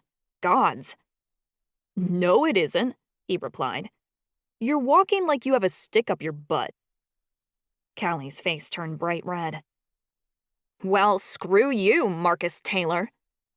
She plopped down in her seat and crossed her arms with a huff. Marcus gave a questioning look to me, but I acted like I didn't know anything. He took a drawing pencil out from behind his ear and fiddled with it nervously, avoiding Callie's pouting. Takahashi came in at 3 o'clock and sat at the head of the circle. His beautiful bird companion sat on his shoulder, lifting pages from his clipboard for him with her beak. Takahashi glanced around. "Where's Charlie? He's usually the first one here." I was worried he wouldn't show up, until the door opened behind me. "Sorry, I'm late." Charlie hurried in at the last second. Oberyn nickered when she saw him coming. "I got held up." Doing what, I wonder? Charlie took the seat next to me while Oberyn changed into a husky and nuzzled his head in his lap. Charlie petted the top of Oberyn's head absent-mindedly, like his thoughts were anywhere but here. "The four of you have made good progress since your entry in the Dark Games," Takahashi said. "I have to say that I'm proud of this group for continuing to be so open." Takahashi's praise was nice to hear. Since the new semester had started, we hadn't really discussed anything deep, but all of us had been contributing to conversations that Takahashi chose the subject on. Things like learning how to overcome procrastination, deep breathing exercises, and how to get along with others without punching them in the face. A good institute life skill. I think we all found it easier to muse on stuff like that rather than go too deep. "I believe it's a good idea if we try something new," Takahashi started. "I've noticed with this group in particular, the four of you have difficulty connecting with your feelings." Oh, great. Here we go. And things had been going so well. "We have emotions for a reason," Takahashi continued. "And sometimes, those emotions can overpower us and cause us to make harmful decisions. But this happens when we shove down what's bothering us and do not confront how we are feeling inside. At some point, these emotions must come out. To avoid allowing them to erupt in a destructive way, it's best to face our emotions and allow ourselves to feel what we are going through without trying to block it, for fear of being uncomfortable. I would like each of us to go around the circle and explain how we're feeling today. Marcus, why don't you start?" He always picked Marcus to go first because Marcus was the easiest to open up. Marcus cleared his throat. I'm feeling confused. I finished this painting, took me all week, but I think it's kind of shit, so I don't know if I'm going to paint over it or not. I just can't decide." Takahashi nodded. "Ah, I see. Being creative can be very difficult at times." Marcus sighed. "Sometimes I want to just throw it all in the trash and give up. I'm never happy with anything I make." "What are you talking about?" Callie asked. "Your paintings are amazing. All your art is." "No, it's not. I'm a terrible artist," Marcus replied glumly. "That's not true. I've seen your paintings. They practically look like photographs," I said. "But there are people out there who are better," Marcus pointed out. "Comparing yourself isn't going to help you be a better artist, though," Callie objected. "I think your paintings are incredible. Really detailed," Charlie said with a hint of amusement. "Thanks, Hey!" Marcus said. That got a laugh from the rest of us, but Marcus frowned and kicked at the floor. "Jokes aside, it's really hard trying to find inspiration when you're in a place like this. And I know it sounds dumb, but I put a lot of myself into my art. It's like I cut out a piece of myself every time I finish a project. Sometimes I wonder what's going to be left of me if I keep pouring everything I have into my work. Your art is incredible, Marcus. You have an amazing talent. I'd be really sad if you gave it up, Callie said gently. Marcus hugged his arms around his torso, like her words had comforted him somehow. Takahashi said, "It's understandable if you struggle to find inspiration in your current environment. But what may help is a shift of perspective. There's always inspiration to be found in even the smallest and most unexpected places, if only you have the desire to seek it out. Don't be so hard on yourself. The only person's expectations you have to meet are your own, and you can adjust those expectations if it means achieving your own version of happiness." Marcus stared at the floor, and Takahashi shifted in his chair. "Callie, how about you?" Callie's answer was bitter. "I'm feeling frustrated." "And why is that?" Takahashi probed. "Because I just want people to like me," she shot out. "My own country kicked me out and I lost the dark game, so I figured I could start over and make a new life here. But it seems no matter how hard I try, I can't get people to notice me." Marcus flushed, like he knew she was talking about him. This exercise was going south, fast. "We all want to be accepted and loved," Takahashi said. "That's not an uncommon feeling." "It's more than about just fitting in. I want to earn people's approval," Callie said. "Don't we matter?" Marcus asked harshly, gesturing to all of us. "It's like we aren't enough." "I didn't say that," Callie said quickly. "I appreciate you guys. I really do. I'm just trying to be good enough for everyone." "You don't have to be loved by everyone, Callie," I said. Personally, I cared very little what people thought of me. There were very few people in my life whose opinion mattered to me. Everyone else could suck it. "That's not true," Callie insisted. "I have a responsibility not to fuck up again.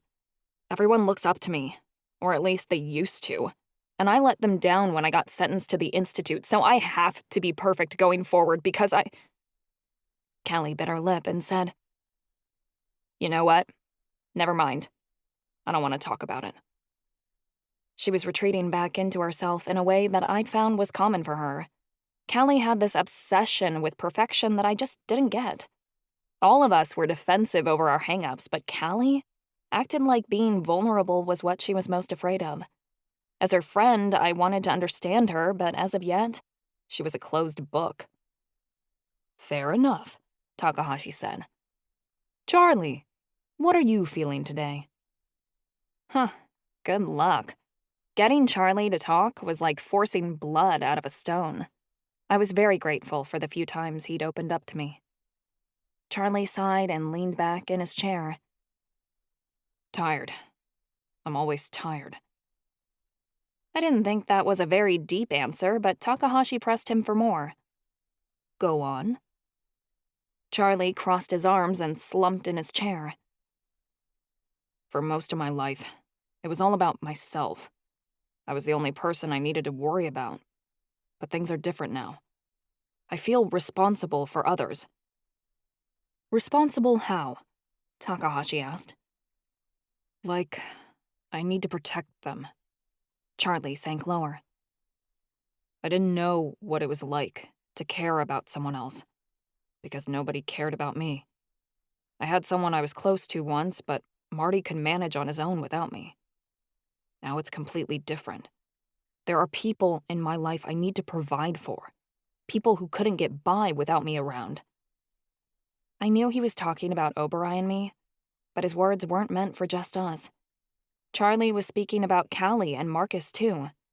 I knew he felt responsible for us as a group, not merely because he was the oldest, but because we more or less followed his lead. "Caring for others is good," Takahashi said. "Have you given it any thought that maybe you don't have to do it all by yourself?" "Yes, but I want to. I've never had to provide for anyone. It feels good, he countered. I like being depended on. It means someone gives a damn.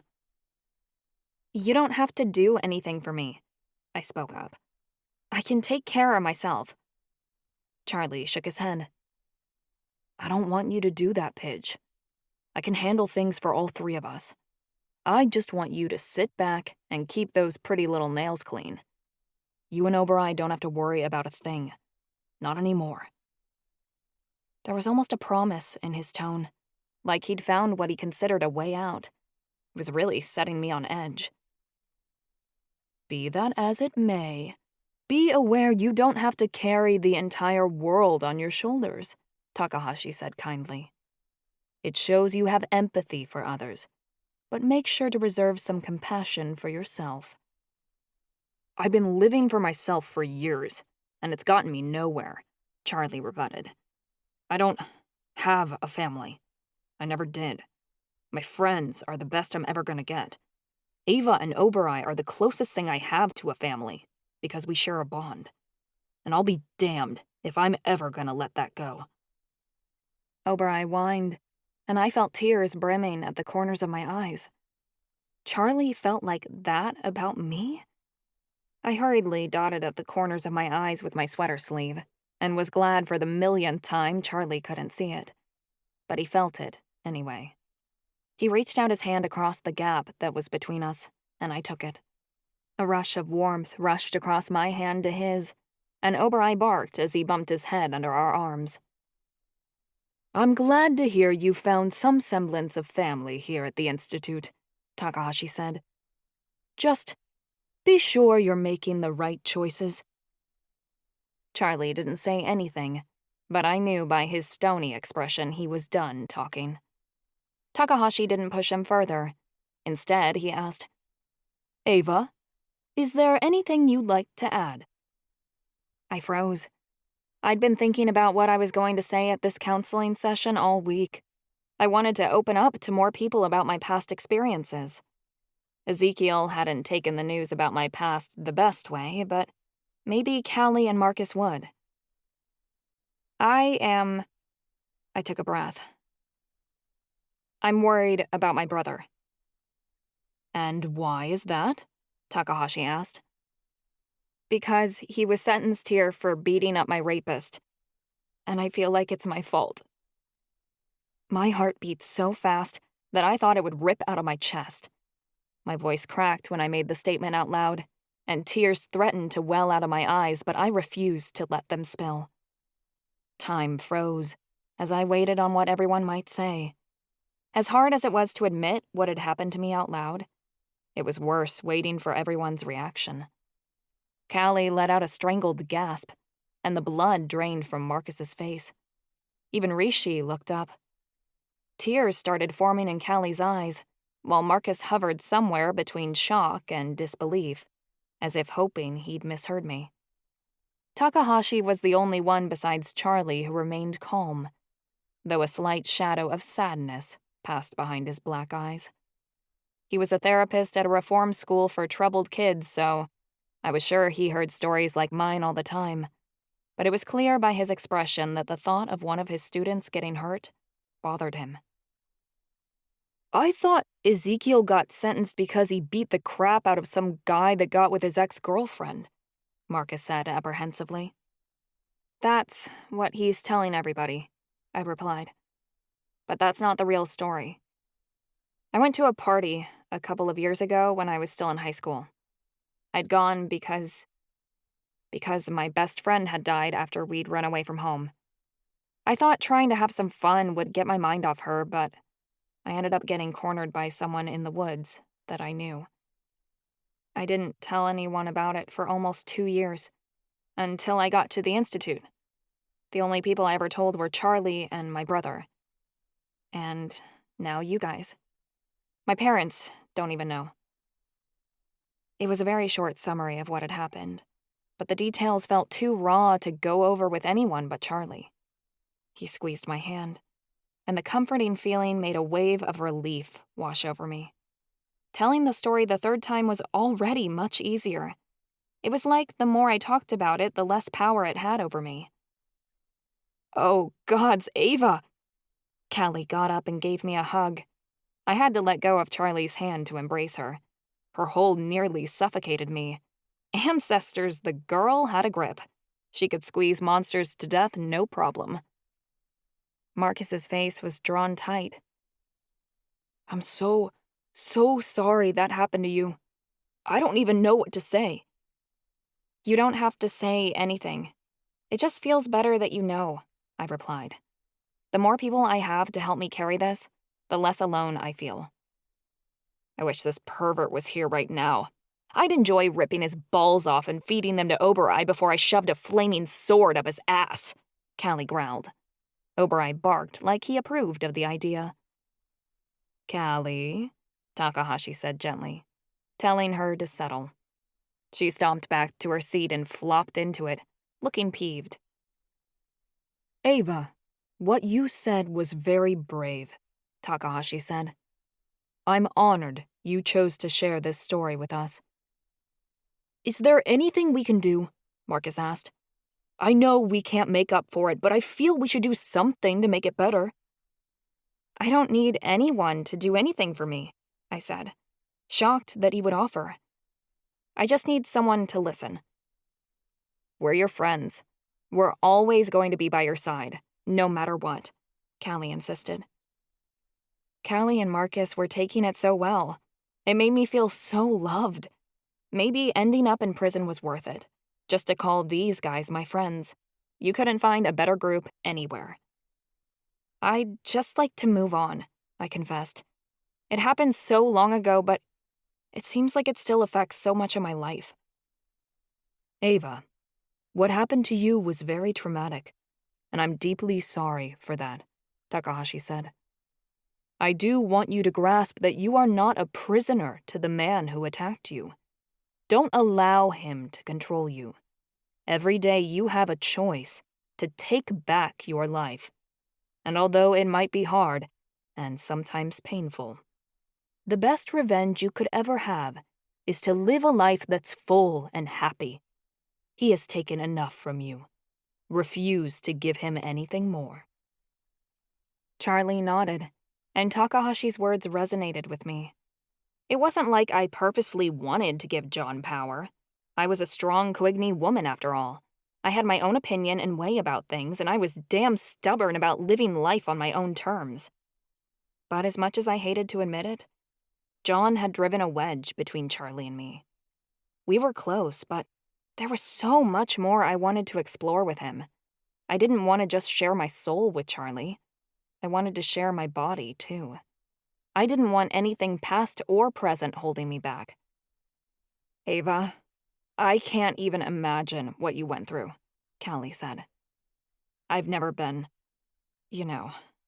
but I've been through some things that were similar, and that was horrible enough. Like? Marcus's voice rose several pitches, like he was scared to find out. Callie shrugged.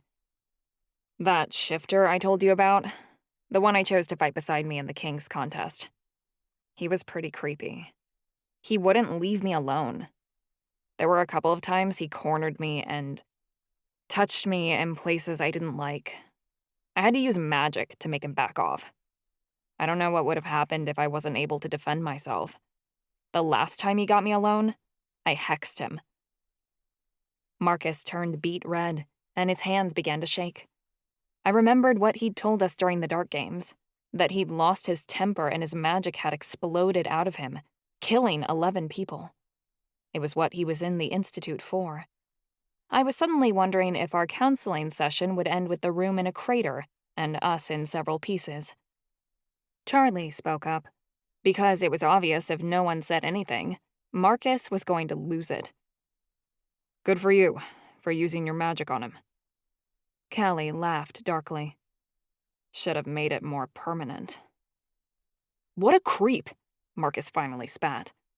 I can't believe there are guys walking around like that. And you were willing to be with someone like him for the rest of your life, to rule your country? For Malovia, I'd do anything, Callie replied. My nation is my home. Back then, it meant everything to me. I don't want him anywhere near you ever again, Marcus growled. The drawing pencil he'd been holding in his hand snapped. Ancestors. Somebody had a jealous streak. You couldn't convince me or anyone else in the world Marcus didn't have a crush on Callie now. Well, that's one good thing about the Institute. He can't bother me here, Callie replied. I adamantly agreed. Things at the prison weren't always coming up roses, but at least behind these walls, John was far, far away. Takahashi wrote down a few things on his clipboard, then set it aside. I think we should end our session early today. We made a lot of progress and we should give it some time to let you all adjust to what we've shared. Please remember to take care of yourselves. Marcus and Callie gathered their things. They had a study session for some class later they had to get to. Callie looked around, like she suddenly realized something was missing. Shit, my bag. I swear I brought it in here. Or maybe not. Where could it be? You didn't have it with us in substance abuse this morning, I said. Her face fell. That's right, I didn't. I have no idea where it could be, Callie worried. My project for Fey Illusion was in there. It's due tomorrow. I'll help you, Marcus volunteered. Guys, can we borrow Oberai? His nose might help us find it. Go right ahead, I said, before Charlie could say yes. I wanted some private time with my man, and though I loved our familiar, it was best he wasn't around for what I had in mind. Charlie didn't object. He was fine if Oberai was with Callie and Marcus, but nobody else. Callie and Marcus hurried off with Rishi and Oberai. Oberai's nose was already to the ground, on the hunt. Takahashi gave me a kind nod as we left, and the gesture touched me. I smiled at him slightly as Charlie and I wound down the spiraling tower and to the main floor of the Institute. I'm proud of you, Pidge, Charlie said. I know that had to be tough. It wasn't as hard as when I told you, I said. And now that Callie and Marcus know, I can keep moving forward. A loud chime rang throughout the school as the hour changed, and my heart beat wildly. It was 4 o'clock. Ivy's secret room was open and up for grabs. Ivy's words came back to me. His advice on owning my sexuality and not allowing John to have control of my life. I wanted to have domination over my body, my feelings, and my power. What had happened to me was in the past, and I had a brand new world of sex and feelings to explore. I wasn't going to let my trauma ruin what I had ahead of me, or destroy my future. The therapy session had really helped me to feel like I was freer than before. Things were out in the open. My friends knew, and it was no longer a secret. Therefore, it didn't have a strong hold on me. I had been refraining from letting my sensuality flow because I was scared of it. But I didn't want to be afraid anymore. I wanted to feel in control. And I wanted to show Charlie Walken just how much he meant to me. I took Charlie's hand. Anyway, there's something I want to show you. What is it? It's a secret. You like secrets, don't you, Charlie? Not particularly. You'll like this secret. Trust me. He instantly got my meaning. Where do you want to go? Come with me. Chills ran up and down my arms as I began dragging him down the hallway. A couple of people glanced our way and smirked. One of the guards eyed us in annoyance as we passed, but didn't stop us, like he was too busy to bother stopping a couple of kids from fooling around. What is this place? Charlie asked, as we got to the twisted realm of hallways in the back of the school. I led him carefully around the pillars, into Ivy's secret room. It's a sort of storage space, though it's unused, I explained. I found it today and thought we could use it to explore. Explore what? He said in amusement. Uncharted territory, I said. Then I cracked up. Okay, that was a bit too corny. My blood raced in my veins when I saw the chair we'd been practicing lap dances with earlier. I pulled Charlie toward it and pushed him into the chair. He fell into it, a surprised expression in his eyes. I dug in Ivy's stash and found the heels I'd been wearing earlier. I slipped them on, while Charlie said, "I'm waiting, Pidge. What exactly did you bring me here for?" His tone was teasing. I took a steadying breath. "I thought we could try taking things a step further. Are you okay with me touching you in places I never have before?" "I'm ready to go wherever you'll take me," Charlie answered instantaneously, like he didn't have to think twice. It left me feeling satisfied. Professor Takahashi was right. John had been controlling me. He'd been living in my head and dictating my life ever since he violated me years ago. Well, he could go to hell. I wanted to mess around with Charlie, and I wasn't about to let that bastard stop me. Using the new dance move she learned from Ivy, Ava gives Charlie a show. They enjoy a private moment together and find that their magical bond brings them closer together while she tests the waters. Charlie reached up like he wanted to brush back my hair. As he swept a few strands away, I noticed the red and purple armband I'd woven for him as his birthday present around his wrist. "You're wearing the armband I made you," I said. "I don't take it off," Charlie said. "It's the best gift I ever received."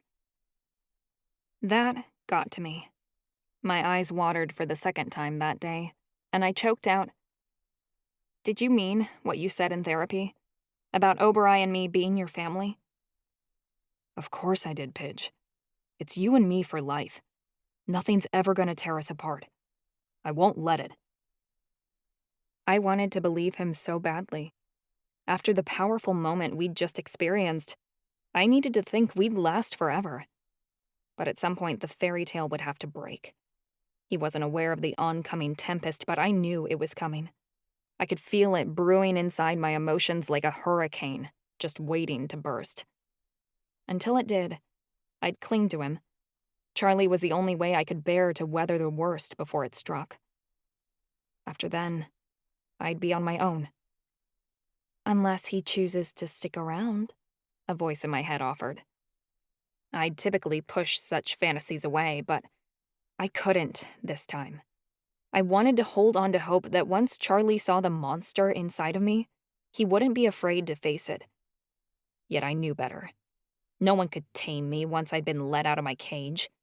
I hurt people, unintentionally, but when the worst came and I crashed, I did damage and wrecked whatever was in front of me. Charlie wouldn't be able to stand against the storm. No one would willingly choose this kind of life. Even so, I dared to dream. Chapter 7. Charlie. I wasn't sure Ava-Marie could surprise me anymore. With my Pidge, I'd come to expect the unexpected, but I never could have predicted what happened that afternoon in the abandoned storage room. Ava-Marie had really surprised me, and in all the best ways. Feeling her body against mine made my head spin, until I didn't know which way was up and which was down. It was overwhelming and exhilarating and perfect. Ava had performed with nothing but the utmost confidence. It had been so hot. It was like connecting to a part of my soul that always seemed inches out of reach. Now I had it in the palm of my hands, and I would never let it go. "What's up with Ava lately?" Ezekiel asked the following week. Ez had joined me in the prison yard after class to work out. I curled my fingers around a narrow brick ledge on the edge of the building and did 3 quick chin-ups. I dropped back to my feet and felt my cheeks flush when he asked the question. "What do you mean?" I asked innocently, though I knew exactly what he was referring to. Ava had been nothing but bubbly and happy since that day in the storage room. To anyone else, it might seem like she was high on drugs, but I knew it was her bipolar. I just hoped she stayed on this happy state for a long time. "She's been acting weird," Ez said. "I mean, weirder than normal. Her highs aren't usually like this." I shrugged. I wasn't about to tell him I was screwing around with his sister. Ez and I got along, but not that well. You know her mood swings better than I do, I replied vaguely. I guess so, Ez grunted while he tried to do a chin-up. I could feel with my magic that he barely got 2 inches off the ground. He continued talking while trying to get through his first chin-up. I didn't expect her to be so happy in prison. Ez dropped to the ground and blew a breath. 3 in a row. I laughed under my breath and clapped him on the shoulder. Just because I'm blind doesn't mean you can fool me. His shoulder dropped beneath my hand. I won't tell anyone, I teased. If you want to impress the ladies with your lies, I'll let them believe anything. Ez shrugged me off. I'm not trying to impress anyone. My eyebrows shot up. Not even a pretty little mermaid? No way! Ez shoved me. I laughed. I didn't mean to embarrass you, kid. Who are you calling kid?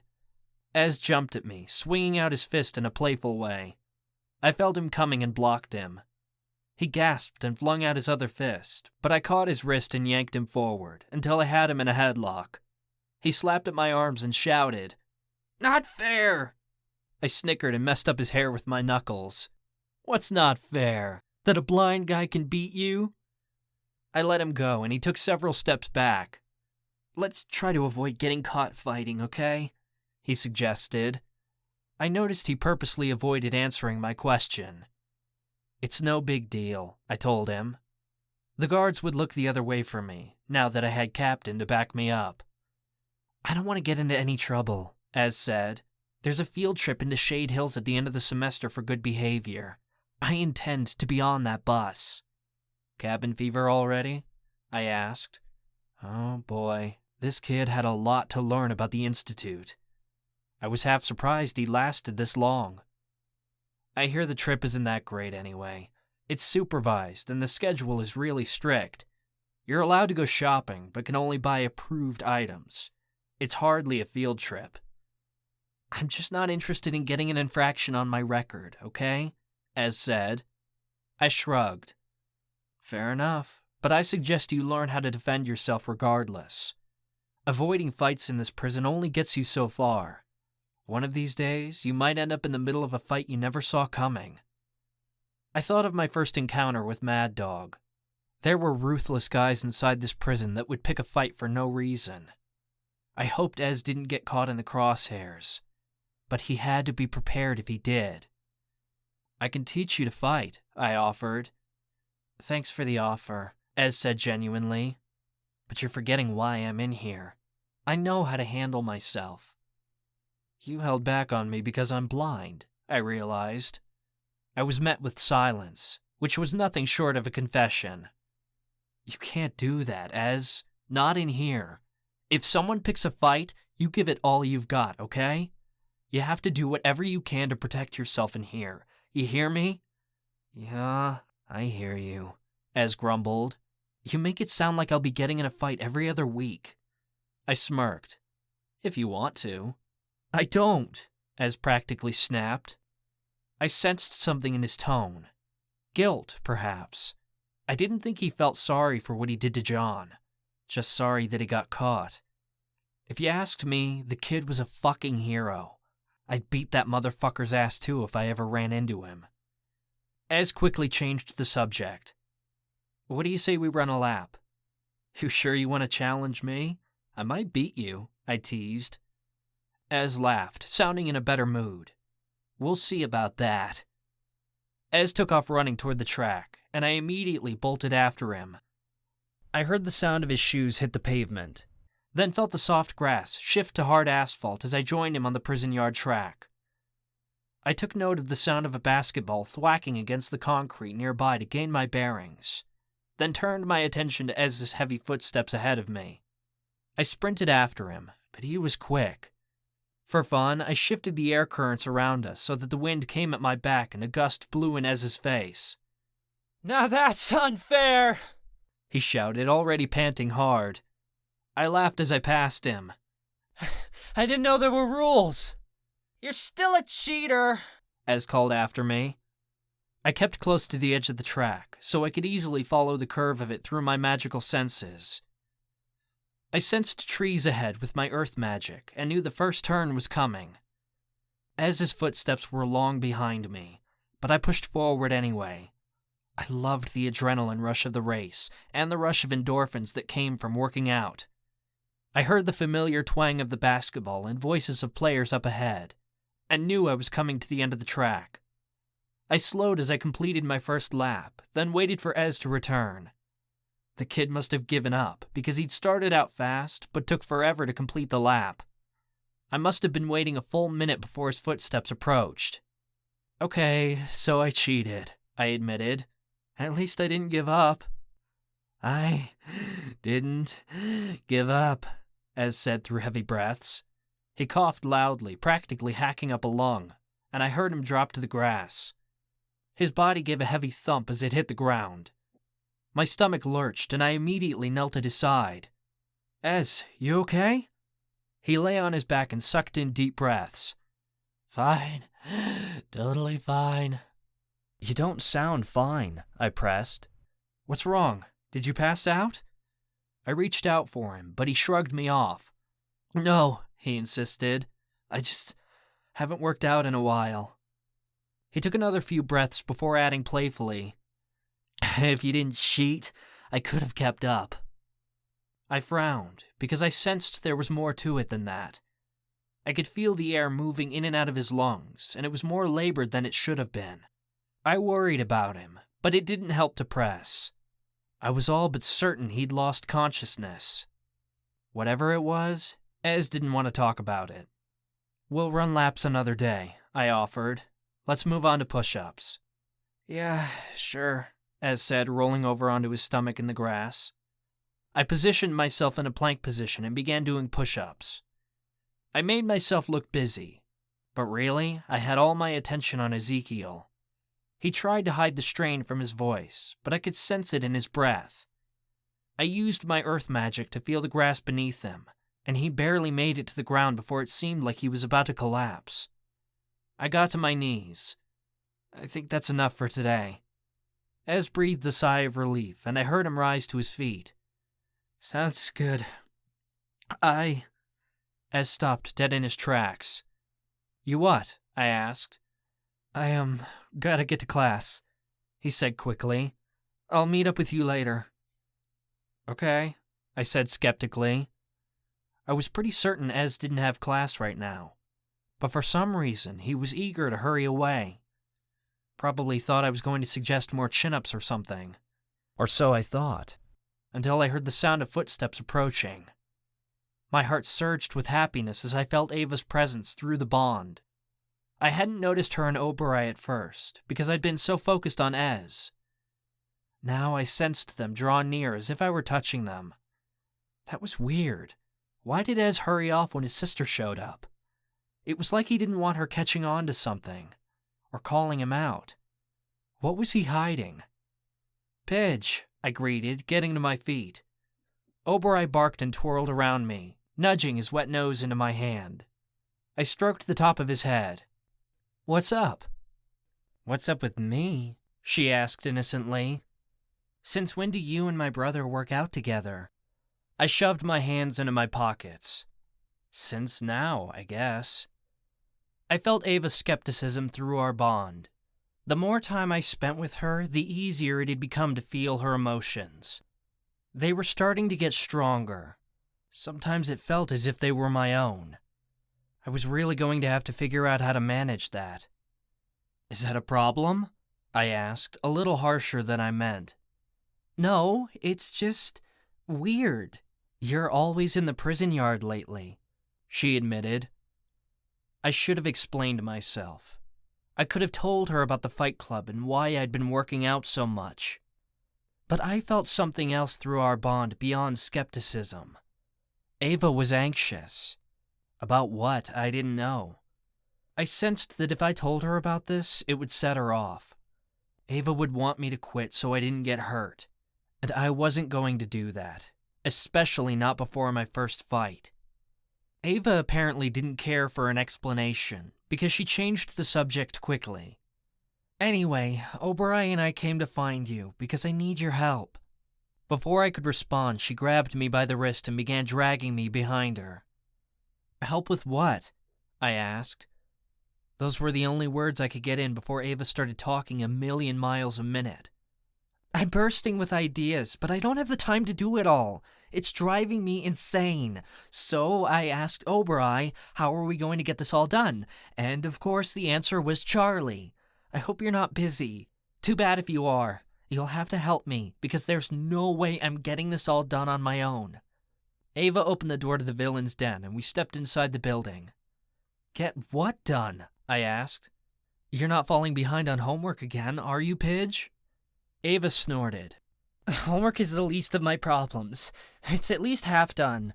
Okay, maybe a quarter. I don't know. I really don't care. This is more important. Ava took my shoulders and guided me into a chair by a study table. My elbow brushed against something, and a pile of papers scattered across the floor. Curiously, I reached out to feel the tabletop and found all sorts of odd things piled atop it. Papers, glue bottles, tiny little balls of fabric from the craft room, and tubes that rattled when I touched them. I could only guess those were glitter. Oberai sniffed one of the tubes and sneezed. Oh, don't mind this, Ava said in a rush as she bent to pick up the papers I'd knocked over. I'll get all this mess cleaned up. What is all this, Pidge? I asked. It's nothing, she assured me. I thought I'd do some crafts, but I forgot what I wanted to do with them. You forgot? I questioned. Ava was starting to worry me, because I felt her anxiety rising. She tossed the papers on the table and plopped down across from me. Honestly, it's too bad they don't let us have scissors. Oh, if I could snag some from the craft room, I would cut all my hair off. Cut it off? I balked. Pidge, what are you talking about? You know, I just want a new look. I'm sick of the boring, same old. I've always thought it would be brave of me to shave my head. No way, I stated firmly, shaking my head. Ava huffed. Who are you to tell me what I can do with my hair? I want you to do whatever makes you happy, I assured her. But I know you. You'll regret it the second you do it, and it'll take years to grow back. I didn't mention that I really liked her long hair. I loved pressing my nose into it and inhaling her scent. I'd really miss that if she chopped it all off. Ava drew in a sharp breath, the idea of shaving her head totally forgotten. You know what? I have a better idea. Let's visit Hawaii. I frowned. Great idea, Pidge. I'm serious, Charlie. We'll break out of the Institute. Tonight, she cried. We'll go to Hawaii and hide away, where the Institute can't find us. We'll drink mimosas on the beach and spend every Saturday morning at the spa. Ava started talking so fast I couldn't understand a word she said. Ancestors, I didn't know how to deal with her like this. Pidge, I pressed, but she didn't stop talking. Pidge, I tried again. She didn't acknowledge me. She quickly switched from the topic of moving to Hawaii to what she was going to wear for next year's villain ball. Nervousness flashed through her quickly, so fast it was hard to make sense of it through the bond. My heart rate increased the longer I listened to her. Ava-Marie! I snapped. I jumped out of my chair and grabbed her by the shoulders, shaking her a little. She went silent for a beat, and I didn't waste any time getting a word in. Calm down, I insisted. She shrugged me off. You think it's dumb, don't you? I didn't know what part of it she was referring to. Shaving her head, moving to Hawaii, the dress she'd been describing, or one of the other things I hadn't caught. I sat in the chair beside her, but remained close enough to take her hand. Take a breath, Pidge, I said gently. You're looking for a solution that isn't there. I can feel your anxiety through the bond, and none of these ideas are going to fix anything. I'm not looking to fix anything, Ava objected. And I'm not anxious. I frowned. You can't lie to me about how you feel, because I feel it too. Oberai let out a high-pitched noise, as if agreeing with me. Not true. I feel great, Ava countered. That's good, I assured her. And I'm glad you do. But you have to see that these ideas are a bit irrational. No, you're irrational, she teased, poking my nose. You don't want to go to Hawaii with me? I gaped at her.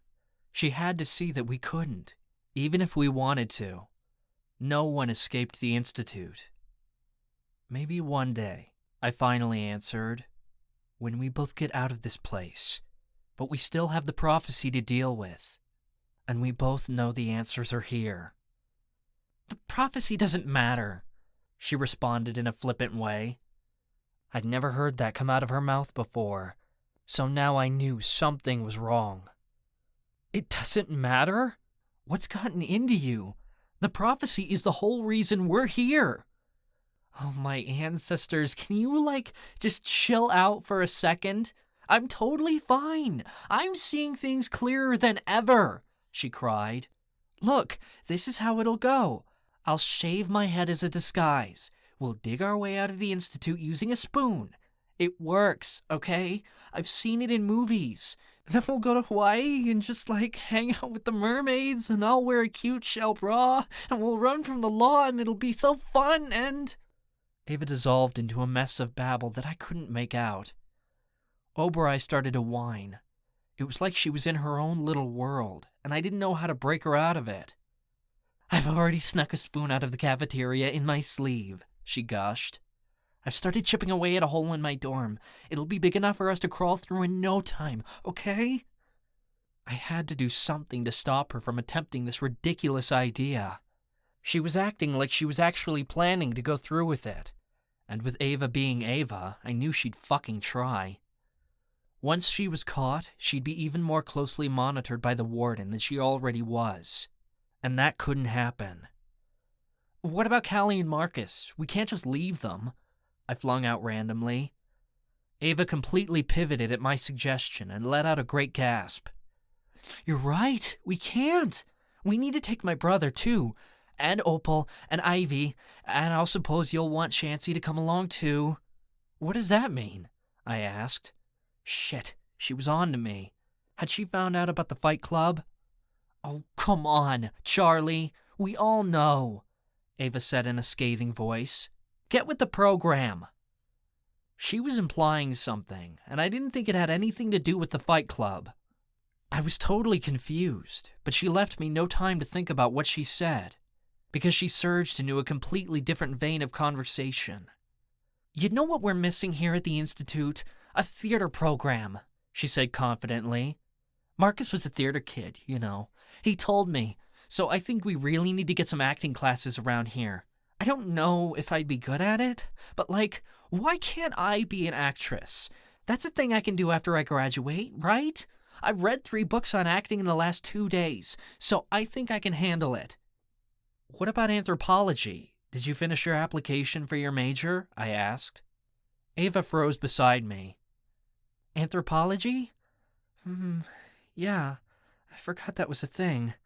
I guess I'll just quit. It's not like I'm doing well enough in class for Hemlock to accept me into the program anyway. She'd forgotten about that too. Professor Hemlock's anthropology program was all she'd talked about for days after she'd found out about it.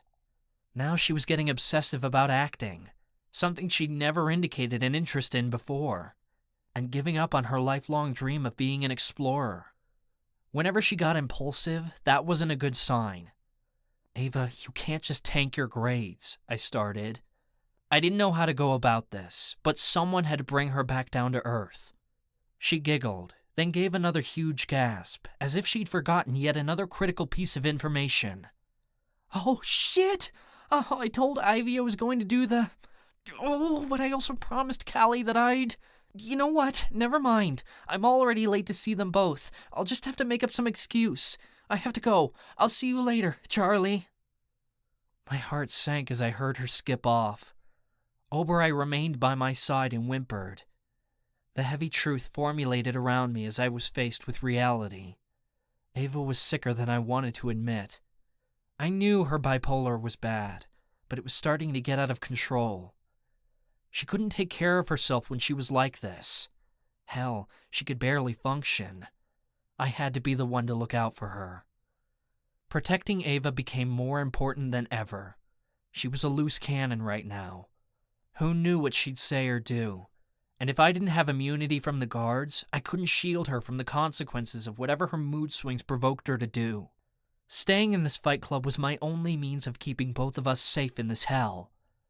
Which meant that if I wanted Ava to be safe at the Institute, I needed to win my first fight. I had no other choice. I bounced on my toes and shook the nerves from my shoulders. The locker room was quiet, but I could hear the voices of a thick crowd outside the doors. My first fight had arrived, and I was itching to get into that boxing ring and beat someone's ass. "You nervous?" Chansey asked. I threw a few punches into the air and felt the air particles move around my fists, then across my bare chest. I didn't wear gloves because I couldn't feel the air as well through them, so I just taped up my hands. There were no rules that said I couldn't use my magic to enhance my senses. I just couldn't use it against my opponent, like suffocating him to gain the upper hand.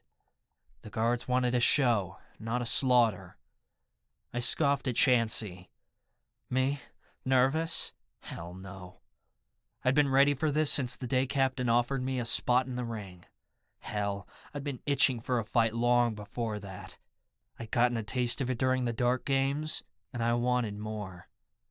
Problem was, you couldn't get in a fight around here without repercussions, and I wouldn't let Ava and Oberoi get caught in the crosshairs.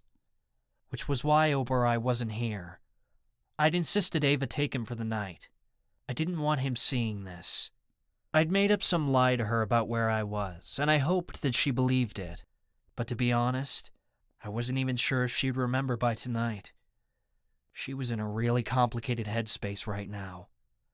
Down here in the basement of the Institute, there were no such repercussions. I could let out all my pent-up rage and beat the hell out of my opponent, and no one would do shit but cheer for me. Call me crazy, but I was ready to taste blood. I was ready to be bad. "Good," Chansey told me. "You have nothing to worry about. Just make sure you give them a good show. You have one shot to impress the guards. I know Captain said you get 3 fights to prove yourself, but truth is, this first fight is where you have to impress them. Lose this fight, and you'll be hard-pressed to get on the roster again. Win, and your bets will skyrocket. You'll be making more cash than you've ever laid eyes on." "Haha," I said dryly, though Chansey sounded amused at the joke. "But hey, no pressure," he added. I chuckled under my breath. Yeah, man, no pressure. The pressure didn't scare me. I'd made it through the Dark Games fighting monsters from hell. I knew I could handle another supernatural inside a boxing ring. The door to the locker room creaked open, and Captain's deep voice boomed through the empty space. "Walk in! You're up!" Chansey placed a hand on my shoulder. "I'm right beside you, buddy. Let's give them one hell of a show." I nodded firmly, then followed the sound of Captain's voice out of the room. The air expanded to the large training area, but my magic met resistance against a crowd. There must have been over 100 people encompassing the boxing ring, all waiting to see how their bets panned out. Some of the voices came from above me, and I heard the sound of something clink against metal. I realized the crowd was seated in bleachers that weren't usually there during training. I could make out the voices of students, as well as guards, though I couldn't pick anyone specific out of the crowd. Cheers erupted as Captain entered the room. He must have been encouraging the crowd, because the cheers only grew louder. I followed Captain down an aisle toward the ring. "Give us blood!" someone shouted as I passed them. "A blind fighter?" someone else balked. "I've got to see this." "He's savage!" another student added. "Didn't you see him during the Dark Games?" The voices grew so loud they began to blend together. Then I heard it, the sound of my name being chanted across the room. "Charlie! Charlie! Charlie!" People were cheering. For me. I didn't know who the voices belonged to, but I didn't have to. A wide smile spread across my face. I shouldn't have been thrilled by this, but I was. The adrenaline rush was exhilarating, and I hadn't even stepped into the ring yet. I was addicted to the sound of them cheering my name, and I wanted more. On the other side of the room, the chanting became louder, though they cheered another name. Damien! Damien! Damien! I'd heard of Damien before, but never met him formally. I quickly leaned over to Chansey. He's Atlantean, right? Yeah, Chansey confirmed under his breath. The rules say he can't use his sonic scream against you, but remember that mermen have enhanced strength and senses. Find a way to use it against him. How many fights has he won? I asked. 2, Chansey said. This is his 3rd. Make sure he loses. I nodded firmly. Got it. Oh, and don't hold back with this asshole, Chansey added. He's one hell of a jerk. I smirked. Perfect. Captain's heavy footsteps sounded as he climbed a set of stairs onto a platform. Let's hear some noise! He shouted with the voice of a showman. His deep voice filled the entire room like he was speaking into a microphone, but there was no buzz of speakers to accompany it. He must have been using fey magic to project his voice. The crowd roared even louder. Are you ready for a fight? Captain shouted. The crowd screamed in exhilaration, and I bounced on my toes, ready for whatever came my way. Are you ready for blood? Captain continued. My ears rang from the loud cheers, but I welcomed it with the adrenaline. Ladies and gentlemen, the moment you've all been waiting for, the main event of the night, Captain announced. You've seen him fight. You've seen him dominate. Give it up for the Barracuda, Damien Lee!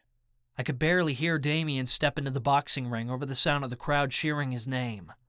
But Damien himself was into the attention, obviously absorbing every last drop he could get.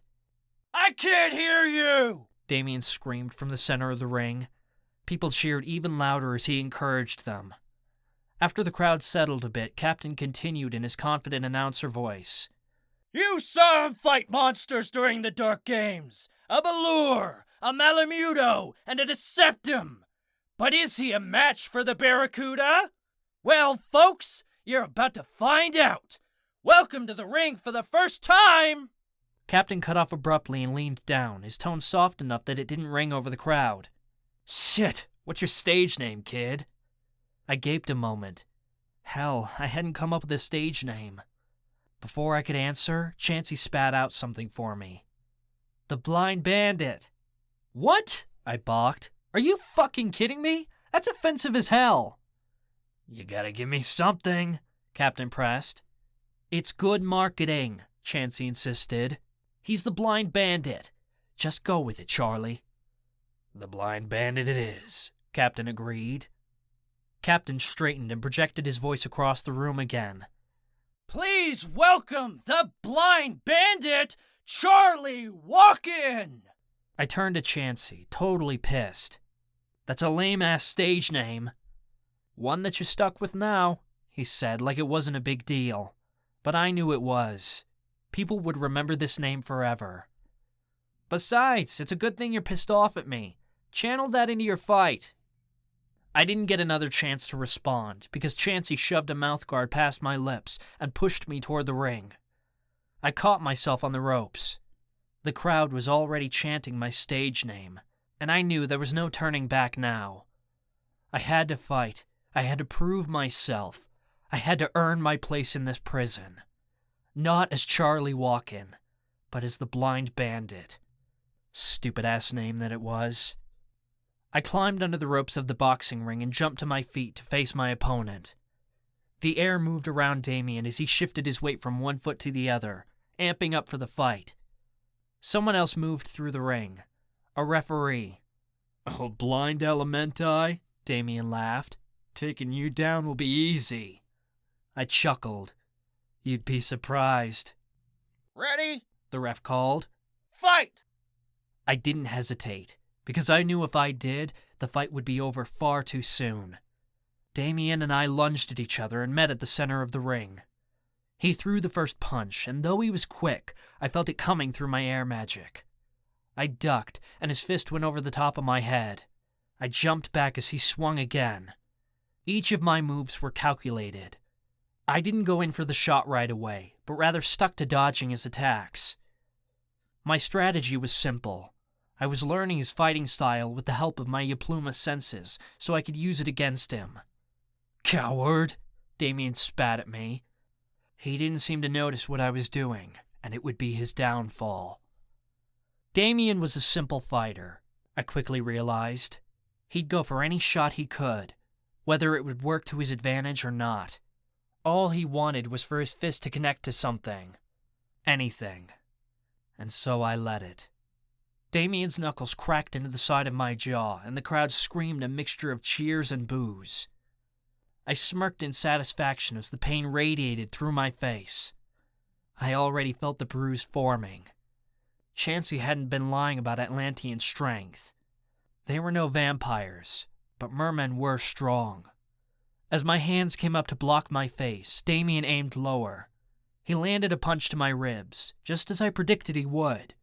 I knew the punch was coming, and quickly calculated my counterattack.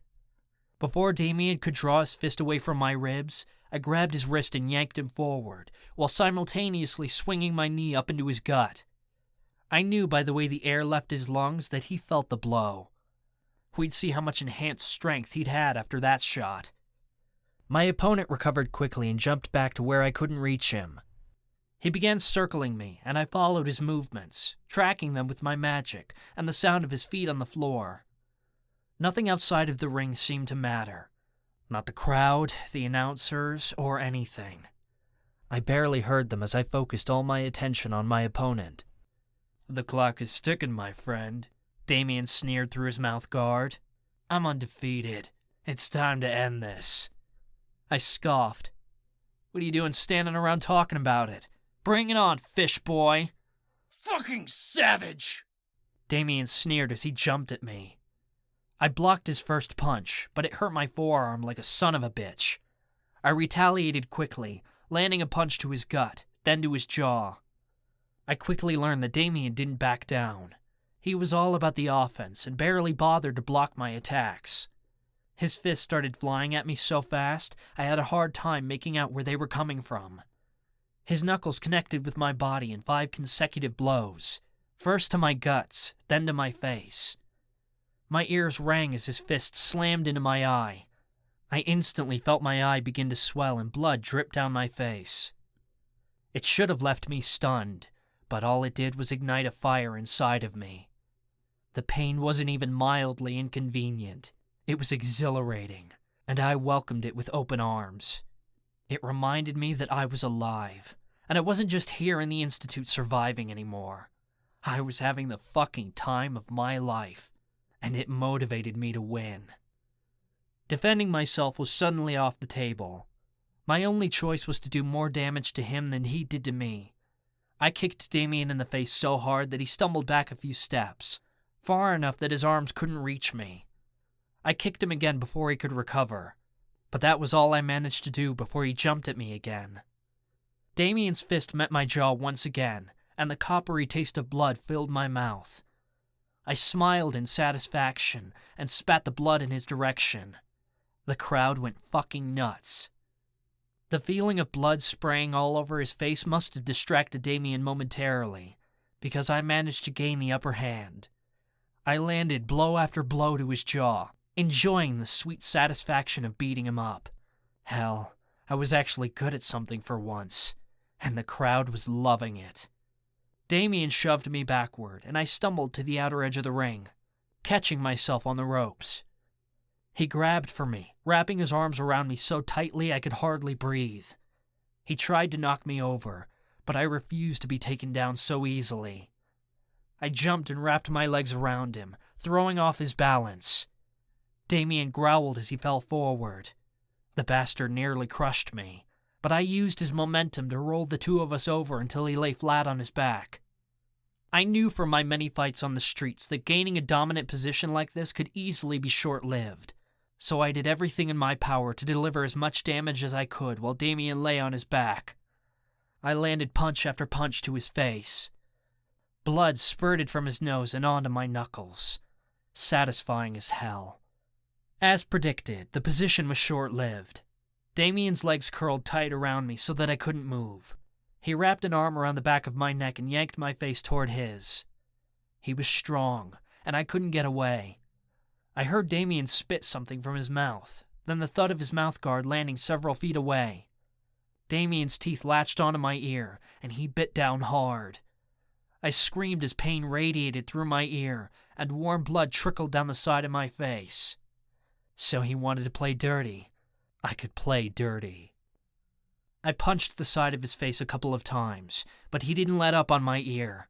The fucking bastard was going to bite it off. Hell no. If I was going to lose an ear, this asshole was going to lose an eye. I hated to play that dirty, but I had to defend myself, and there were no rules here in the underground fight club. I felt around his face until I felt his eyes, and I shoved my fingers into the sockets. Damien reared backward and cried out. His hands left my body, and I thrust an elbow into his upper thigh so hard his legs loosened around me, too. I jumped to my feet and hurried to the other side of the ring, where I could calculate my next move. It was hard to make out what Damien was doing. Because the crowd was so freaking loud, I could hardly hear myself think. I have to win this fight. I have to win this fight. The words echoed in my mind. Every moment I let this go on was another chance for Damien to win. We'd already given the audience a good show. It was time to end this and earn my place. Chansey's words came back to me. Remember that mermen have enhanced strength and senses. Find a way to use it against him. Perfect.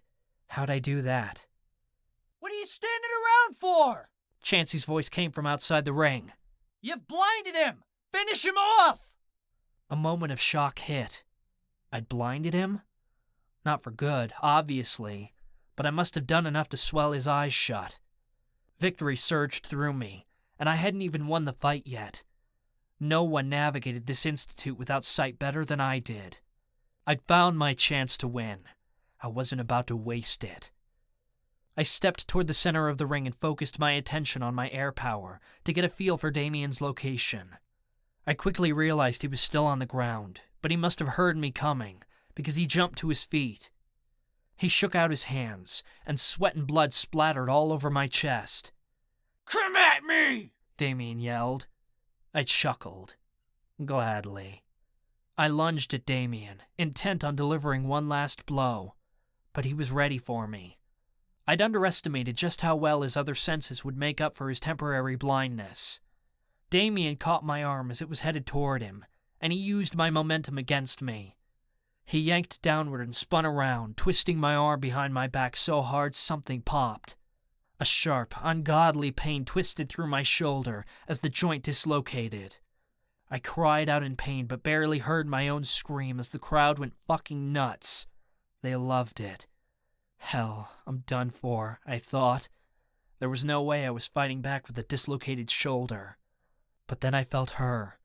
Ava's fear flashed through our bond as she recognized my pain.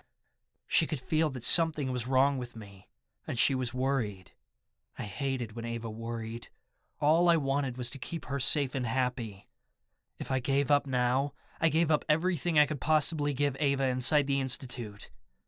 My air magic sensed Damien's arm drawing backward.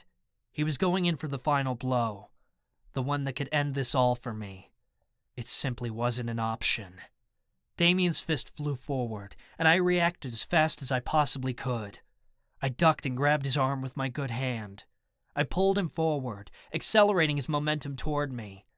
At the last second, I rolled onto my back and shoved my feet up into his abdomen. His momentum kept him tumbling forward over top of me. I thrust my feet upward, flinging him into a flip. The sound of the ropes twanged as Damien flipped over them, then came the loud thud of his body as he landed outside the ring. The crowd went freaking insane.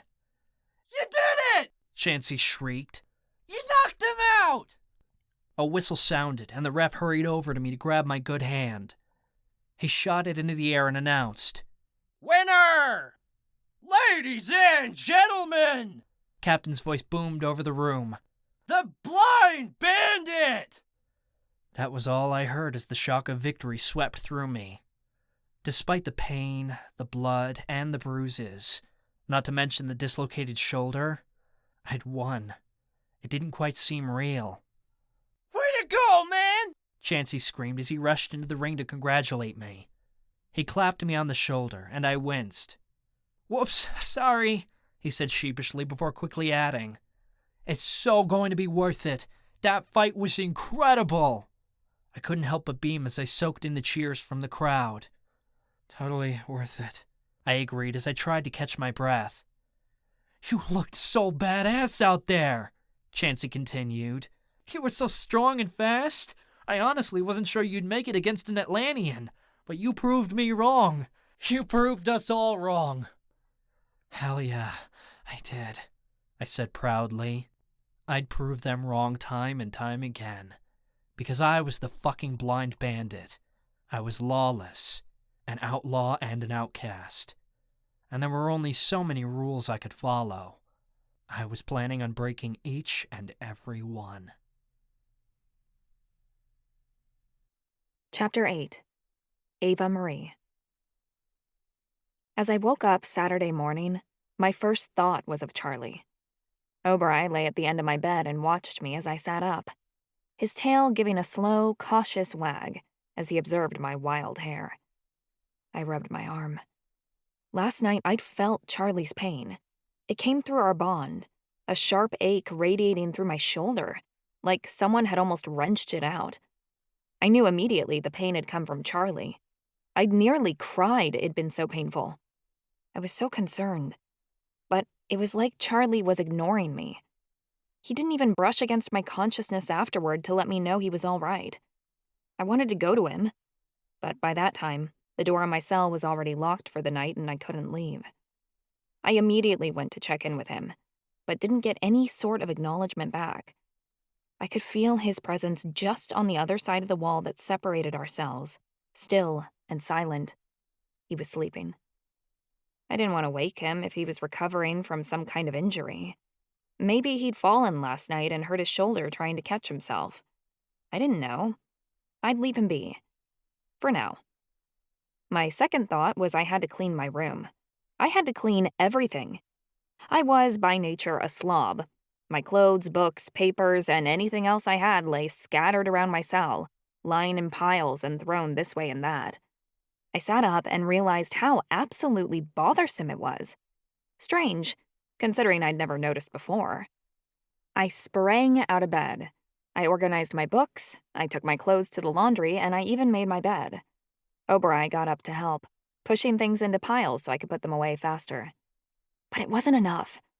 I polished my desk with an old washcloth I had. I dusted the curtains. Meanwhile, in the back of my head, the voices taunted. Oberai whimpered as he watched me scrub and scrub at a black spot on my windowsill that had probably been there for 40 years and just wouldn't come off. "It's so dirty. You're a filthy, nasty person. What if Ez came in here? He'd get sick and it'd be your fault." It wasn't good enough. Everything had to be clean. Sweat beaded across my brow and my arms began to ache as I scrubbed at whatever was in sight. The germs had to be gone. It was the only way to be safe, to be sure. I'd been working for hours and yet I didn't feel tired. After my room was spotless, I got a taste for something sweet. I went to the med area, then headed down to the arts and crafts room. I signed in and wound around the room to the kitchen area. There were all kinds of stations in the arts and crafts room. There were areas for sewing, a tiny kitchen for cooking, a paper crafting station, a yoga and meditation area, and others. The entire room was monitored at all times. To be sure, students who got their hands on kitty scissors didn't hide them to stab someone later. Marcus was usually in here more often than not, painting in the corner where the art supplies were. I took a few supplies from the dingy old fridge. The kitchen in the arts and crafts area was stocked, but not well. I'd have to improvise on some ingredients. As I baked, Professor Celosia, who ran the room, watched me with a stern eye. She was a grouchy old woman who covered her hair and never put down her knitting, unless she had to stop a student from doing something stupid. Her attention was taken away from me when a couple of guys in the corner started poking each other with sewing needles. She and a couple of guards had to escort them down to the warden's office, leaving me unattended. I put in one batch of cookies, but I figured that wasn't enough, so I made another, and another, and another. I fed Oberai cookies after they'd cooled from the oven. He lapped them up until his belly was full and he spread out on his back, groaning from all he'd been fed. Professor Celosia still wasn't back, giving me free rein, which was probably a bad thing. Just before lunchtime, my brother walked in. His eyes widened at all the cookies spread out all over the countertop as I finished washing the last of the dishes I'd used to bake. "Az, look, I baked all these cookies," I cheered. 200 of them. You want one? He frowned. "Why did you bake so many?" Well, I got to thinking I wanted some, but then I didn't know what kind, so I figured I should just make a bunch. But I didn't want to stop, so I ended up with 200. I grimaced. Professor Celosia is probably going to be mad at me. We're only supposed to bake a dozen at a time. I used all the sugar. "What are you going to do with 200 cookies?" he asked flatly. I blinked. "I'm not sure, but we're going to find out." I took a basket from the weaving area and began placing the cookies inside. Az followed me as I walked out of the arts and crafts room. I waltzed around the prison and started handing out cookies to anyone who passed by, even the assholes. Cries of "Thanks, Ava" rang out over the halls. "Look at me, spreading so much joy," I sang. "What an amazing morning." "You didn't take your pills today, did you?" Ezekiel asked flatly. "Haven't for a week." I'd been hiding them in my cheek when the nurse checked, and I spat them out later. "Ava!" "It's fine, I don't need them," I said excitedly. "I feel so good right now, Az. I'm in a great mood. I have been for days." "That's because you're becoming manic," he grumbled. If I was manic, would I be helping this many people? I love helping my friends, I swooned. "Yes, but I don't know why you're so worried, Az. I'm just having fun. Aren't you happy I'm not moping around?" I asked. Ezekiel's mouth twisted. "Ava, just tell me the truth. Is it getting bad again?" "It's fine, Az. I can handle it," I told him. "You can't just think your way out of being sick," Ezekiel said. His words caused something in me to snap. "You're one to talk." I didn't mean to let that slip out, but it did anyway. Ezekiel paled. "There's nothing wrong with me." "Well, there's nothing wrong with me either." We were both liars. He huffed. "Whatever.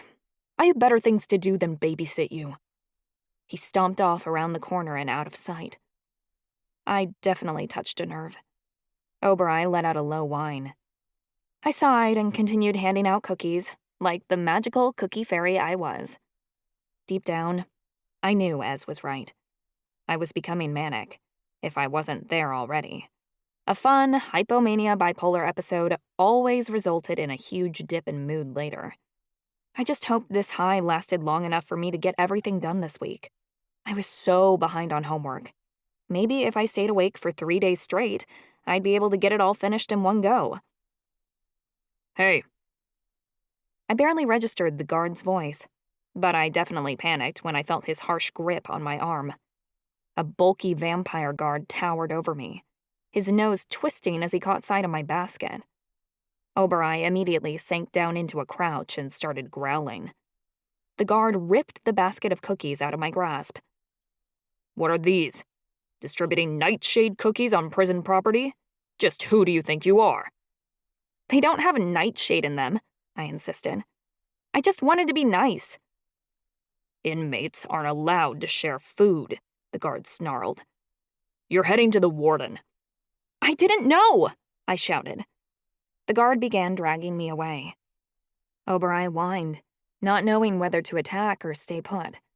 I froze, wondering if I should fight back or if that would make it worse.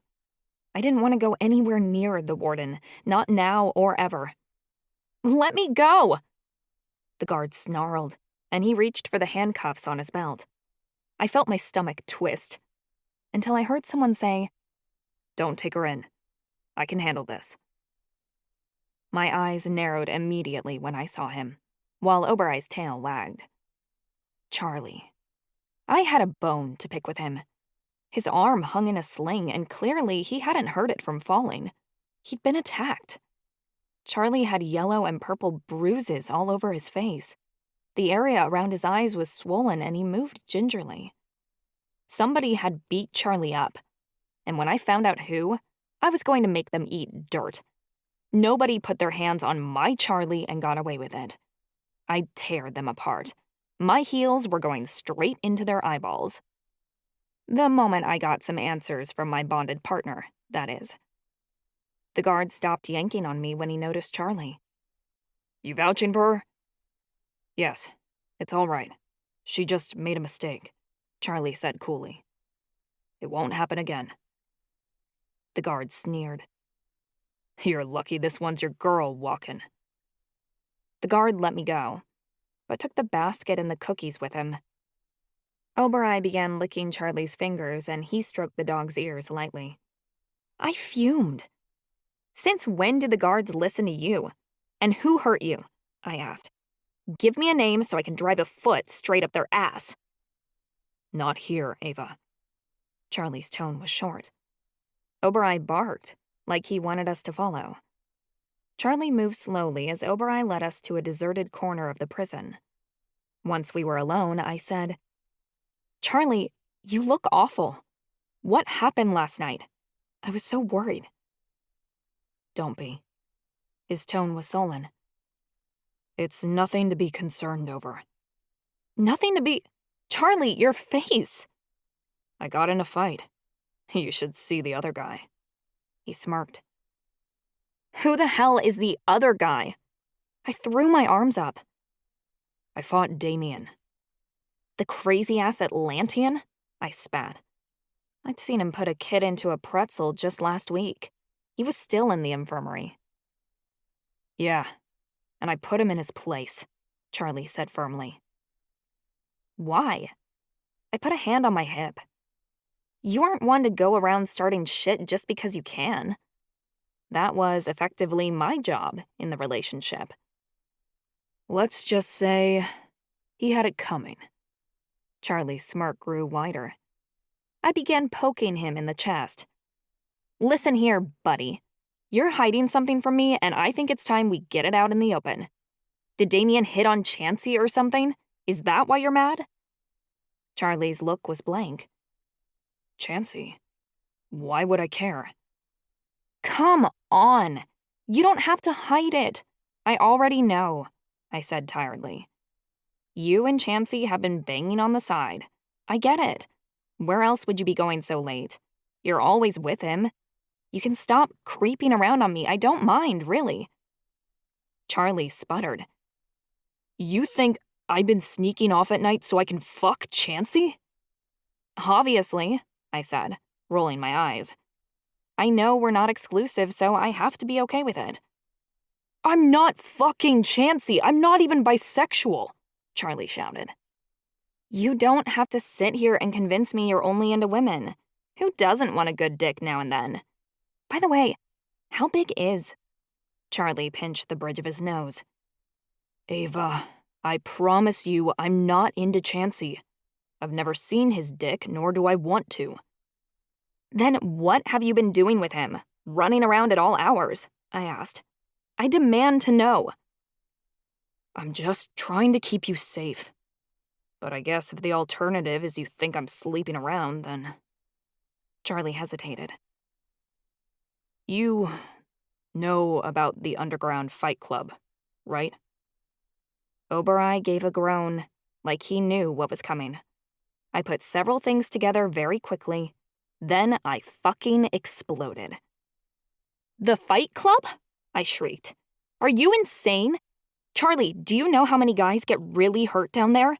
Do you know how many people don't make it out alive?" "I can take care of myself," Charlie said, and Obereye began to whine. "Did Chansey get you into this? Ooh, I'm gonna have a word with that angel," I growled. "Chansey runs the bets. He's been training me. Says I can make good money. You don't need to do that. My family is rich. They'll help us with whatever we need. I don't want to rely on your parents. How many times do I have to tell you this? I want to be my own man, make my own way in the world. Charlie's voice grew angry, like he thought asking my parents for help was some kind of charity.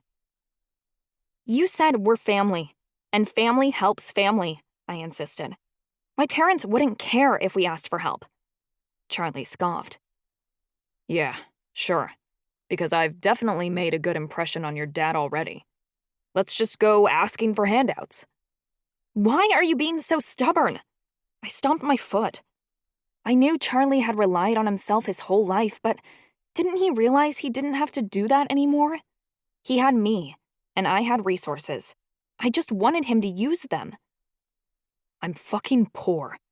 I have nothing to offer you, and I know you're used to a certain kind of lifestyle, Charlie said. This is gonna set us up once we graduate. I'll have money tucked away for us. I felt gravely insulted.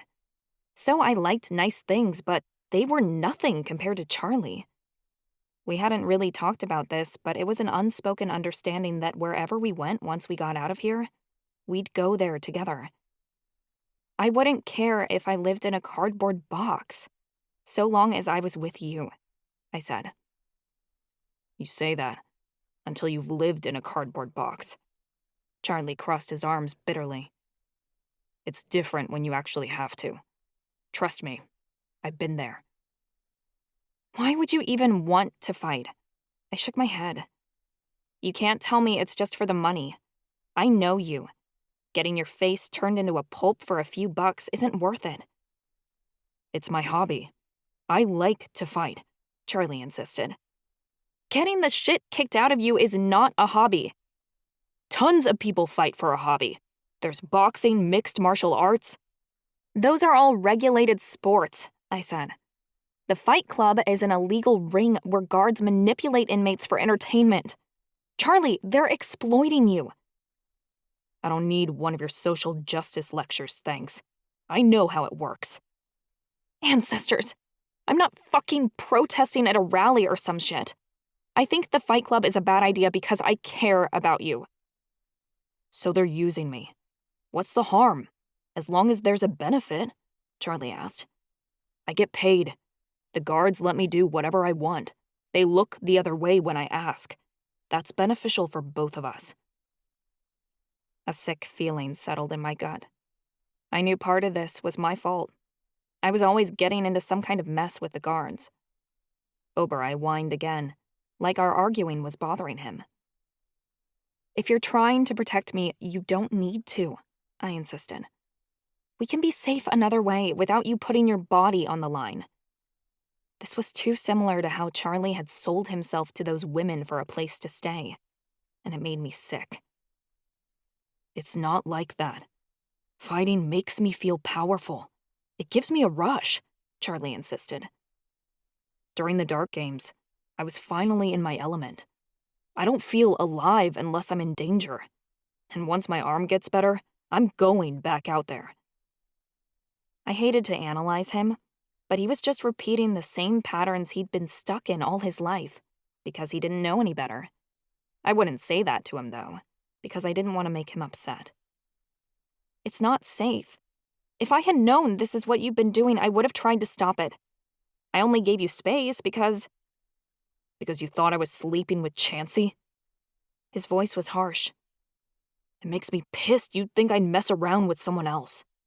I'm only interested in you, Ava. I felt a blush creep over my cheeks and breasts. I said we weren't exclusive. Big fucking deal. Like it means anything. His words implied something that was too much for me to handle. My voice got small. Isn't there some other way you can feel alive? You don't get it. My whole life, I've been invisible. Nobody cared if I lived or died. But in the ring, when the crowd is calling my name, I mean something. I'm no longer worthless. I'm making my mark on the world. You don't have to fight to earn love, I said quietly. You're not worthless to me. You never have been. Why wasn't I enough? I want you to come and see me fight. Cheer me on. He sounded so defeated.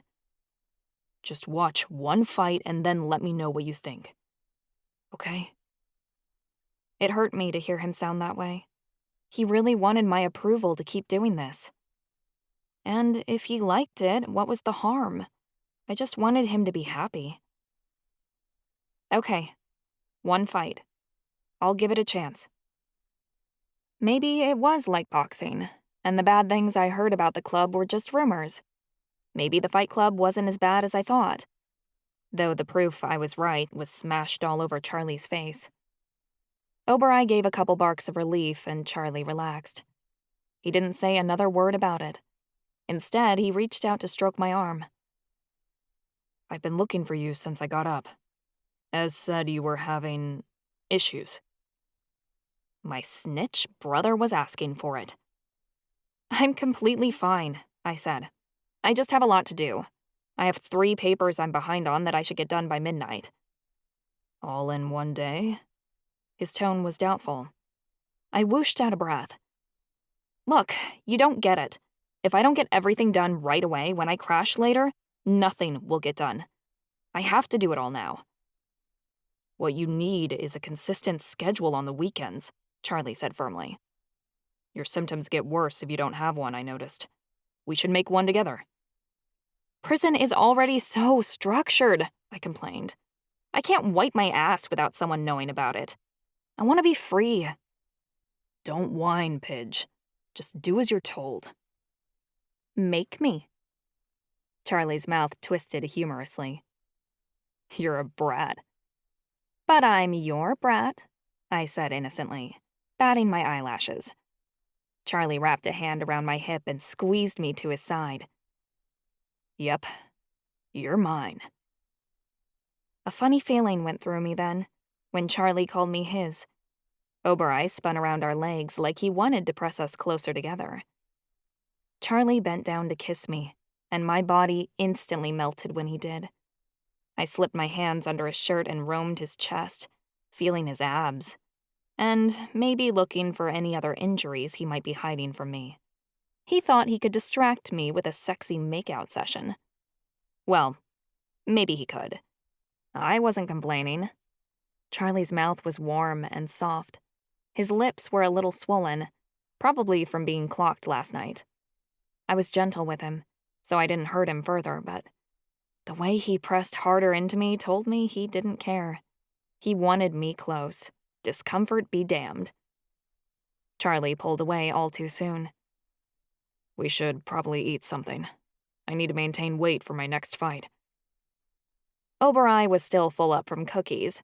I couldn't tell if he was walking or rolling, but at the mention of food, he began to drool. Was everything about fighting now that I knew? I forced my voice to sound light as I said, "Sure, let's get some lunch."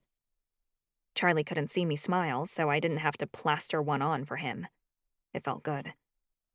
They were serving chicken parmesan today, loaded with carbohydrates, starch, a ton of cheese, and a bunch of other things that just weren't healthy.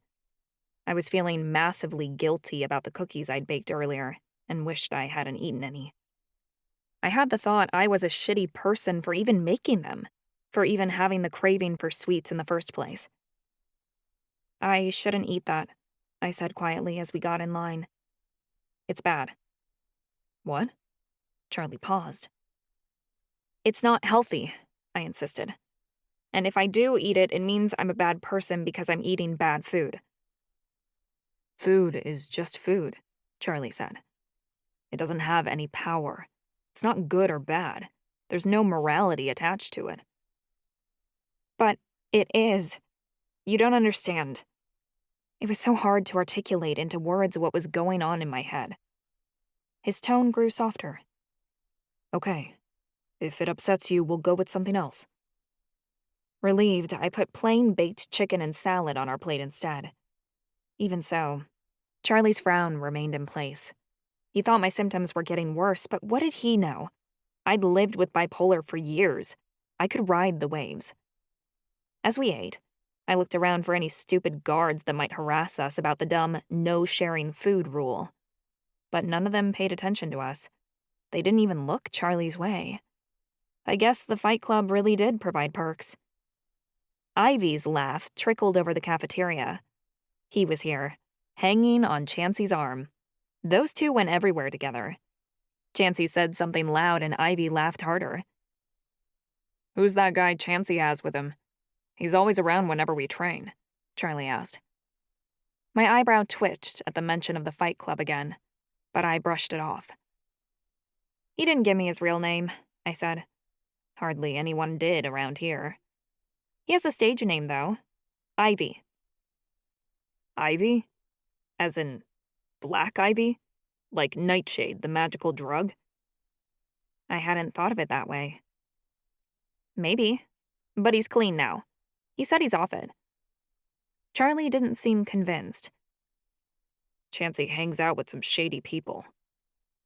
Irritation edged at my tone. "Ivy is not shady." He nodded thoughtfully. "Just be careful, Pidge. I don't want you to get hurt." Yeah, well, that went both ways, but he was clearly ignoring my wishes to keep his face intact. When we were done eating, Opal popped by our table. "Marcus and Callie are in the villain's den. They want to talk to you," she said. "It seemed pretty important." Charlie brushed my hand, which I took as a sign that it must be about the prophecy. "Thanks, Opal. We'll check in with them," I said. The villain's den was crowded when we got there. Callie and Marcus lounged on the couch, surrounded by a bunch of people. I wanted to ask what they'd called us up for, but it was probably best to wait until all these people weren't around. I didn't understand what the crowd was for until I saw that Callie was sitting on top of Marcus, bent over him so their faces were close together. I thought they were kissing until I realized Callie was carefully applying a strip of wax to Marcus's forehead. Rishi perched on the edge of the couch and mewed. I giggled. "She's waxing Marcus's eyebrows." "What? How?" Charlie laughed. "Callie knows how to steal honey, sugar, and lemon juice from the cafeteria. It's all you need for a sugar wax. She gets me my supplies when I need them," I said with a shrug. "Marcus sounds nervous," Charlie said. We could hear his protests from here. "I'll say," I sighed. "This is about as nerve-wracking as the first time I gave myself a Brazilian wax." Charlie went rigid. "You wax your vag area? Yeah. Just breathe in, breathe out, and pull. And now it's silky smooth. Wanna feel?" He was temporarily speechless. I grinned and left him with the thought of my perfect pussy as I romped to the edge of the couch.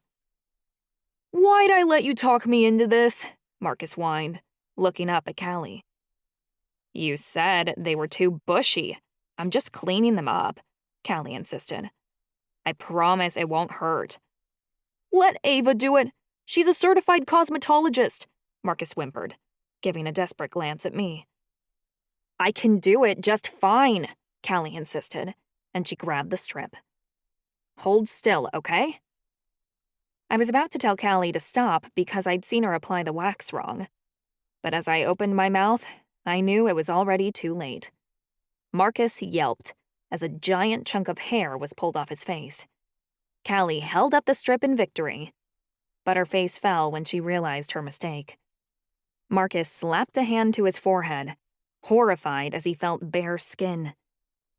"Dude, she took off your entire eyebrow," a guy roared. The crowd died with laughter.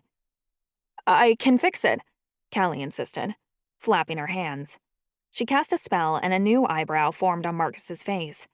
She put her hands on her hips and said, "There. The illusion will hold until your eyebrow grows back." "Gee, thanks," Marcus said sourly. I giggled. "Let me clean up the other one, Marcus. I promise I won't take it off." Callie handed me the wax bowl sheepishly and Marcus's nose scrunched up grumpily. As I worked, a shifter nearby said, "What a fucking loser. waxing his face like some kind of girl. You really are a fucking peacock." Marcus flushed red, and Callie jumped right up off of his lap. She lunged for the shifter and punched him right across the mouth. The shifter went flying to the floor. His jaw dropped open as Callie towered over him, raising another fist. "Hey, no one's allowed to pick on the warlock but me. Got it?" Callie snapped. "Got it," the shifter whimpered. He scampered off. Callie's outburst had made the crowd scared of her, so they wandered away. Marcus sat up. "Thanks for sticking up for me." "These assholes need to know not to mess with what's mine," Callie growled under her breath. "Huh?" Marcus blinked. This time, Callie was the one who blushed. Charlie sensed the awkwardness and spoke up to put a stop to it before it got worse. "What did you guys want to talk to us about? It sounded important." Marcus and Callie searched Charlie's face. They appeared shocked by his ragged appearance, but thank the ancestors, didn't mention it. They glanced at each other. "Not here," Callie whispered. "We should go to the Lair." My eyes widened, and Charlie nodded. "Good idea," he said. We headed out that way. We got into the prison yard and turned toward the trees, but before we reached the forest, a booming voice cried out, "Kalina!" Callie's face went pale. "Fuck," she mumbled under her breath. She turned around. A big man was walking in our direction, a visitor's tag clipped to the front of his suit. He looked like a very important person, an official of some sort. His black hair was mussed, and there was a spark smoldering in his dark eyes. If I had to guess, he was a dragon shifter, and he knew Callie. Callie turned toward the dragon shifter with clenched teeth. "Hello, Uncle Stefan." This guy was Callie's uncle? Weird. I thought she said her family didn't care about her. But by the cheery look on the shifter's face, he seemed happy to see her. "What? No hug for me?" Stefan said playfully. "That's fine. I only slaved away to get here." "You took a portal," Kalina said flatly. Stefan grinned. "So, what if I did?" He glanced at us. "Are these all your new friends?" "Huh. Didn't know you'd taken to hanging with a warlock." "What are you doing here? Checking up on me?" Callie asked accusatively. "Your parents sent me," Stefan said, crossing his arms. "They just found out about the dark games which you failed to inform them about. Neither of them are very happy." "Funny. I thought they didn't care what I did anymore," Callie replied sharply. "Oh, please." Stefan rolled his eyes. "Someone's being dramatic. You're the one who didn't want to come home for Christmas." That was a surprise. Callie had all but implied her parents didn't want her around. Was that a lie? Marcus's eyes narrowed. "If they wanted to lecture me, they could have come here to do it themselves," Callie complained. "They thought I'd be a good go-between." He shrugged. "Your father doesn't think you want to see him." "See him? He doesn't want to see me," Callie burst. He groaned. "You two are cut from the same damn cloth, I swear." "You have no right to talk. You voted against me. You didn't want me to be queen," Callie bellowed. "As if you gave me a choice." Stefan's look was stern. "Kalina, what you and Valen had planned for Malovia was ridiculous. What the two of you said during your trials of competency ruled both of you out by default. Malovia can't afford another rule by a mad queen. We hardly survived the last encounter." "Is that what you think I am? Mad?" Kalina sneered. "I don't think you have a mind to run a country, no," Stefan replied shortly. "I'm sorry if that offends you, but duty before heart and all that bullshit." Kalina was fuming. "I just wanted to make Malovia better. My father improved it, but we could be an incredible nation." "I know your heart is in the right place. You want Malovia to be a great country where everything is fair and just and the people are cared for, just like your father, Stefan said. But you can't force people to do things at the threat of great penalty. You have to let people have choices. I was going to, Callie said bluntly. Either make the choice to be a good, kind person, or face the rack. Stefan rubbed his face. This is where I blame your father. Too many vigilante stories. It's justice, Callie rebutted. You can't do whatever you like whenever you feel like it, Stefan insisted. You're the daughter of a king. Marcus audibly gasped. I felt surprise radiate from Charlie to me. Similarly, I was shocked. Callie, a princess? She didn't seem the type. But then, she'd admitted during her therapy sessions last semester that she'd tried to kill the son of the current king. Then said that the person she'd tried to kill was actually her brother, which made the king her father as well. It was odd that none of us had put it together. I guess we were so wrapped up in winning the dark games we hadn't really thought about what Callie had told us. Callie's eye twitched. Being a princess has nothing to do with it. Marcus looked at Callie in awe, like she was his own personal goddess. Callie caught his stare and held it for a few seconds too long. Stefan caught the glance. He gasped, like he'd just heard some riveting gossip. Kalina, this is quite an interesting development. I wonder what your parents would say. It's not what you think, Callie yelped, waving her hands. Stefan's look was sly. I'm sure. Well, even a warlock is certainly better taste than that Valen prick. You know why I chose him, Callie grumbled. I can't say I do. No crown is worth looking at that ugly mug for the rest of your life. Stefan pretended to gag, and Callie's hands clenched into fists. Can you give us some space? She asked.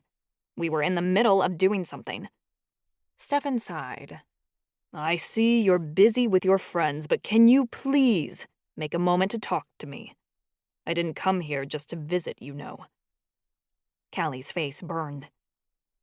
I just need a minute. Well, don't keep me waiting around, Stefan said sternly, before he nodded to us and strolled off. Marcus burst the moment he was gone. What was all that about being a princess? Is he telling the truth? Callie sighed. He is. My title before I was banished was Grand Duchess Kalina Alexandria Nowak. Princess Kalina, for short. Your Highness! Marcus dramatically dropped to the ground. He began bowing to Callie, and Rishi copied him, prostrating against the ground. Marcus reached out to kiss her hand, like he would a monarch's ring. She wrenched it away. Stop! I'm not a princess. At least not anymore. Callie dropped her head. If I was, I wouldn't be here. You told us you tried to kill your brother because he stole the crown from you, Charlie said. And that the governing body in Malovia wouldn't let you be queen because they didn't want a girl in power. Callie looked guilty. I might have exaggerated a little when I said that. Callie, I shouted. I wasn't all lying. There are some sexist pigs on the council, some that don't think women should rule, Callie said. But there are others who aren't. And they didn't approve of me because I didn't pass my trials of competency in order to take the throne. The Circle didn't vote me in because they thought I would be too aggressive and unstable a monarch. Imagine that, Charlie said fairly. So, when I didn't pass, the crown passed to my brother, the runner-up, Callie admitted. And at the time, I was very mad about that. I shouldn't have gone after Kaz like that, but I did it for the good of Malovia. At least, that's what I convinced myself of at the time. You certainly didn't prove to anyone you were stable enough to be a queen with that decision, Charlie pointed out. Callie let out a harsh laugh. No, I guess not. Callie turned away from us. My ideas to rule Malovia weren't that extreme, she ranted. I mean, the world is terrible, and I just needed to rule it to make it better. With an iron fist, right? I nodded, because I understood. But neither of the boys looked like they agreed. Marcus took a step closer. The truth, this time. Why are you really here? I was sent here for more than just trying to kill my brother, Callie admitted reluctantly. After that happened, they connected me to a lot of, past crimes. Past crimes? Marcus raised an eyebrow. I wanted to start an assassin's guild, Callie confessed. It was just me for a while, though. I hunted down a lot of serial killers, sex traffickers, and the like. You know, people who the police never catch, or who get off with a slap on the wrist. I considered it cleaning up society. It was because of me the crime rate in Malovia went down by 10%. I put a lot of evil people in the ground, and I would have kept at it too if I didn't get caught. Wow. My eyes widened. I'm surprised you didn't hang for that in Malovia. If my parents weren't the king and queen, I probably would have. I got a break, Callie shrugged. But I mean, my dad did it, so why can't I? Oh yeah, the Phantom. He was a really famous vigilante 20 years ago, wasn't he? Marcus asked. Yes. He acted like he was disappointed in me for the public's eye, you know. But I could tell he was proud I was following in his footsteps. She sighed. Until I went after Kaz, of course. Now it's like he doesn't want to know me. It can't be easy, being caught in the middle of both of your kids, I said. It isn't. And I know I screwed up, because I was the one who tried to take Kaz out. I mean, which side is my dad supposed to take? Callie's eyes watered. But this really sucks. I was really close to my dad. And ever since all this happened, we don't talk anymore. I knew how Callie felt. I was a daddy's girl through and through. I couldn't imagine not speaking to Daddy. He was my rock. It was like I wasn't in control of my actions when it happened. I just lost it, Callie went on. I love my brother. I can't imagine trying to kill him. I can't even remember doing it. And yet I did. I know I did because I got caught. Professor Mazur's lecture came back to me. How demigods were prone to lapses of judgment and power. Had that happened to Callie? Marcus put a hand on Callie's shoulder and squeezed. I know what it's like to lose control, he said gently. I understand. Callie's face softened. She put a hand on Marcus's. I do have one regret, besides trying to kill Kaz. There was a serial killer in the city. He targeted young girls, sometimes even children. It was my mission to take him down. I spent months hunting him and never caught him. Then when I lost the crown, I stopped thinking.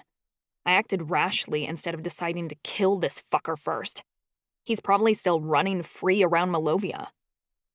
That's not your fault, I said. You can't be responsible for stopping every bad guy in Malovia. But I did try, Callie said. And in the end, my uncle is right. It drove me mad and made me unfit to rule. All hunting down criminals did was turn me into the villain in the end. Marcus reached for her again and squeezed her hand. It was clear he was dying to comfort her. I'm sorry, Callie. It's too late now.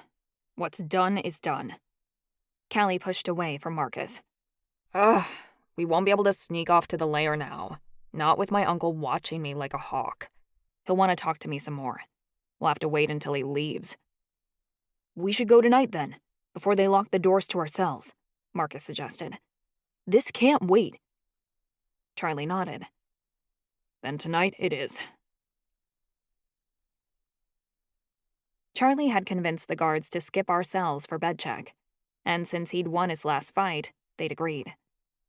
As much as I hated to admit it, him being a fighter for the club had perks.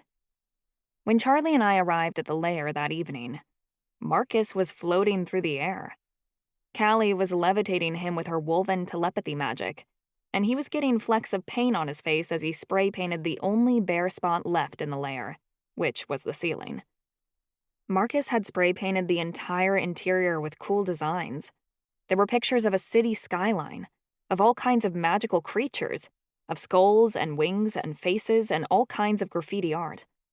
Everywhere you looked, on every wall, there was a unique design to look at, colors blending seamlessly into each other.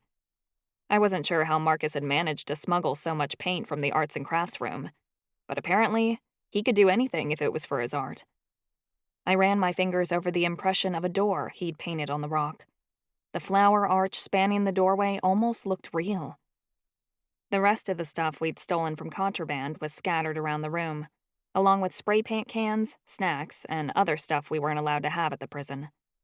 Callie had conjured illusions of plushy purple couches to sit on, along with a stone fireplace that she'd created to be real.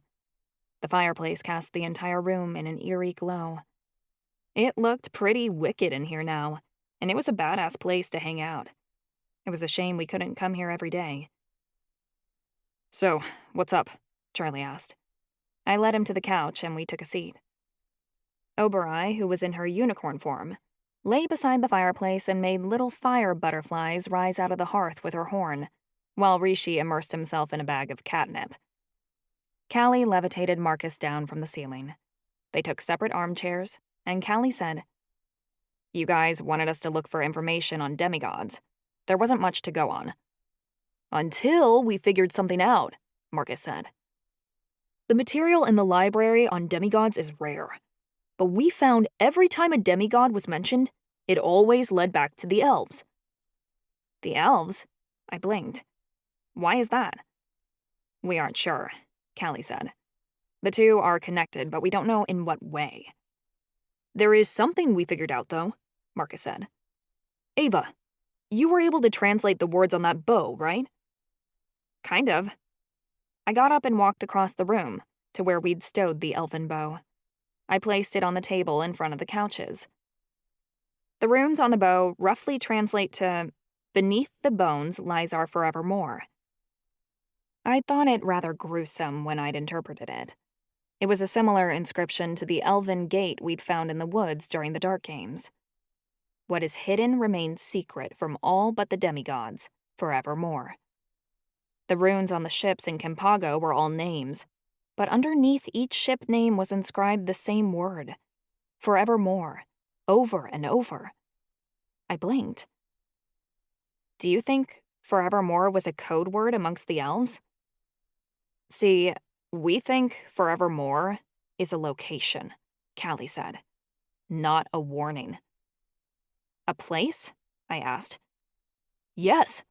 Otherwise, why would it be mentioned over and over on the gate, the ships, and on the bow? It's a clue," Marcus said. "Look at this book we stole from the library on the Great Supernatural War." Callie placed a book on the table and rifled through a few pages before pointing to a paragraph. "This passage says, 'The elves are gone to forevermore.' I thought it was a mistake made by the writer and that the sentence was supposed to read, 'The elves are gone forevermore.' But what if it isn't? What if forevermore is a place, and the author didn't capitalize the name in order to keep it safe from people who didn't know about it? The elves are gone to forevermore. It makes sense." "Who's the writer of this book?" I asked. "Aeson Decimus. He's long dead and gone," Marcus said. "But when he was alive, he was an expert on elven lore and the Great Supernatural War. During our research, we found out he might have had elven blood. If there's a hidden place of the elves, he would have known about it." "And that's what we're looking for. A secret lost city of the elves," Callie said confidently. My mouth twisted. "Are you guys sure about this? It isn't a lot to go on." "I have a gut feeling. We know the elves used to live on Dark Island. But if that's true, where are the ruins? The artifacts?" Callie asked. "There aren't any." "That's because the other supernatural races destroyed them all. They wanted to erase the elves from history, I said. They couldn't have gotten rid of everything, Marcus insisted. Even after genocides are committed, there are always traces left behind of former civilizations. Why aren't there any on Dark Island? There are, I said, excitement surging through me. The gate Charlie and I found during the games had elvish runes on it. What is hidden remains secret from all but the demigods, forevermore. The city must be behind the doorway. Then we have to figure out how to get through it, Callie stated with conviction. Agreed, Marcus said. Charlie had been awfully quiet throughout all this. Charlie, what do you think? I asked. He shifted uncomfortably. We're making assumptions. How can we be sure of all this? My heart dropped. I really needed him to be with us. We can't know for sure until we unlock the doorway. I get we don't have all the answers, but it's progress. We're one step closer to solving the mystery of my prophecy. You don't even know what's inside the city, Charlie said. Whatever is behind that door could be dangerous. I know it has something to do with my prophecy, I insisted. The prophecy says there's a war coming. Whatever we find in Forevermore must be something that will help us win the war. Or start it, Charlie grumbled. What are you hoping to find? An elven weapon? Think about it, Pidge. Whatever the elves hid behind that doorway is so powerful that only demigods can handle it. Maybe it isn't a weapon, I theorized. Based on what Marcus and Callie found, we know the elves had knowledge about the demigods. Maybe Forevermore holds clues on how to use our powers, and that's why the doorway was made for demigods. Charlie gave a skeptical expression. I swallowed. I'll never know what I'm looking for if I don't go out and find it, Charlie. He fell silent. I ran my fingers over the bow. If this lost city was truly real, I had no choice but to find out how to get there. I was a demigod, but I had to know what that was, and why I was one, what my purpose in the prophecy meant. No matter how dangerous this city could be, getting through that gate was the only way. Chapter 9. Charlie. My knees shook the whole way back to my dorm from the Lair. We were making more sense of the prophecy. We had another clue. In normal circumstances, I should have felt relieved. Instead, I felt a storm stirring in my guts. I wanted to vomit just thinking about getting closer to answers. Because that meant we were one step closer to Ava's demise. I wouldn't let the prophecy come true. I couldn't. I lay awake all night, brainstorming ways to sabotage our search for answers. If Ava found out how to unlock the lost city of the elves, it was over. I'd become destined to be her undoing, to end her, as Maddie had said. I had to lead her astray, or at least as far away from answers as I could. The answer became clear as I woke the next morning. It wasn't a sure thing, but it was one step in the right direction. I sensed that Oberoi could tell I was on edge, because he padded slowly beside me as he guided me to the library. It was early morning, before breakfast, so there weren't many people in the halls yet. I listened carefully when I entered the library, but I only heard the librarian behind the main counter shuffling books around. I approached her and cleared my throat. She gave a sound of surprise. It was unusual for students to visit the library so early. The Institute didn't exactly attract the book-smart crowd. Most students steered clear of the library as long as they could, usually only visiting it the night before a paper was due. Madame Rain, the librarian, knew me by name, since I often had to come in to use the computers. "Oh, Charlie," she said kindly when she recognized me. "If you're here about the computers, I've already informed the warden that the one on the end is down. You'll have to use the other today." "Actually," I said smoothly, "I'm looking for books on Elvish lore." Before she could ask what the hell I intended to do with the book, considering I couldn't read, I quickly added, "It's for a group assignment. Since I can't read, my job was to check out the books. Oh, she said brightly. Yes, I heard about this assignment. A girl came in a few weeks ago looking for books on Elvish lore as well. Callie, I thought immediately. I hope she left some for the rest of us, I said with a laugh. Unfortunately, most Elvish records have been destroyed, Madame Rain replied. But I stumbled across a few more after the other girl requested them. If you'll just wait here a moment, I can get them for you. That would be great, thanks, I told her. Madame Rain's footsteps faded down a long aisle. I leaned against the main counter as I waited for her. Oberoi nudged his wet nose against my hand and whined. It's for the best, I said, though knots twisted in my gut. I immediately threw up mental walls so Ava wouldn't sense I was up to something. Madame Rain returned a few minutes later, and a thud sounded as she dropped a stack of books on the counter beside me. It's not much, but this is all we have left on the Elves. I gave her a kind smile. I'm sure it will be enough for my paper. Thanks. Best of luck, Charlie, she replied kindly. I grabbed the stack of books and rushed out of the library before she could check them out for me. I was out of the doors too fast for her to protest. Oberoi followed dutifully beside me and helped me navigate the halls. Madame Rain had only found me 3 books, but it was enough. They might contain answers about Forevermore that I didn't want Ava to uncover. Callie could keep her other books, since they hadn't provided any more answers than what we had. But no way in hell was she getting her hands on these. I made my way to the prison yard out one of the side doors, where I wouldn't be seen. The grounds were eerily quiet this early in the morning. The air was chilly, and I felt the first few rays of the rising sun touch my skin. I listened carefully for the sound of guards, but I heard no one.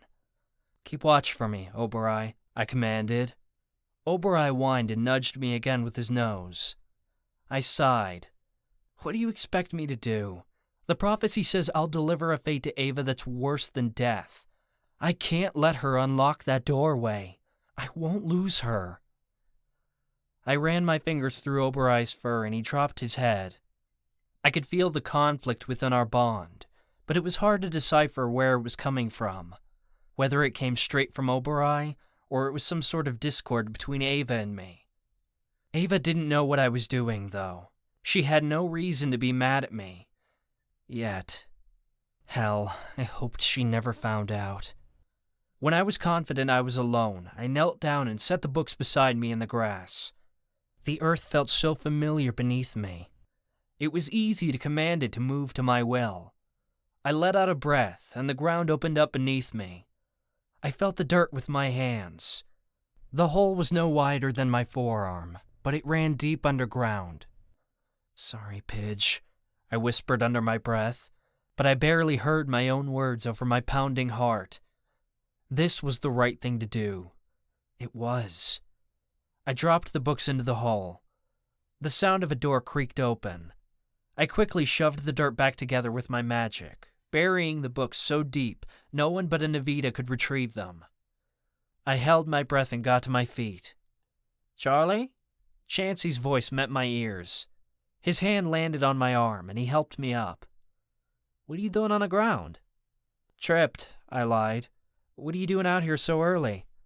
I paid close attention to his tone to see if he'd witnessed anything. But he spoke so evenly that I didn't think he suspected anything. Same thing you're doing, Chansey said, getting in as much training as I can. The second the sun hits the horizon, I'm on my feet. Can't waste time when I've got a fight coming up. What do you say we see who can do the most sit-ups before tapping out? You're on, I agreed. I had a lot of nervous energy to get rid of anyway. Chansey and I spent the better part of the morning doing sit-ups in the yard. Oberoi rolled around in the grass, protesting any sort of work out of his own. Chansey and I must have been out there for over an hour, and neither of us tapped out. We should probably head to class, Chansey said through heavy breaths. You giving up? I teased. Nah, just don't want to get written up, he said. Fighters or not, the warden isn't going to excuse us from class. True, but it's criminal justice, I complained with a groan. The class is nothing but a guilt trip, to make us feel like criminals. Chansey laughed as he did another sit-up. But you are a criminal, he teased. Touché, but you're right. We probably shouldn't skip. I finally sat up and stretched my legs out in the grass. Chansey clapped me on the shoulder and offered his hand, helping me to my feet. My abs ached in protest. Thanks, I said. You've got some real stamina, by the way. You too. Chansey's voice held admiration. Dude, I wasn't hitting on you, I said flatly. Too bad, he stated, though it didn't seem to wound his ego at all. I like it when guys hit on me. Oberoi barked and pranced to my side, sounding happy I was finally done. We started toward the door to the institute. I elbowed Chansey in the side. Like it all you want, but that's not what it was. Ow, he complained, but he sounded slightly amused. You can't tell me you're not flirting with me, Charlie. I gaped. I am not. Ancestors, no wonder Ava thought we were banging. Ava thought? Chansey burst into laughter. Your girlfriend thought you were banging me on the side? Can you imagine? Ancestors, Chansey, I cried. You're imagining it! Stop! Chansey placed a hand on my chest to stop me. His voice turned serious. Look, bro, you're one of my best mates. You're the kind of guy I can hug and shit like that. But I know you have no interest in me. I will never make a move on you, okay? My shoulders relaxed. From an outside perspective, I could kind of see where Ava got the idea that Chansey and I had a thing. He could get pretty handsy, but in a totally platonic way, often touching my shoulder to help guide me down the hall and stuff like that. But that was all it was. I wasn't used to it yet, but I could appreciate it. Chansey just wanted to help a blind friend out. Thanks for that, I told him. He cleared his throat. No problem, bro. Chansey and I arrived at class a few minutes later. We were the last ones there, and were left with 2 seats at the front of the class. I begrudgingly took mine, and Oberoi rested his head on my knees. Professor Allen, a warlock with psychic powers, cleared his throat at the front of the room. He was middle-aged and tough to read. Some days, I got the sense that he thought his students were nothing but lowlives. But every now and then, it seemed like he really cared and honestly felt sorry for us. Like he really believed each of us had the power to reform, and were just dealt some really shitty hands in life. We've been discussing the hierarchy of power within the supernatural criminal justice system, he began. Today, we will discuss how supernatural bounty hunters fit into that.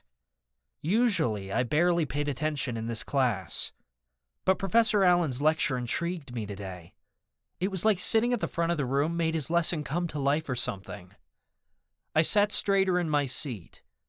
I'd learned about supernatural bounty hunters last semester, but only sparingly. Ever since, I wanted to hear more about them. Supernatural bounty hunters are highly skilled individuals hired by the United Supernatural Union, Professor Allen said. Their purpose is to capture and deliver the supernatural world's most wanted. It's a dangerous job that, unfortunately, many do not survive. I leaned forward in my chair the longer he spoke. For so long I had been hiding from danger, running from any threat that came my way. But when Professor Allen said that supernatural bounty hunting was dangerous, I felt a surge of excitement wash through me. It was like when I stepped into the ring, charged and ready for every fist that flew in my direction. That kind of danger I wanted to be a part of. As you can imagine, the pay is phenomenal, he continued. The higher profile the criminal, the bigger the paycheck. Supernatural bounty hunters are the most talented fighters and magic casters of their race. My hand shot into the air and Professor Allen cut off. Yes, Charlie. How do you become a supernatural bounty hunter? I asked. I mean, who would you have to talk to in order to get hired? He paused for a moment, then gave a light laugh. Mr. Walken, you don't mean you intend to seek employment after graduation, do you? I didn't understand why he sounded so confused. I was a hell of a fighter and had been told I was a talented elementai, casting magic way beyond my training. If anyone was fit to be a supernatural bounty hunter, it was me. What, you think a blind guy can't do it? I demanded.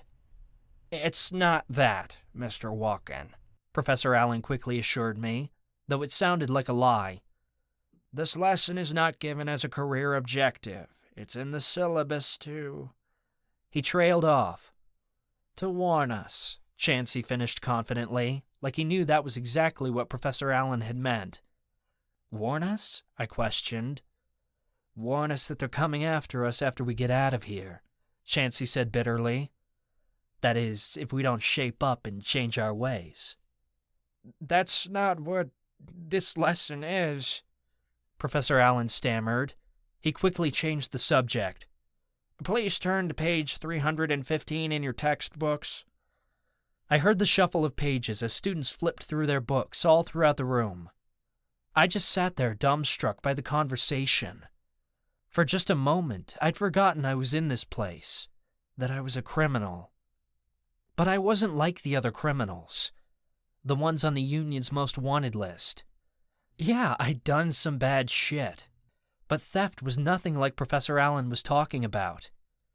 If all criminals stuck to petty theft, Ava never would have been raped. Monica and Marty would still be alive because they wouldn't have been murdered. I spent my life being a criminal. Taking down murderers and rapists was my chance to do some good in the world. If I could stop just one person from dying at the hands of a murderer, or save one girl from her would-be rapist, or protect one child from a kidnapper, then it was worth it. I mulled this over all period and barely heard Professor Allen speak another word.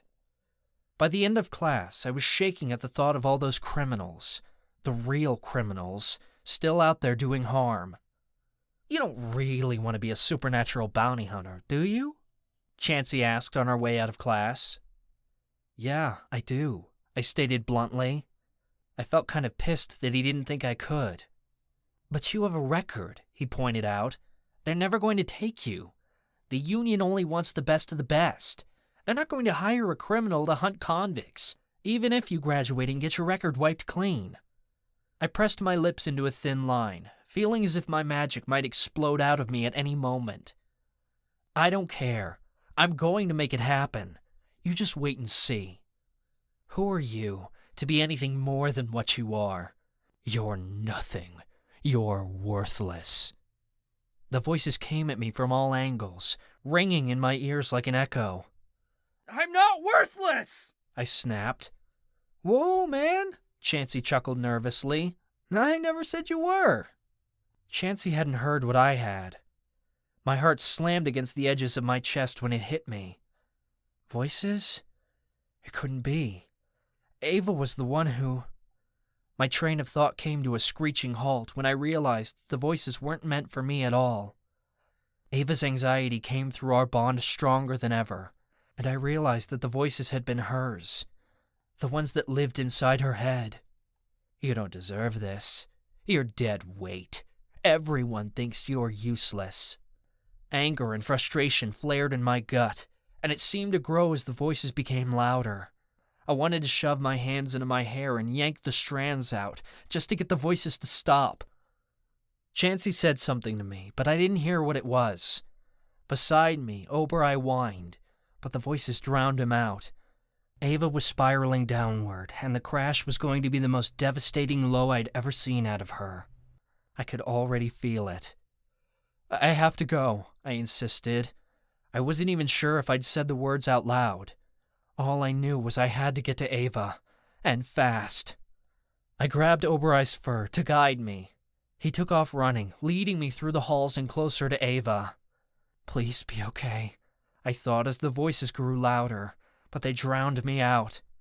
You're here for a reason, because they can't handle you in Kimpago. They threw you away, like garbage. Bile rose in my throat, and every nerve ending throughout my body seemed to work in overdrive. It felt as if the only way to stop it was to crawl into a deep, dark hole where nothing could touch me. Hell, this wasn't coming from me. Is this what Ava felt like all the fucking time? My heart pounded so hard and fast, I might have mistaken it for a heart attack. Heat flared across my skin, but my bones felt cold as ice. My knees trembled beneath me. I kept pushing forward next to Oberoi with a single thought in my mind. I have to get to Ava. I rounded a corner and stopped dead in my tracks. The sound of sobs met my ears, and I heard someone sucking in shallow breaths. "Pidge!" I cried as I hurried to her side. She sat on the ground. I knelt beside her and placed a hand on her shoulder. Her body trembled, and sweat soaked through her shirt and covered my palm. She didn't even acknowledge me. She rocked back and forth, muttering something under her breath. It was obvious I'd only gotten a taste of what she felt. "Pidge," I repeated. I shook her lightly, but she didn't respond. She spoke a little louder until I could make out her words. "I'm going crazy. I'm not crazy." Oberoi padded up and down the hall in concern, then barked loudly. Ava gave a start, and her words halted on her tongue. "Pidge, you're having a panic attack," I stated. "What do you need me to do?" Ava continued to tremble, but she reached out for me and grabbed my arm, as if using it to keep herself steady. "Nothing," she rasped. "I've got it handled." She couldn't fool me. The way she shook told me she definitely didn't have this handled. I had to distract her somehow and pull her back to reality. "Ava, I don't know where we are," I said, coming up with a wild idea. "I don't know this part of the Institute. Where are we?" "It's a hallway," she replied through ragged breaths. "Just a back hallway. It's a shortcut to one of my classes." "Which part of the school?" I asked. "The west side," she answered, falling for my ruse. "I can't see anything. Can you describe it?" "It's nothing. There's nothing." She spoke quickly. Her fingers curled tighter around my arms, and I held back a gasp as her nails dug in. "Tell me what you see," I pressed. "Carpet. Red carpet." "Like in the entry of the school," I replied. "What else?" Windows. Stained glass windows." "With bars on them?" I asked. "Yes." "What pictures are in the stained glass?" I continued. Her breaths began to return to normal, and her grip on my arms loosened. "There's a woman and a tree. The whole hall tells a story of a woman turning into a tree." I could tell she was starting to come back to me, but I didn't think she was all the way there yet. "Do you know the story?" "I've heard of many similar stories. Almost all races have a legend of a woman turning into a tree." Her arms stopped shaking, and her voice slowly returned to normal. "In our culture, a Navita woman saved a man who'd been robbed and beaten. The ancestors gifted her magic, but the thief wanted her abilities for his own. He killed her, and out of her power sprouted a tree." Ava finally calmed and she sniffled. She drew away from me, and the sleeve of her shirt rustled as she wiped her nose. "Ancestors, Charlie. I'm so sorry." "Don't be." I reached for her and wiped the tears from her cheeks. I hadn't even decided to do it until it was already done. Ava grabbed my hands. At first, I thought it was to stop me, but she held on, like she needed to ground herself in the moment. Oberoi pushed himself between us, and Ava dropped one of my hands to stroke Oberoi's head. She pressed her face into his fur, and her voice came out sounding muffled. "I'm so embarrassed," she admitted before drawing away from our familiar. Her voice became clear again. "I can't believe this happened." "What brought this on?" I asked. She sniffled again. "Nothing. I can't explain it. It doesn't make any sense." "Try me," I challenged. I wanted to know everything. Ava drew in a deep breath. "It's just something that happens sometimes, without warning. I can't control it or predict it. I don't do it for attention." "I didn't assume that," I assured her. but the way she said it told me she'd been accused of attention-seeking many times before. I should have a reason, though, Ava argued. The shame was evident in her tone. You're scared, that's all, I said gently. Maybe a little, she admitted, but I didn't have to be bonded to her to know it was a lie. What are you scared of? I asked. If I know, maybe I can help. Ava didn't answer for several seconds. I didn't want to prod, but I was starting to think she hadn't heard the question. I opened my mouth to ask again, but she answered before I got anything out. I'm scared of the Institute, she said in a small voice. It didn't make sense. We've been here for months, and you've never expressed your fear before. You weren't fighting before, she stated bluntly. My whole body stilled. You're afraid of me fighting? Ava gulped. I'm afraid of losing you. Nothing is going to happen to me in those fights, I promised. I intended to soothe her fear, but I was afraid I was doing the opposite. You already got hurt, she objected. I know magic is going to help you heal faster, but it still scares me. I don't know what's going to happen to you in that fight ring. I can't lose you.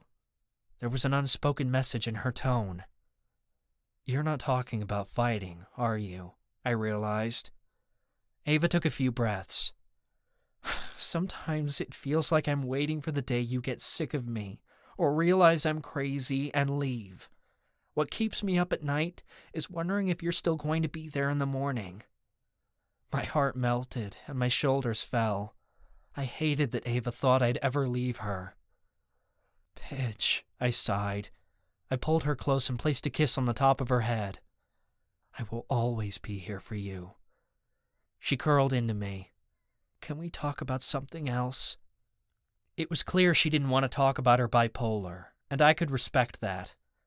Instead, I brought up the first thing that came to mind. Have you ever heard of supernatural bounty hunters? I asked. Yeah, sure. Why? Professor Allen talked about them in class, I said. I'm going to be one someday. After we get out of here, I mean. I expected Ava to shoot back how that wasn't possible, the way Professor Allen and Chansey had responded. Instead, she said, It's really noble of you to want to take down bad guys.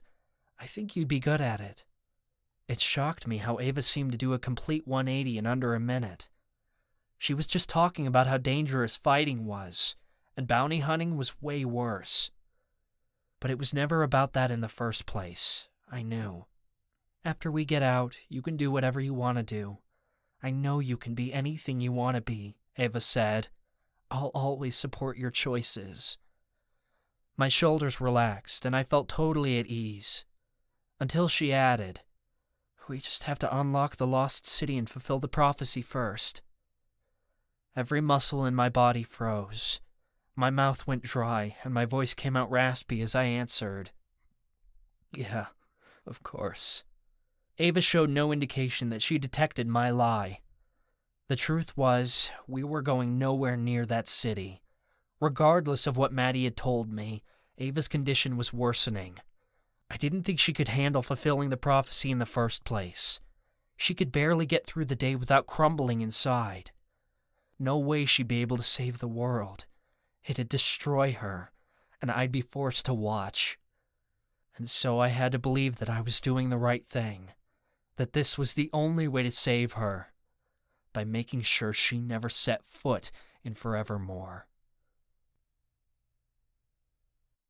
Chapter 10. Ava-Marie. Opening up to Charlie was so hard. At the same time, it was the easiest thing in the world. I knew that my voices were starting to bleed over to him. I didn't know how long it would be before he realized how fucked up my head was. And in that moment of vulnerability, I'd shattered and told him my worst fear was that I would lose him, like I'd lost so many other people in my life. Stupid. I learned to keep my guard up, but Charlie could take down my walls brick by brick. The more I tried to keep him out, the harder it was to avoid getting close to him. Some people in life could just chase away your shadows, no matter how desperately you tried to prevent them from seeing the darkness. Charlie was that person for me. He made my soul quiet when it wanted to explode. I was wavering somewhere between complete depression and total ecstasy when I sat down at lunch on Monday. I'd waited forever for Charlie, but he hadn't shown up. So I'd given up and gotten a chickpea wrap for myself. I didn't want to eat it. But Charlie was really working with me on eating well, and I wanted to try this time. I took a seat on the other side of Ivy and Opal. Ivy was going on about how flaky angels could be, when Ezekiel sat next to me. As he dug into his meal, he gingerly handled his fork, like it hurt to use. I reached out and snagged his hand, turning it over. Ezekiel's palm was full of blisters and bleeding sores. My mouth dropped open at the sight. "They haven't been letting us have breaks in the Noxite mines," he explained. "My hands aren't as calloused as everyone else's yet." Ez wasn't the kind of guy who could work for hours on end. Charlie had said mining was tough, but I didn't know it was that bad. I was on laundry duty this semester, so I'd gotten off easy compared to this. "We need to get you out of there. A medical exemption." "For what?" His tone was flat. "Ancestors, Ez." I rolled my eyes. We really needed to stop playing this game. "If I get out of working in the mines, the other guys are going to get pissed, then I'll become a target." "It's not that bad," he insisted. Chansey said you almost fainted yesterday, Ivy said, popping a fry into his mouth. "I did not," Ezekiel spat. "Is that why Charlie had to catch you before you hit the dirt?" Ivy asked coyly. "Ivy, shut up," Ezekiel growled. "Obviously you've been keeping shit from me," I growled. "I have not. Ancestors. I just have to get used to it," Ezekiel mumbled. Opal blinked and watched Ezekiel with concern. She didn't speak up, but by the way her lips were pursed, she was thinking hard. "You have no room to talk, by the way, because you're keeping things from me," Ez pointed out, to redirect the conversation. "You're clearly in love with Charlie." Hey. Nobody said I was in love with him," I protested. Think of it as more of a friends with benefits situation." Let's see. You go everywhere together. You do everything together. You do each other." Ezekiel counted off on his fingers. "Yep, you're definitely in love with him." "We've never had sex," I seethed. "But you've done other things, I'm sure," Ez shot back at me. "I'm not that dumb." I scowled, and Ivy broke in for me. "Well, at least Charlie can be honest," Ivy seethed under his breath. "Unlike some angels around here.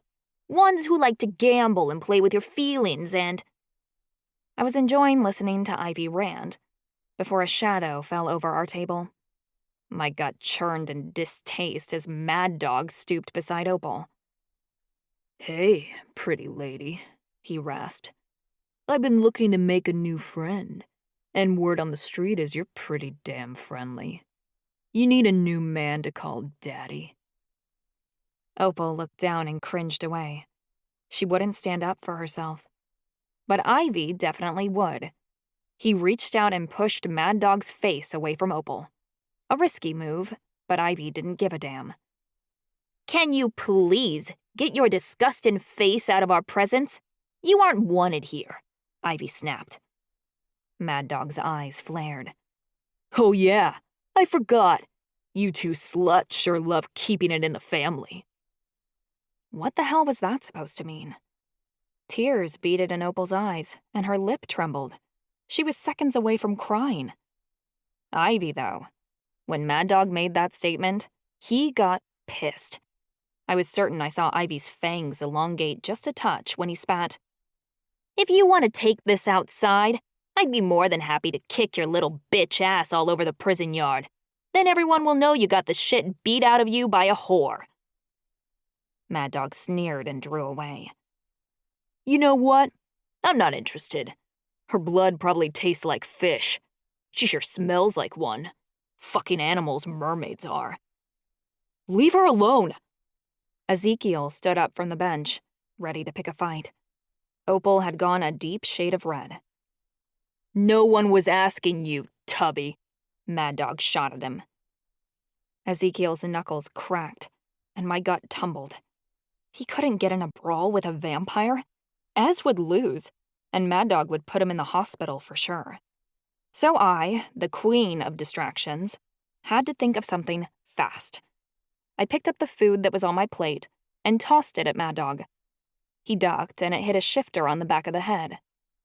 The shifter stood up abruptly. Hey, who threw that? He rounded on Mad Dog, who let go of Opal. The shifter took one look at Mad Dog and said, "Oh, so it was you, huh? Take this!" He tossed his plate at Mad Dog. Half of it splattered all over his face. Opal had to duck away to avoid being hit herself. The rest of his meal was flung onto the sweater of a witch a few feet away, who screamed. "Food fight!" Ivy screamed. Joyfully, he grabbed his tray and tossed it across the room. It splattered all over Ghost, who'd been eating a few rows down. The warlock grinned as he pulled Ivy's sandwich off his cheek, then threw it back. In seconds, the cafeteria turned into a complete madhouse. Food flew everywhere. There wasn't anyone who wasn't hit. I flung up a water shield from a few of the cups lying around. I was able to protect the front of my uniform, but I got sauce in my hair and cream cheese all over my sweater. Usually I would have freaked, 'cause gross. But I didn't have time for that. I just wanted to get my brother as far away from Mad Dog as possible. He and Opal ducked underneath one of the lunch tables, watching food fly and trying not to get hit. The guards rushed into the room, trying to control the scene, but there was a lot of food flying around and it was hard to tell who was tossing what. I headed toward my brother. Someone grabbed my arm. I knew from the tight grip it was Mad Dog. "You always got something planned, don't you?" he snarled. His breath smelled like sour blood. It made me cringe. "You'd better get your hands off me." My fire was damn ready to singe this fucker into oblivion.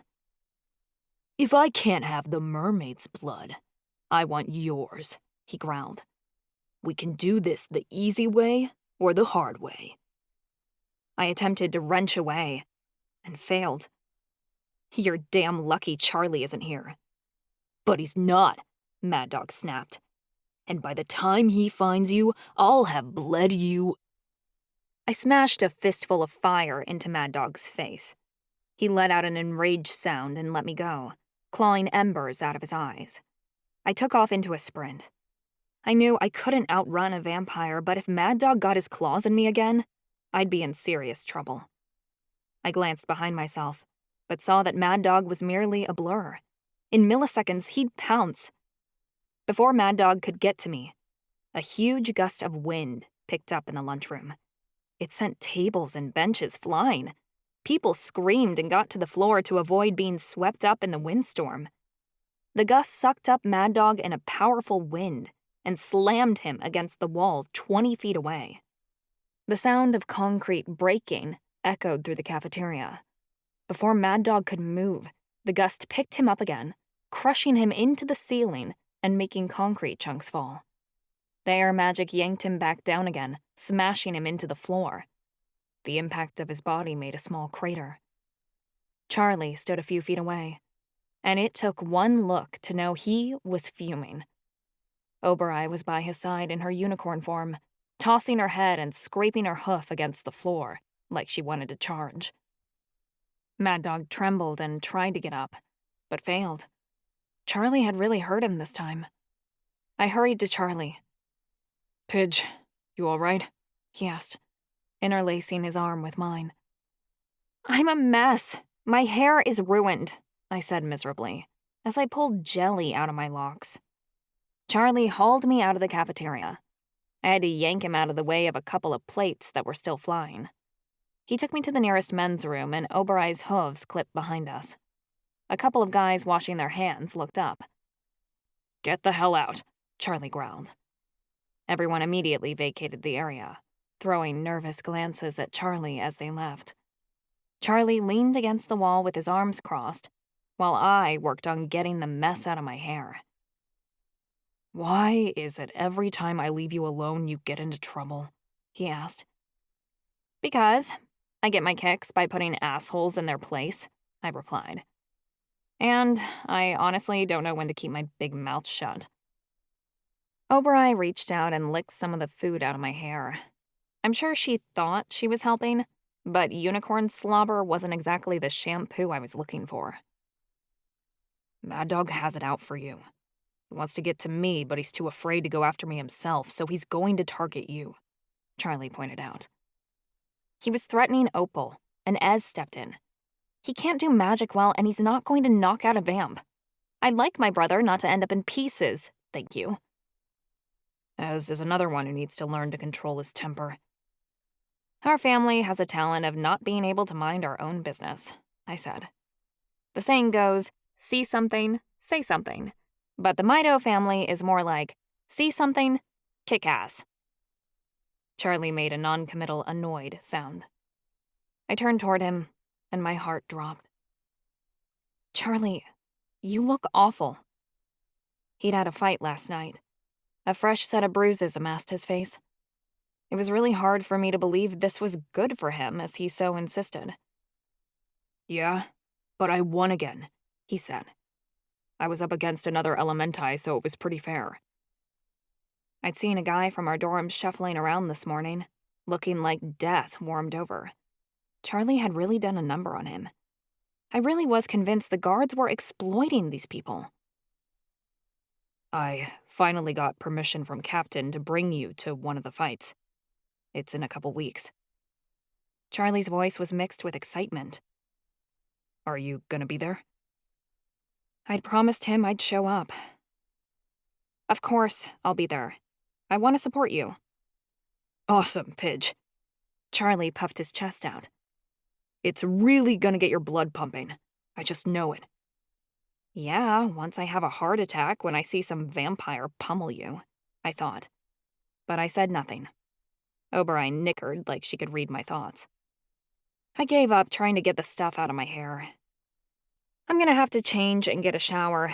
This is hopeless. We should probably get back to the Elementi dorms anyway, just in case Mad Dog starts looking for us, Charlie said. His tone held no fear, but I knew he was thinking about repercussions. The guards would look the other way when it came to him, but not if he started 2 fights in one day.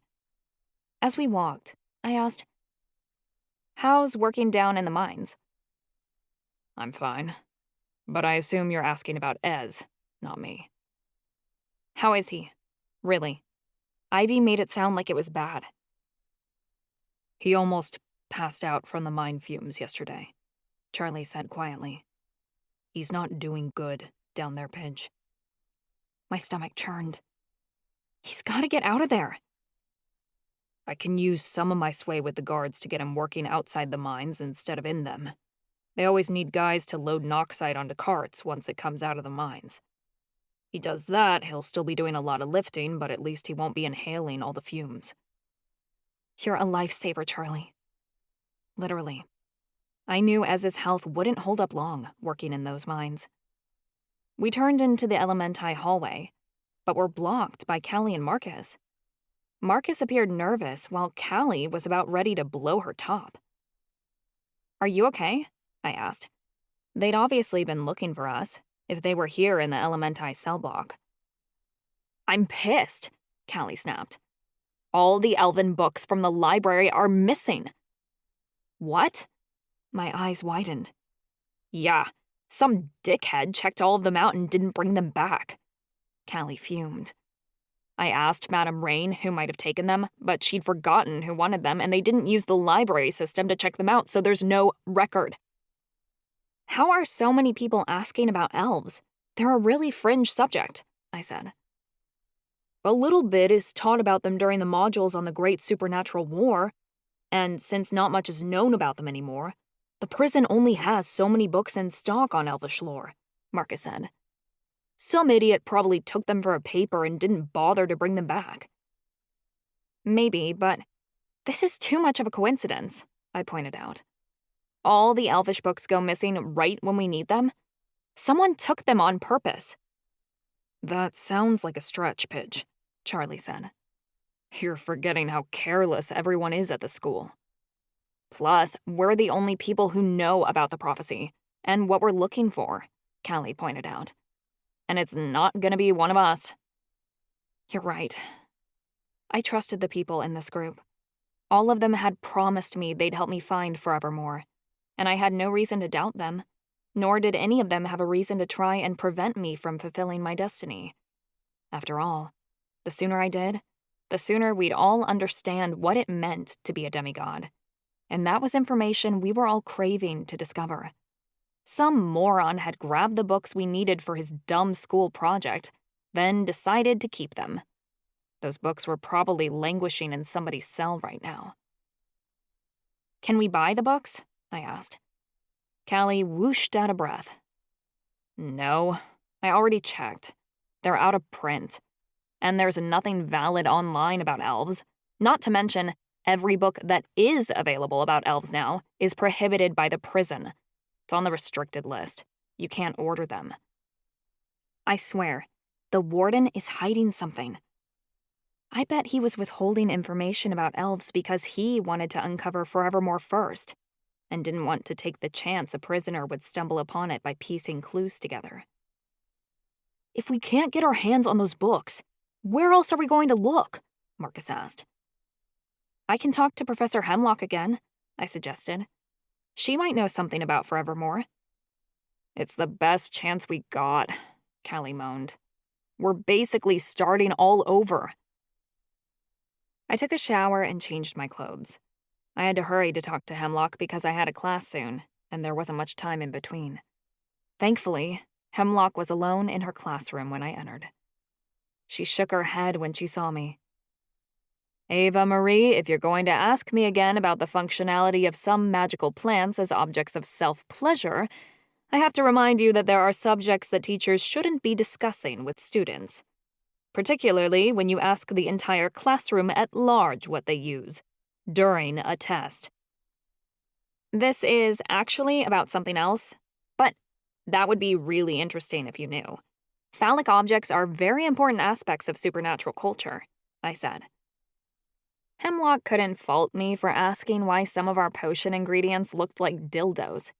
Opal and I had both agreed the magical underwater tuber we'd been given to examine in our supernatural anthropology course looked curiously like a dick. Hemlock sighed. Ask away. I pondered how much I wanted to risk. Have you ever heard any rumors about maybe a hidden city on Dark Island? Forevermore, Hemlock stated, and my heart skipped a beat. Yes, I've heard of it, but only in theory. The runes on the door you found speak of it, but I'm unsure if the runes are literal or a metaphor. So many have turned this island upside down, looking for ways to open the doorway, and nothing has ever been found. I think it's a wild goose chase. But how can you be certain of that? I asked. We've had people surveying this island for the past 100 years, searching for the way through to Forevermore. Not a single clue has arisen that would lead us to passage. It's like the elves didn't want us to open it, Hemlock insisted. Why not? The runes speak of the demigods, like the elves wanted them to pass through. I was careful with my words, as to not reveal myself as a demigod. Hemlock's expression grew concerned. I understand. As an anthropologist, you'd be interested in discovering and studying such ruins of a forgotten city. However, if it is real, as the legends say, it is best it remains undisturbed. There are some people in this world who do not have intentions as pure as you. People who would use Forevermore for their own twisted will. Does that mean there's someone dangerous looking for passage?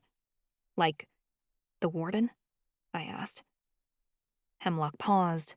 Her fingers thrummed upon the textbooks on her desk before she said, Yes, the Warden is looking for a way into this city, which is why you must abandon your quest to find it at once. This is dangerous, Ava. What's in Forevermore? What does the Warden want with it? What wouldn't he want with it? Forevermore, if it exists, would contain all the knowledge the Elves had.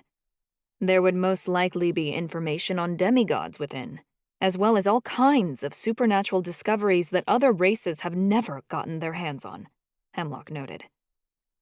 You understand the repercussions there would be if certain people managed to attain powers and information they didn't have before. But as anthropologists, we want to preserve and protect the ruins for future generations, but others would destroy the city in search of gaining power. If these ruins exist, they are all we have left of the Elves. People like us must be intent on keeping the city safe from others, even at the cost of our own research. Hemlock straightened her papers. You have a class, Miss Maito. If you do not move along, I will be forced to issue you an infraction. Now hurry to it. And do not go looking for passage to Forevermore again. Not unless you're willing to face the consequences of what such a discovery might entail. She was clearly throwing me out. I left her classroom disenchanted, wondering if she was right. That Hemlock was trying to warn me off uncovering the city made me nauseous. She was certain that if the doorway to Forevermore was opened, the discovery would be used for bad and not good. If I was an anthropologist worth my weight, I'd do the right thing and leave Forevermore to secrecy in order to keep it safe. But I was a chosen one, too. I had a destiny to follow, whether I wanted to work out this prophecy or not. I was caught between the two. If I had to choose between saving the world and saving a lost city, it'd break my little explorer heart, but I'd save the world. Then there was the Warden. I was frightened to think that somehow the Warden had worked out we were looking for Forevermore and had taken those books himself. I knew he was watching me closely. Yes, there was a risk that if I discovered how to get to Forevermore, others may follow and turn it to dust. But I didn't want the Warden to get to it first. And no matter how many years he'd spent looking for this city, he wasn't the type to give up. I was going to keep searching for passage to Forevermore, even if there were consequences, because the consequences of not getting there were even worse. Marcus and I were hanging out in the stands in the prison yard the next day. Callie was in her shifter form, chasing around a dead mouse that Marcus had found and resurrected for her. The dead mouse scampered this way and that at Marcus's command. Callie's eyes were fixated on the mouse, mouth watering as she dove this way and that, trying to catch it. Oberai was in his husky form, chasing the mouse alongside her with his tongue hanging out. Rishi sat in the stands beside Marcus, his tail flicking back and forth as he watched the mouse move. It's strange how much shifters act like actual animals, isn't it? I asked. Callie leapt into the air to catch the mouse, but missed and fell on her face. She shook off her fur and tried again. A bit, Marcus said, and he laughed. She'd better hurry up and catch it soon, though. I can't keep this up for more than 5 more minutes. Why? You made that dead deer run during the dark games no sweat, I pointed out. Because we were going to die, and I had to, Marcus said. Since we got back, I've only been able to reanimate dead mice for 15 minutes on a Tuesday only. Wow. I know. I have the most worthless powers in the world. No need to rub it in, Marcus grumbled. Oberai jumped in front of the mouse, cutting off its path. The little creature turned and ran straight into Callie's open jaws. She caught the mouse, then ate it in one bite. Callie changed back and put her hands on her hips. You're gonna have to be quicker than that, Oberai, she teased. Oberai whimpered and stomped his paws. That was too easy, Callie told Marcus. You need to make it harder next time. Marcus jumped off the stands and faced Callie. Do you ever do anything that's not, physically exhausting? I'm always ready for a fight, Callie said. You should be too. I scoffed. That was putting it lightly. Callie would beat a bitch's ass on sight. versus Marcus, who avoided a brawl whenever he could. They were total opposites, which made them so cute together. I prefer to use my brains, Marcus replied. You should try it sometime. No thanks, Callie said. When it comes to brains, I'd rather be spilling them. You're disgusting. Marcus wrinkled up his nose. And you're in prison. Most people would share my sentiment. Get used to it, Callie shot back. Marcus huffed, but he wasn't half as offended as he pretended to be. Aren't you two adorable? Ivy approached and leaned against the stands. I'm starting to think this prison is a hookup pad. What? Marcus said, and he let out a nervous laugh. You're the one that's open for business, so you tell us, Callie said in a tease. Any juicy details on new clients? Ivy hesitated. He chewed his lip before he said, I haven't started looking for clients. I'm just trying to get settled in, feel out this joint, you know? Bullshit. He was trying to feel out Chansey's cock, and that was about it. Those two had a thing for each other, I was certain. They weren't just fucking to fuck. There were a couple of laughs to the left. I turned my head and was surprised to see Ezekiel playing basketball on the court with a couple of guys I didn't know. What was he doing here? Didn't he have work study? I think you need to prove to me that you can handle your own around here, Callie said to Marcus, and she took a wide stance. Do they practice combat in the Miriamic Coven? Marcus went white. Callie full-on tackled Marcus to the grass, and he let out an oof. Rishi yowled, hopping circles around them as Callie wrestled Marcus into submission. Which, wasn't hard. He didn't know what to do. Marcus just laid on his back and took it. Callie pinned his wrist to the ground. Pathetic. I'm not always gonna be around to save your skinny ass. Marcus smirked. This is the second time you've been on top of me this month. I'm starting to think you're looking for excuses to straddle me. Callie's cheeks reddened. I'm trying to make you man up. Fight me, you limp noodle. Marcus weakly tossed Callie off of him, but she had him in a chokehold seconds after, which suspiciously looked like she was smashing her boobs into his face. I left those two to do whatever they were doing, flirting or otherwise, and headed to the basketball court. I waved Ezekiel over. Hey, aren't you supposed to be at the mines right now? The mine we'd been working on collapsed yesterday after we got done working, Ezekiel said. We won't be able to work for a few days. Really? My eyebrows raised. Was it an accident? We don't know, Ezekiel shrugged. We just left the mine to get back on the bus. Then it crumbled to pieces right in front of us. It was totally random. Siren screams are powerful enough to collapse mines, Ivy chided. And the sound of the mine collapsing would be loud enough to cover the scream. Yeah, but who would do that? Ezekiel wondered. My shift doesn't have any mermen on it. It's not like people are trying to get out of work. Ivy and I gave each other flat looks, and I said, no one is. Absolutely nobody at all. I knew Opal had been working inventory for the mines, recording how much Noxite came out in the mining office. She was one of the few girls who was bussed out to the mines for her prison duties, on the same shift as Ez. Opal had definitely collapsed that mine for Ezekiel, and my brother was completely clueless that she had. Anyway, I gotta get to class, Ezekiel said with a shrug. See you guys later. Ivy turned to me as Ezekiel walked away. I know your brother's not stupid. He's just oblivious, I said, waving my hand. He never notices what's right in front of him. Ivy let out a huff. He isn't the only one. That sure seemed like a dig at Chansey, but I didn't comment. What was Mad Dog saying yesterday about Opal? I asked. Those insults seemed personal. Ivy sighed. Listen, Precious. Opal's family, our family, I should say, is messed up. Like, my mermaid side is so fucked, I had to move to Chicago to be with my vampire side just to get away from them.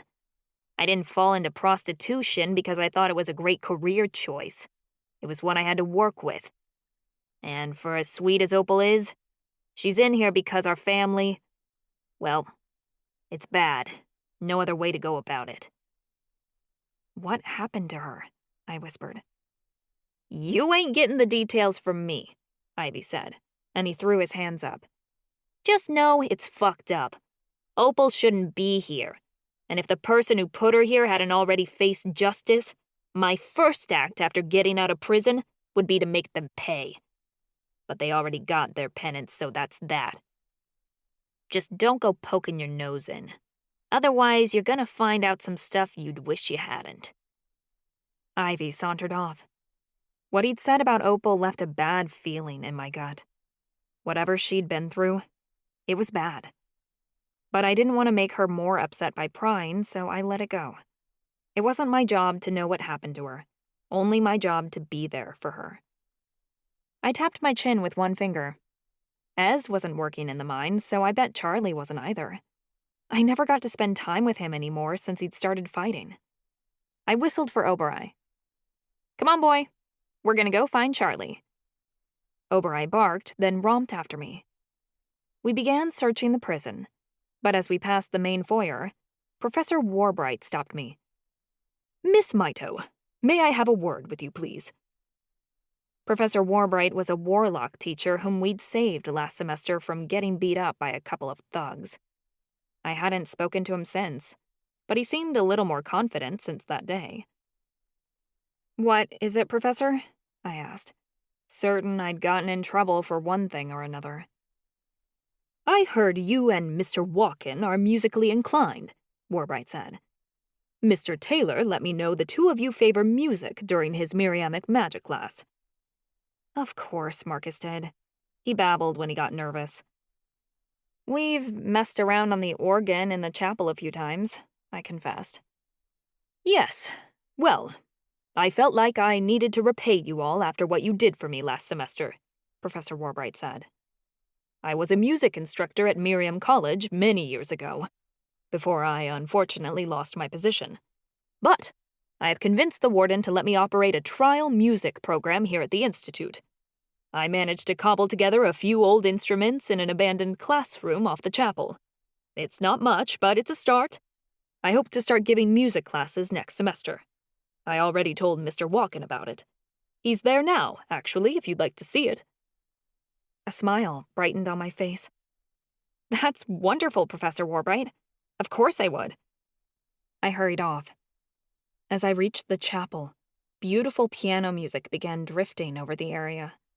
I pushed open the door to the classroom it was coming from, and the notes swelled around me. The classroom was small, but it was filled with all kinds of instruments. A little aged, but still able to make gorgeous sound. Charlie sat at a dusty old grand piano with aged wood, chipped black paint, and a bent lid. The sound lifted me up, as the familiar sound of me and Mrs. Jones echoed around the room. Charlie sang the first few lines, and I swear my knees buckled. Oh, my ancestors. Charlie's singing voice was going to make me come. I wanted to melt at the sound of it right then and there. His hair fell into his eyes as he played, and the way his hands moved over the keys made my heart swell. There was not a damn thing more sexy on this planet than Charlie playing the piano. Oberai barked. I slid on the seat next to Charlie and he smiled. I was hoping you'd show up. This is such a beautiful piano. I dared to stroke the keys. That Charlie could make incredible music come out of such an old and beat-up instrument seemed magical. What it looked like didn't matter. What the piano could create made it beautiful. Oberai stood up on his hind legs, then began mashing the piano keys with his paws. It made several loud, unpleasant noises. Oberai, stop. You're going to break it. Charlie scolded. Oberai huffed, then changed into the fire unicorn. She tapped her horn on the keys one by one delicately, as if to say, "Is this better, prissy ass?" Charlie shook his head, and Oberai stomped off. She became distracted by sampling all the different instruments. She banged on a drum and threw a harmonica across the room when she couldn't blow on it correctly. Charlie continued playing, even with the noise in the background. "I don't think anyone's touched this thing in years," I said. It needed to be tuned, but it still gave a resonant sound. Probably because it didn't look the best.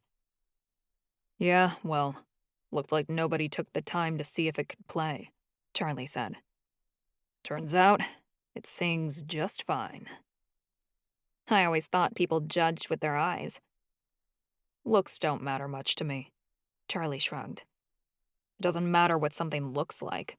What matters is what she's capable of." "You think you can play me just like this old piano, huh?" My voice was teasing, but underneath that was something deeper and aching. "You're not just a pretty face. Hell, I wouldn't know one way or the other if you're beautiful or not. But I know you're the sexiest girl in this prison." "How so?" "By the way you speak. The most beautiful girls always have the prettiest voices, and yours is the sweetest I've heard yet." "You're quite the charmer, Charlie Walken." "That's what they tell me." Charlie took his hands off the keys. "You want to play?" I hadn't touched a piano in years, but involuntarily my hands began to move. I began playing a song Monica and I had written years ago, as if it were yesterday. I had all the chords memorized. I figured I'd be rusty, but the song came flowing out of my fingers like it had been dying to get out. I didn't sing anymore, not even in the shower or when I was getting ready in the morning. When Monica had died, my voice had dried up. I don't think I'd sung a note since that day, not even when my favorite song came on the radio. To sing without her felt like a sin. It was different with Charlie around. When I played with him beside me, it wasn't like I was betraying Monica, but honoring her. I think she'd be proud if she knew I'd found someone to make music with again. Someone who loved it as much as I did. I didn't realize I was singing until I'd gotten through the first stanza of the song. Oberai stopped messing with the instruments and looked up to watch me. Charlie stiffened beside me and my voice grew soft to match the notes I played. I'm slowly wasting away, watching myself getting worse by the day. I'm always doing the wrong thing. No one ever hears all the songs that I sing. I'm just my worst enemy. The girl in the mirror is still out to get me. I just can't stop lying. For them, I'll keep trying, because I can't say goodbye. Where is my someone? I feel like I'm no one. Alone in an empty world, vacant world. I just want to feel like I'm someone. I don't just need anyone. I need someone because I'm done, feeling so empty. I stopped playing and turned toward Charlie. I wasn't expecting him to grab me, but he did. He wrapped one hand around my hip and nestled the other in my hair as he brought me forward to kiss him, like he could not bear being apart from my lips for a moment longer. I kissed him back and found my hands wandering at the edge of his sweater and up his torso. His muscles welled up against my hands, and I was keenly aware that we were very much alone in here, and that anyone could walk in at any time. Charlie and Ava enjoy each other's company in the music room, while Ava lounges on top of the piano. Ava feels confident enough to allow Charlie to explore, which grows her affection and trust for him. Oberai gave us a judgmental look on the other side of the room, where she'd made a pile of instruments that was almost as tall as she was. I was sure she was saying, "Can you two stop fooling around long enough to come appreciate my cool mountain?" "I was fiddling with a new tune when you got here," Charlie said, as I sat back beside him on the bench. I wanted to know what you thought of it. You were fiddling with me too, and that had a happy ending. You're very funny, Ava. I'm a very funny person. I make myself laugh all the time. In fact, I laugh the most when no one else is around. That's not concerning. I blew a lock of hair out of my face. Yeah. Anyway, what's the song? Charlie played the melody, and I listened closely. It's good, but it needs a bridge, I said. And lyrics. Charlie scoffed. Okay, everyone's a critic. What do you suggest? I fumbled with my notebook and wrote down a few quick lyrics. I sang them out when Charlie played the opening. He said I didn't give it enough syllables. I told him he needed to clean his ears. We argued, then I rewrote the lyrics and we tried again. Oberoi changed into a husky and lay at the foot of the piano bench, enjoying our banter. Hours passed. I think Charlie and I stayed in the music room the rest of the day, and most of that night, writing songs until we had to go back for curfew. I was too happy to check the time. Playing music with Charlie was more than just songs resonating into an empty room. It was coming back home. And for the first time, I dared to hope that maybe things would get better, that I would get better. It no longer felt like a wish, but something that could come true. Charlie did that to me.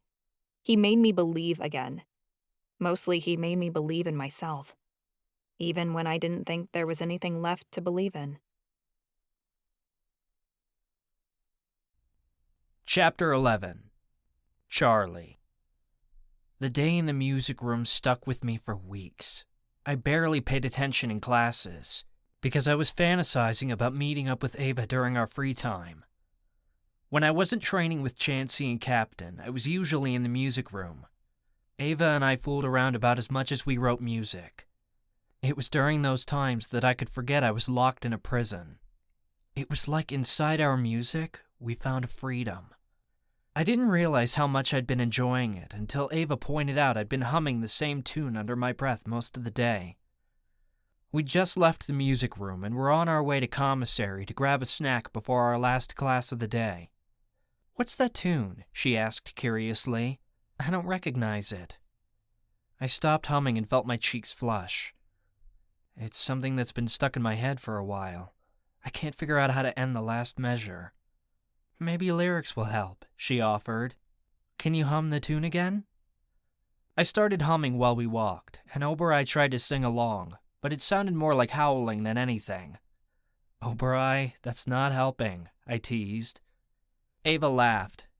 "We'll figure it out later. What do you want to eat?" Conversation buzzed around us as we stepped through the doors of commissary. Ava took my hand to lead me around the tables. "I'm not that hungry," I admitted. "What's on the menu for drinks today?" Ava slowed as we stepped into line. She took a moment to read over the menu. "They've got fruit shakes, hot chocolate, coffee.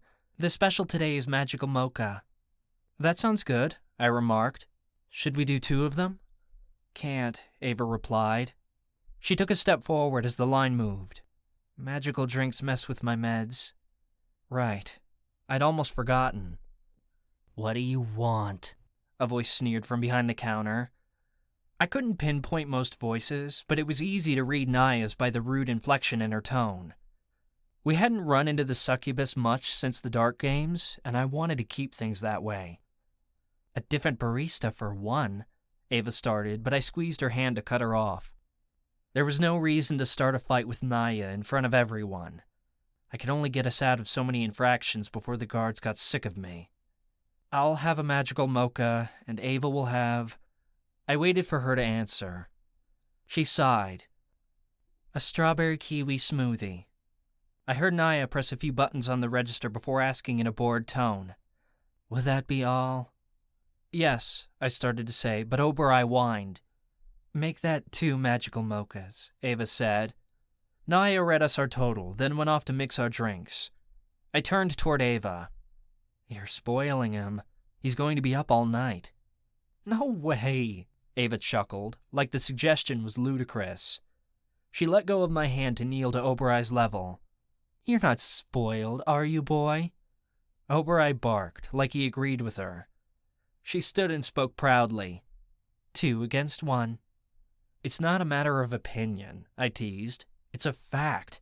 He's so spoiled, he's got mold growing behind his ears.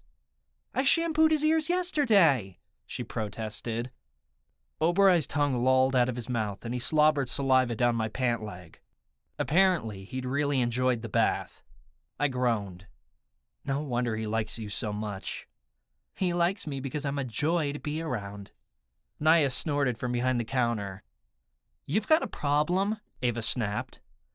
Naya practically slammed our drinks onto the counter.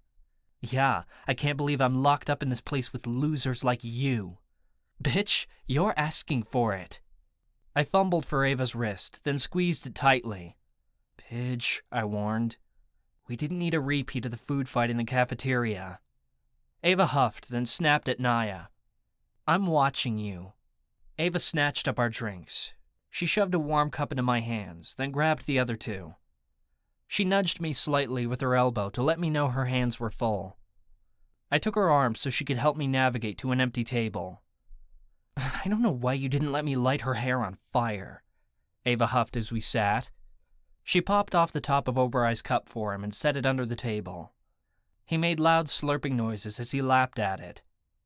Because she's not worth it, I answered. I took a sip of my mocha and relaxed. It was really good. Way better than what they served in the cafeteria.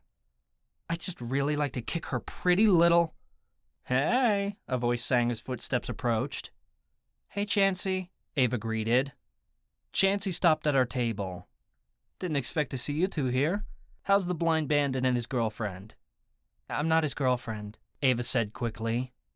To be honest, my heart sank a little when she said it, even though I knew we'd never officially agreed on labels. Yeah, I quickly agreed. We're not dating. Though we were doing all the things boyfriends and girlfriends did together. Sure you aren't, Chansey said skeptically. That's why you have matching tattoos. I always forgot about the tattoos until someone pointed them out. But when I remembered, a rush never failed to go through me. Ava-Marie's name was on my wrist, and my name was on hers. It was one more thing that connected us. And even better, it was permanent. That was a drunken mistake, Ava insisted, but I heard something else in her tone, and maybe even felt it through the bond. Though perhaps that was just wishful thinking. Did Ava not regret the tattoos after all? You guys are together all the time, Chansey pressed. We have to be, I stated. We share a familiar. Would you drop it? He sighed. Fine. I actually came over to tell you Captain's moved our meeting to tomorrow night. By meeting, he clearly meant training session. But we couldn't talk about Fight Club like that out in the open. Thanks for letting me know, I said. As much as I loved training, it was nice to have the night off. I'll see you tomorrow, then. See ya. Chansey walked off. I expected Ava to say something to fill the silence, but she didn't. I got the sense that she was still uncomfortable about the topic of me fighting. But we were going to fix that soon, once she saw me fight next week. After she watched me in the ring, she'd understand why I loved it so much. Ava sipped her drink loudly. So, you told Chansey I'm your girlfriend? No, I said quickly, but only because that's what I knew she wanted me to say. It wasn't a lie either. I hadn't told him Ava and I were dating, but I also hadn't corrected him when he'd called her my girlfriend before. Chansey's just, well, you know how he is. I've heard stories from Ivy, she snickered. I almost inhaled my drink. I'm not talking about how he is in bed. Ancestors, it's like you're obsessed with Chansey's love life. She laughed. Don't you ever wonder? Wonder what? About people, she said nonchalantly. Don't tell me you've never questioned how big Marcus's dick is. No! I practically screamed before lowering my voice. Why would I ever wonder that? Well, you'd think it was small, but it's massive. Maybe even bigger than yours. Did Kalina tell you that? Ava snickered as she slurped another sip of her drink. No, she hasn't seen it yet, but I bet it's huge. I'm not taking that bet. So you think it's huge too? She asked. Or do you know? What have you seen in the showers? Tell me. First of all, I haven't seen anything, I emphasized.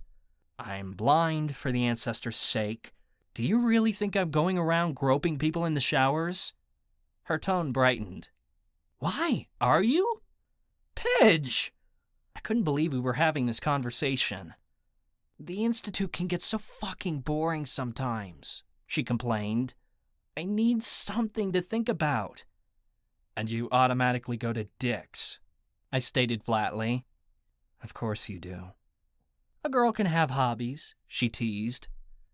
Yeah, but it shouldn't be every dick in the Institute.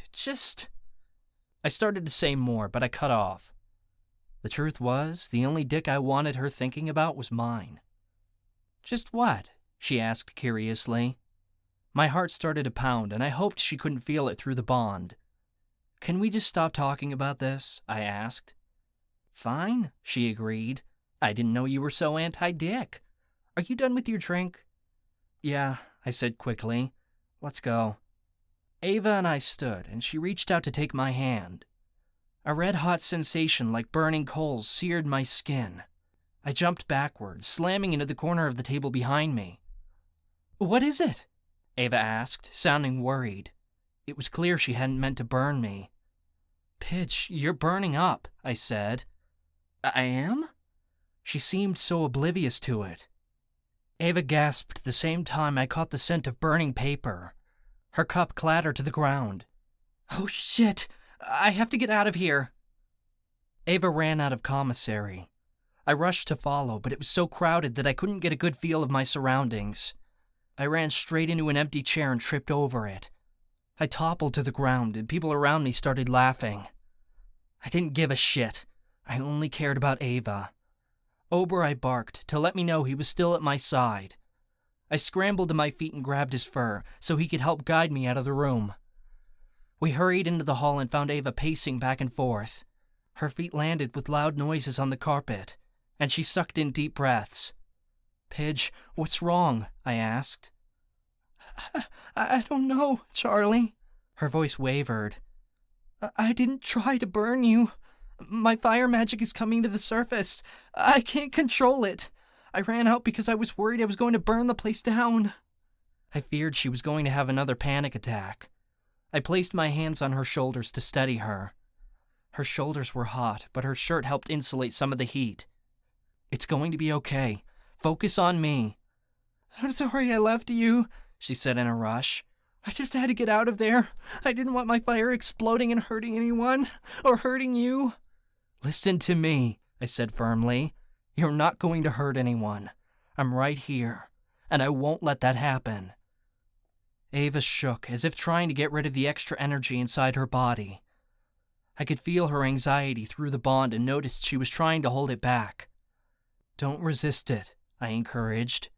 That's what's going to make your magic explode out of you. Feel through it. I demonstrated by drawing in deep, calming breaths. All I wanted to do was take her fears as my own. If I could do anything to make her feel better, I would. My hands heated the longer I held on to her, and my arms began to tingle. Her shoulders turned to ice. The heat should have hurt like hell, but I barely felt a thing. It was as if her fire magic was moving through me. I could feel her magic rippling along my form like my own did. Charlie! Ava cried in alarm. What are you doing? I don't know, I admitted. Is it helping? Ava hesitated a moment, like she was apprehensive about the whole thing. Yeah, it's helping. I feel calmer now. Are you okay?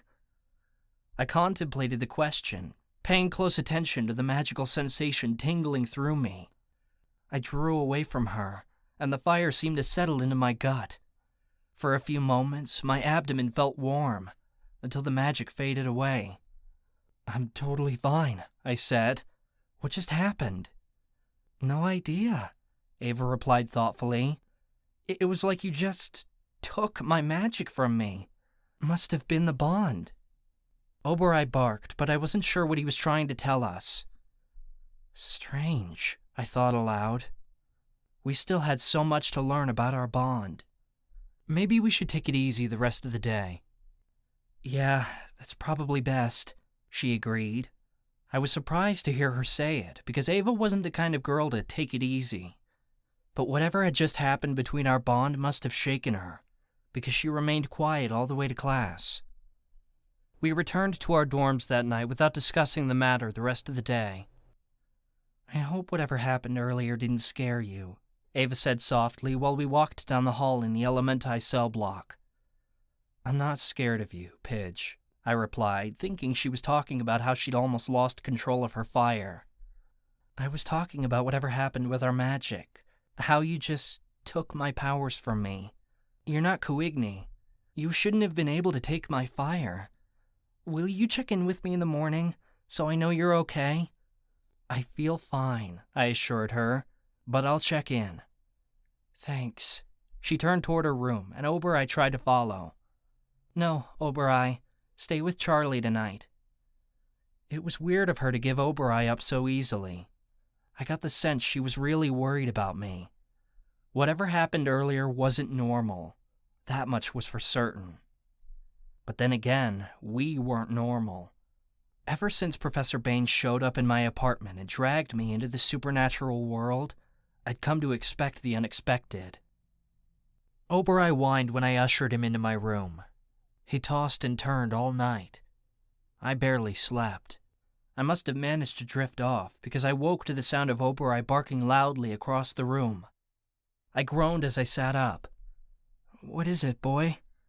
He barked again and his tail thumped loudly against the floor. It took me a few seconds to wake, but when I finally did, I suddenly became aware of a sinking feeling in my gut. I scrambled out of bed and fumbled around for my pants that I left lying on the back of my chair. I yanked them on, then realized they were backward and tried again. As soon as I had my clothes on, I hurried out into the hall and pounded on Ava's door. Pidge, I called. You all right? Her emotions were all over the place. I could have been overreacting, but with Ava's high bleeding through, I was so overwhelmed. I didn't know which feelings were mine and which were hers. Ava! I yelled, but no answer came. Beside me, Oberei whimpered. Hell, I muttered under my breath. Footsteps approached, and I whirled toward whoever was coming my way. Have you seen Ava-Marie? I just passed her in the hall, an unfamiliar male voice responded. She was headed toward the cafeteria. Oberei guided me around corners, but he slowed when I heard the sounds of chatter coming through the cafeteria doorway. I started toward the doors, but Oberei sniffed the ground and started dragging me in the other direction. I followed quickly. We turned another hall, where all I could hear was the sound of footsteps as a few people passed through. Excuse me, madam, someone said in a high-pitched British accent. Have you seen my brother? I stopped dead in my tracks. British accent or not, I'd know that voice anywhere. Sorry, haven't seen him, someone replied, then quickened their pace as they hurried away, as if they were frightened. Ava? I called to get her attention. Oh, she said brightly, without dropping the accent. Hello, good sir. Have you seen my brother? Is Ez okay? My heart thumped in my chest. Ava dodged my question as she approached me. I'm looking for my brother. I must ask his permission to attend the ball. The ball? Yes, the ball, she emphasized. Pidge, what are you talking about? I demanded. Hell, was she delusional? She gasped dramatically. Pidge? What kind of a foul insult is that? I expect better from a man of your status. What the hell is wrong with you? You're not British, and there is no damn ball. That's the first thing that crossed my mind, but I caught myself before I could say it. I already knew the answer. Something had gone wrong with her meds. It was the only explanation. Ava had told me that in the past, her psychosis had convinced her she was a part of the circus, and that she'd swung from the chandelier in her house, thinking it was some kind of trapeze. She'd almost gotten hurt. If she was going through something similar now and experiencing some kind of delusion, it'd be best to play along, to keep her safe until I found help. You're right, I agreed. A man of my status would call a lady by her proper name. She huffed proudly. Then you shall call me Lady Elizabeth. Very well, Lady Elizabeth. Shall we take a walk? I held my elbow out to her, and she took it. I couldn't understand what was happening to her. All I knew was I had to get her alone, before she could make a scene. The last thing I wanted was for her to come out of psychosis and realize everyone had seen. She'd be mortified. Ava didn't lead me forward like she usually did. It was like she'd forgotten I was blind. I nudged Oberoi and he guided us down the hall. Tell me about this ball, Lady Elizabeth, I suggested as we started up a flight of stairs. You should know, Lord Henry, she snickered. It's an annual event. Surely you've been. I'm afraid I haven't. My mouth went dry. On a normal day, role-playing might be fun, but this terrified me.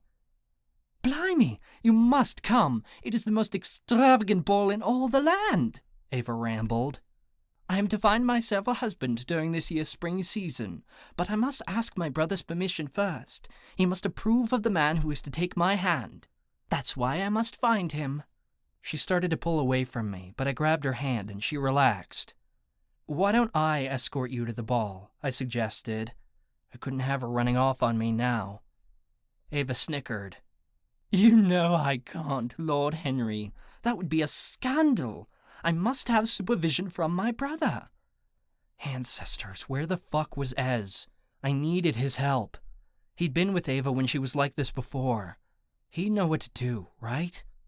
Oberoi stopped and I sensed a wall in front of us. I reached out and felt a door. When I opened it, I realized where we were. Air swept past us, and I heard shouts coming from the prison yard below. Oberoi had led us to our balcony, the one spot in the school where we'd never seen another soul. This was the perfect spot to help Ava find herself in private. Maybe I could talk her down. I stepped onto the balcony and held my hand out for her to follow. Perhaps we can discuss this further. Ava drew a sharp breath. Oh, it's brilliant! I furrowed my brow. What is? The ballroom, she squealed. It's more beautiful than I could ever imagine. She was definitely seeing things. Ava rushed forward before I could react. She sprinted to the edge of the balcony and Oberoi barked loudly. My heart lurched and I raced after her. I moved so quickly I must have reached the banister in 3 strides. I grabbed for her, only to realize in horror that she already had one leg over the banister, like she was ready to jump off. Ava! I tried to yank her back onto solid ground, but she threw an elbow that sank straight into my gut. Hell, we never should have brought her out here. I was done playing along. Ava, get down! I grabbed her arm, but the last thing I wanted to do was hurt her. Ava shoved me off. I must make my debut down the grand staircase! You're going to hurt yourself! I couldn't let that happen. I grabbed her so firmly this time that she couldn't pull away. Stop it! She cried. Lord Henry, you're hurting me! My heart broke when she said I was hurting her, but I knew it was better than letting her jump off the balcony. I tossed her over my shoulder and she protested by slamming her fists against my back. For a girl her size, Ava had one hell of a swing. But I'd nurse my kidneys back to health another day. I had to get her out of here and to someone who could actually help. Put me down! Ava screamed as I dragged her back inside the building. Oberoi whimpered. I pressed my lips together tightly as a knot formed in my chest. Oberoi, to the infirmary. Oberoi barked and led me down the stairs dutifully. Ava continued to punch me in the back. Her legs flailed so fast I could hardly keep a hold of her. You can't do this to me! She screamed. Her voice echoed down the hall. I heard other footsteps slow and a couple of people gasped. The determined look on my face must have scared them off, because no one intervened. I am a duchess! She shouted. The king will have your head for this! Chatter met my ears, and I realized Oberoi was leading me back through the hall that connected to the cafeteria. Hell, I didn't wish to humiliate Ava like this. but leaving her to her own devices was out of the question. She'd end up with a broken neck after jumping off the roof, or drowning in the pool beneath the school. Humiliation was the least of our problems. We passed by the cafeteria, and I heard the chatter die momentarily as people turned to watch us. "You're a traitor, Lord Henry!" Ava shrieked. "Put me down!" The cafeteria chatter turned into laughter. Everyone knew Ava and I had a thing, and no one saw me as a threat to her. I moved as fast as I could, and Oberoi led me down another hall. Voices filled the hall, and I bumped against a couple of people. Everyone must have been staring, because the area went silent as we plowed our way to the infirmary. "This is injustice!" Ava shrieked. A door slammed open, and several pairs of footsteps came rushing toward us. "What in the name of the gods is going on?" A woman with a Slavic accent demanded. The accent gave her away as one of the Fey sorceresses who worked in the infirmary. I guessed it was Lady Helga, the medical director at the institute. Ava kicked her legs, and I heard her heel connect with the woman's face. The woman gasped. I think something happened with her meds, I stammered. Bad reaction. "Minerva, get a sedative!" Lady Helga barked to one of the nurses. My teeth ground together, and emotions whipped through me so quickly that I couldn't make sense of them. I felt as if I'd betrayed myself by dragging Ava here against her will. At the same time, there was conflicting reassurance, which I thought was coming from Oberoi. Shame, guilt, pride, everything all came through at once. "Help me, you imbeciles!" Ava screamed at the crowd. She threw her elbow back into my head so hard that it threw off my sense of balance. I had to grab Oberoi to stay upright. "Don't you recognize a woman of noble blood when you see one? Consider this a crime against the crown. You will all answer too!" Suddenly, Ava stopped flailing, and she fell limp over my shoulder. "Get her into a wheelchair immediately," Lady Helga said in a rush. The wheel squeaked as someone rolled a wheelchair over to us. I felt out for the armrests, then set Ava in the chair. One of the nurses rolled her away, and Oberoi followed quickly behind. Everything had happened so fast that I could hardly process it. I slumped against the wall. "She'll be okay," Lady Helga assured me kindly. She was one of the more gentle staff members here at the Institute. "We'll do everything we can to help. In the meantime, you mentioned she had a bad reaction to her medication. What can you tell us about that?" I drew in a deep breath to bring me back into the moment. Ava has bipolar disorder. She takes medicine every day to help regulate it. Yesterday she told me certain things could interact with them. "Yes, that's true," Lady Helga confirmed.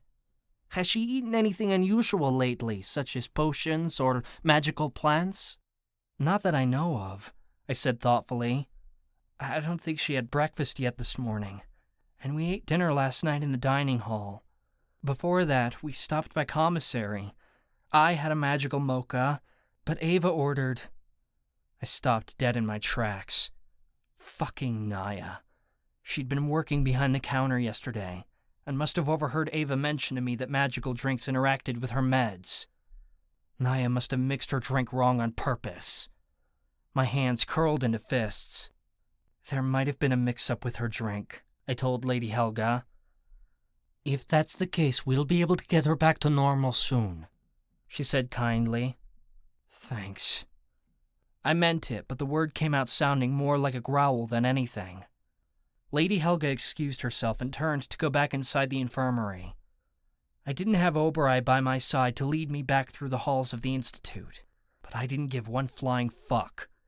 I stomped away, bumping into people as I went. I didn't care. They'd get out of my way. I made it to commissary and marched straight up to the counter, knocking down a couple of chairs in my wake. "What do you want?" Naya sneered once I got there. I slammed my palms down on the counter so loud that the room quieted. Air magic swirled around me and rustled Naya's long hair so much that it tickled the end of my nose. My voice dropped to a deadly tone. "If you ever think of messing with Ava-Marie again, so help me, I'll make the dark games feel like a fucking daydream. This is your only warning before I beat your ass so hard your fangs will rattle around inside your skull. Don't hurt her again, or I'm coming for you." A sense of calm washed over me, and for the first time since I woke up, I could finally make sense of my emotions. I'd be damned if it didn't feel amazing to threaten this bitch. Naya trembled so much a whimper passed her lips. I plastered a proud smirk on my face. Naya was scared of me, as she should be. Judging by the silence in the room, so was everyone else. Naya knew not to mess with my pidge, and now the rest of the school knew it, too. So help any sorry bastard who tried. Chapter 12. Ava-Marie. It took me 3 days to come down from my psychosis.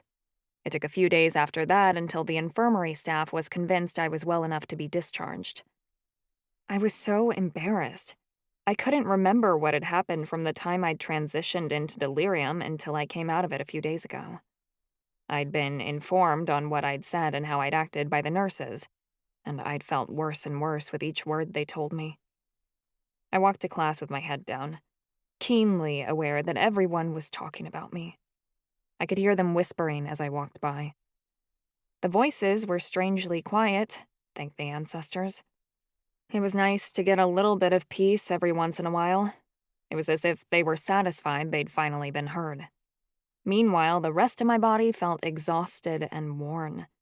My thoughts progressed as if crawling through mud.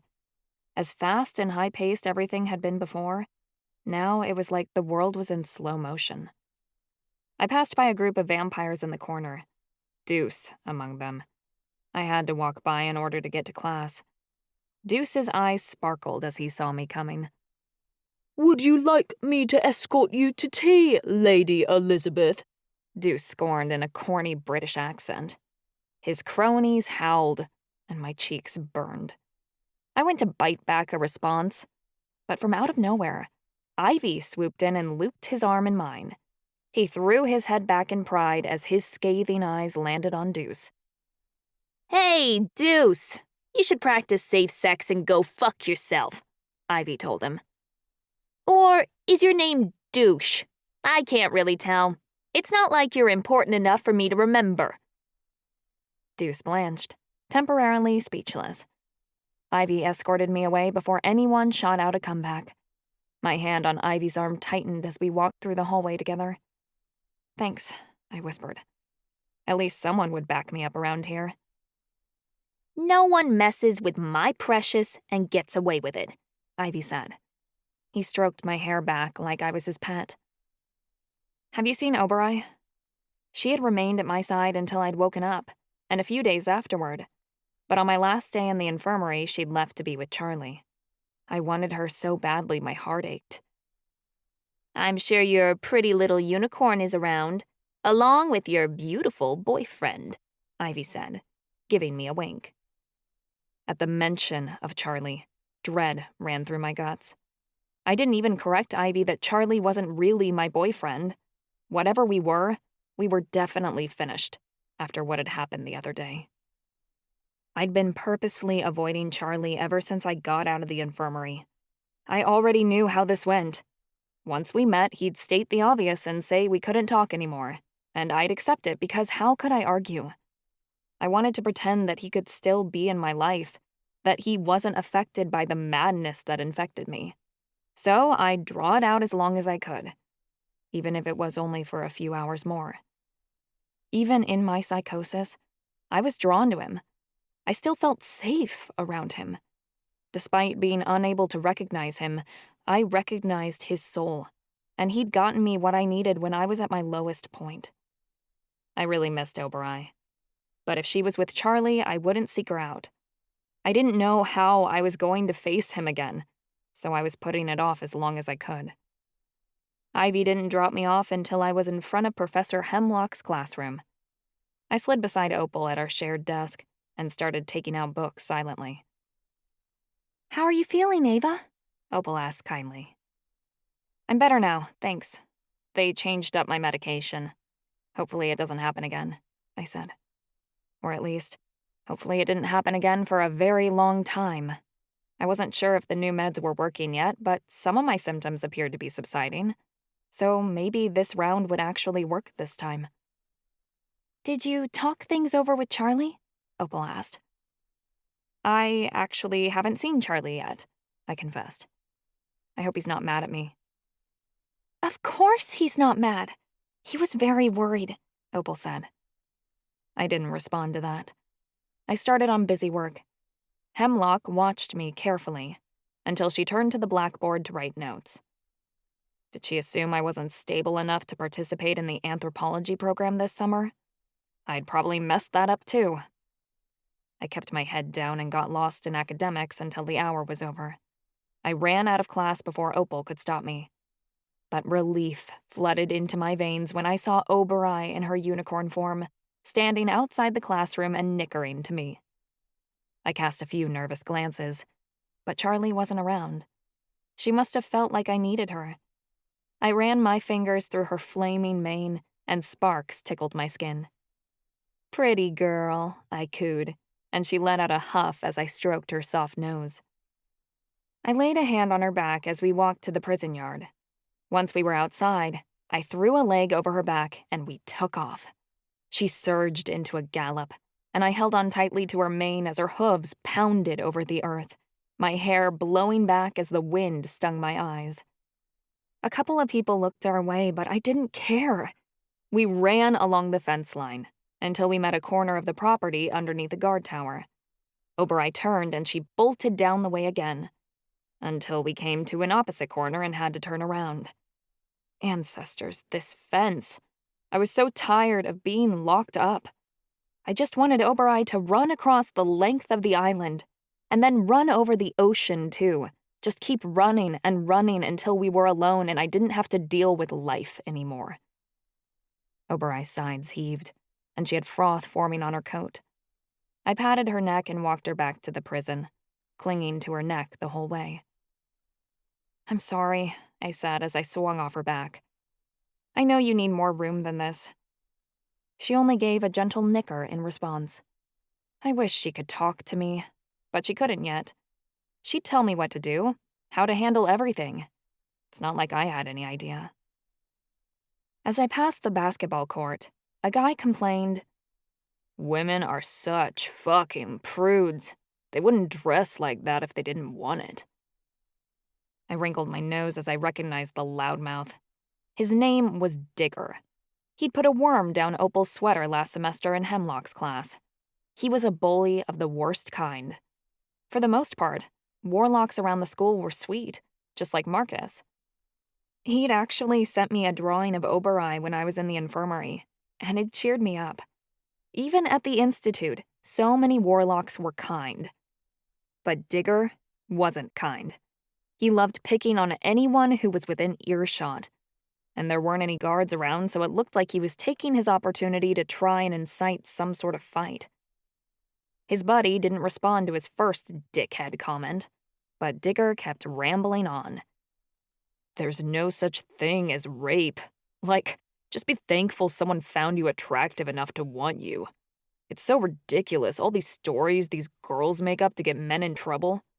Good thing Professor Mazur took my side.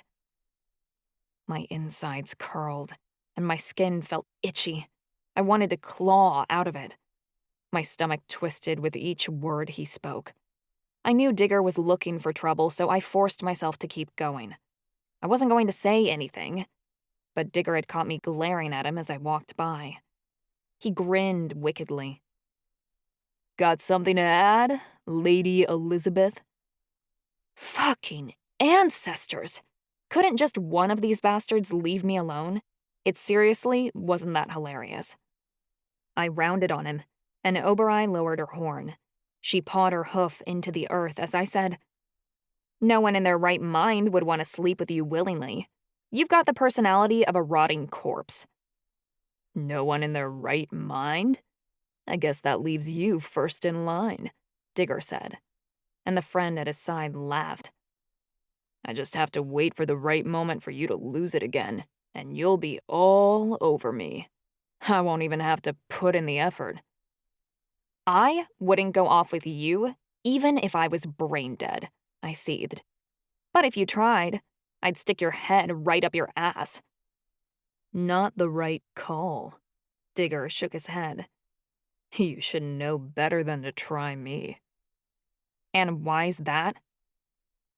Digger's look was so demeaning, it made my whole body rot from the inside out. You know why they call me Gravedigger? Because you're dirty and disgusting? I flatlined. Digger grinned, and I noticed several missing teeth. I killed both my parents and my sister and had fun doing it too. Threw 'em all in holes in the backyard. They would have never caught me if they hadn't found the graves. And I'd do the same thing to you two in a heartbeat. A shiver ran up my spine. This guy was fucking serious. He'd killed his whole family. He wouldn't bat an eye to hurt me. I couldn't let him think I was an easy target. I ignited a fireball in my hand. You think you're good at digging graves? I'll put you in one. Feisty, Digger replied. You know, Walken must have a thing for crazy girls, because you're fucking psychotic. I tossed a fireball at him so quickly, he barely had time to duck. It fizzled out behind him, but Digger rose to his full height with a huge smile. He tossed a battle orb at me, one black in color that had sparks like purple electricity whizzing around it. It looked deadly. I avoided his spell, and the battle orb exploded into the building behind me, ripping out a chunk of the concrete. I flung out my arms. Water materialized out of the air and formed a long rope, and beside it, an identical one of fire grew. The two ropes twisted together until they were swirling as one. I shot the ropes at Digger, and he fell on his ass while trying to avoid them, scrambling backward as his mouth dropped open in fear. Ava, stop! Before I could burn this fucker to ashes, Callie stepped in out of nowhere. She grabbed my arms and wrenched them backward, ending my spell before she hauled me away. What are you doing? Let me fry that bastard, I growled. You can't get in trouble again, Callie insisted. Trust me. I've got a temper and it doesn't serve well around here. Walk away. I let Callie drag me off because I'd already drawn enough attention to myself. Starting a fight would get me another one-on-one meeting with the Warden, and nothing was worth being alone in a room with that man. Digger kept his eyes on me until Callie hauled me out of sight. He got off the ground with a sullen look, and I knew I'd just made another enemy. Let them come. I'd fight them all. Oberai followed. She was so angry that fire came out of her nostrils. Callie marched me back into the prison and down the hall. Her voice was cool as she said, People know you're vulnerable right now. They'll do anything to rile you up, just to get some entertainment in here. You can't take the bait. I was in half a mind to storm back there and burn the flesh off Digger's bones, on the verge of losing control. I want him dead, I seethed. He's not someone to challenge, Callie rebutted. Digger deals drugs at the prison. What's worse, he gives the drugs to women, but he taints them with other things. Then he takes advantage when they're passed out. I felt physically ill. That's horrible. He's done it to dozens of girls here at the prison, but he never gets caught, Callie said quietly. You need to avoid getting his attention. I don't want Digger to slip something into your drink. My stomach churned. I need a distraction. Talk about something else, I rushed out. Anything. Callie bit her lip. I went through Marcus's sketchbook this morning because I thought I left my paper in there for my Fae class, and he usually holds on to my stuff for me. Because you lose everything and are about as disorganized as I am? I asked. Right. Anyway, in the sketchbook, there were a lot of drawings of me. That lifted my mood. Naughty ones? I giggled. Of course not. Callie's cheeks tinged pink. Just like of my face and stuff. I don't know if that's weird or not. It means he likes you, doesn't it? I said. It doesn't matter, Callie said mournfully. Under her breath, she added, not like it's going to make a difference. The conversation she'd had between her and her uncle came back to me, and I began to smile. Callie, did you bond with Marcus? No, Callie shouted, in a way that clearly meant yes. I grinned in triumph. Ooh, you're mated. That's a big deal in Fae culture, Callie. I can't have a warlock as my true mate. What would people say? Does it matter? You care about him, I insisted. She'd made that clear during the dark games, though now I knew just how much. Well, he doesn't want me anyway, so there's that, she huffed. It's fine. I'll just be forever alone. Don't be dramatic. Marcus is so shy. He's not going to make the first move. Just tell him how you feel, I said. It's not like that in Fae culture. Telling someone you're mated is a big deal. You're supposed to make a public declaration and vow to be together forever. It's like a marriage proposal. Marcus and I aren't that close. But you could be, I said. The Fae and the witches might hate each other, but that doesn't mean you and Marcus can't be together. Why not try? Callie shrugged miserably. I'm sure if he wanted to ask me out, he would have by now. It's just not meant to be. If that were true, you wouldn't have bonded with him. He's your soulmate. Don't give up, Callie, I insisted. She sighed. At any rate, it's not like he notices. I've been giving him such obvious hints, and they fly right over his head. Then do something he can't ignore, I stated. Then, once you have his attention, you can be honest with your feelings. I'm sure it'll all work out. Callie nodded thoughtfully. She passed by the chapel in the obvious direction of the music room. I panicked, thinking she was taking me straight to Charlie. But I relaxed when I saw the only person inside the music room was my brother. Ezekiel sat in a chair and strummed an old acoustic guitar, like the one he had back home.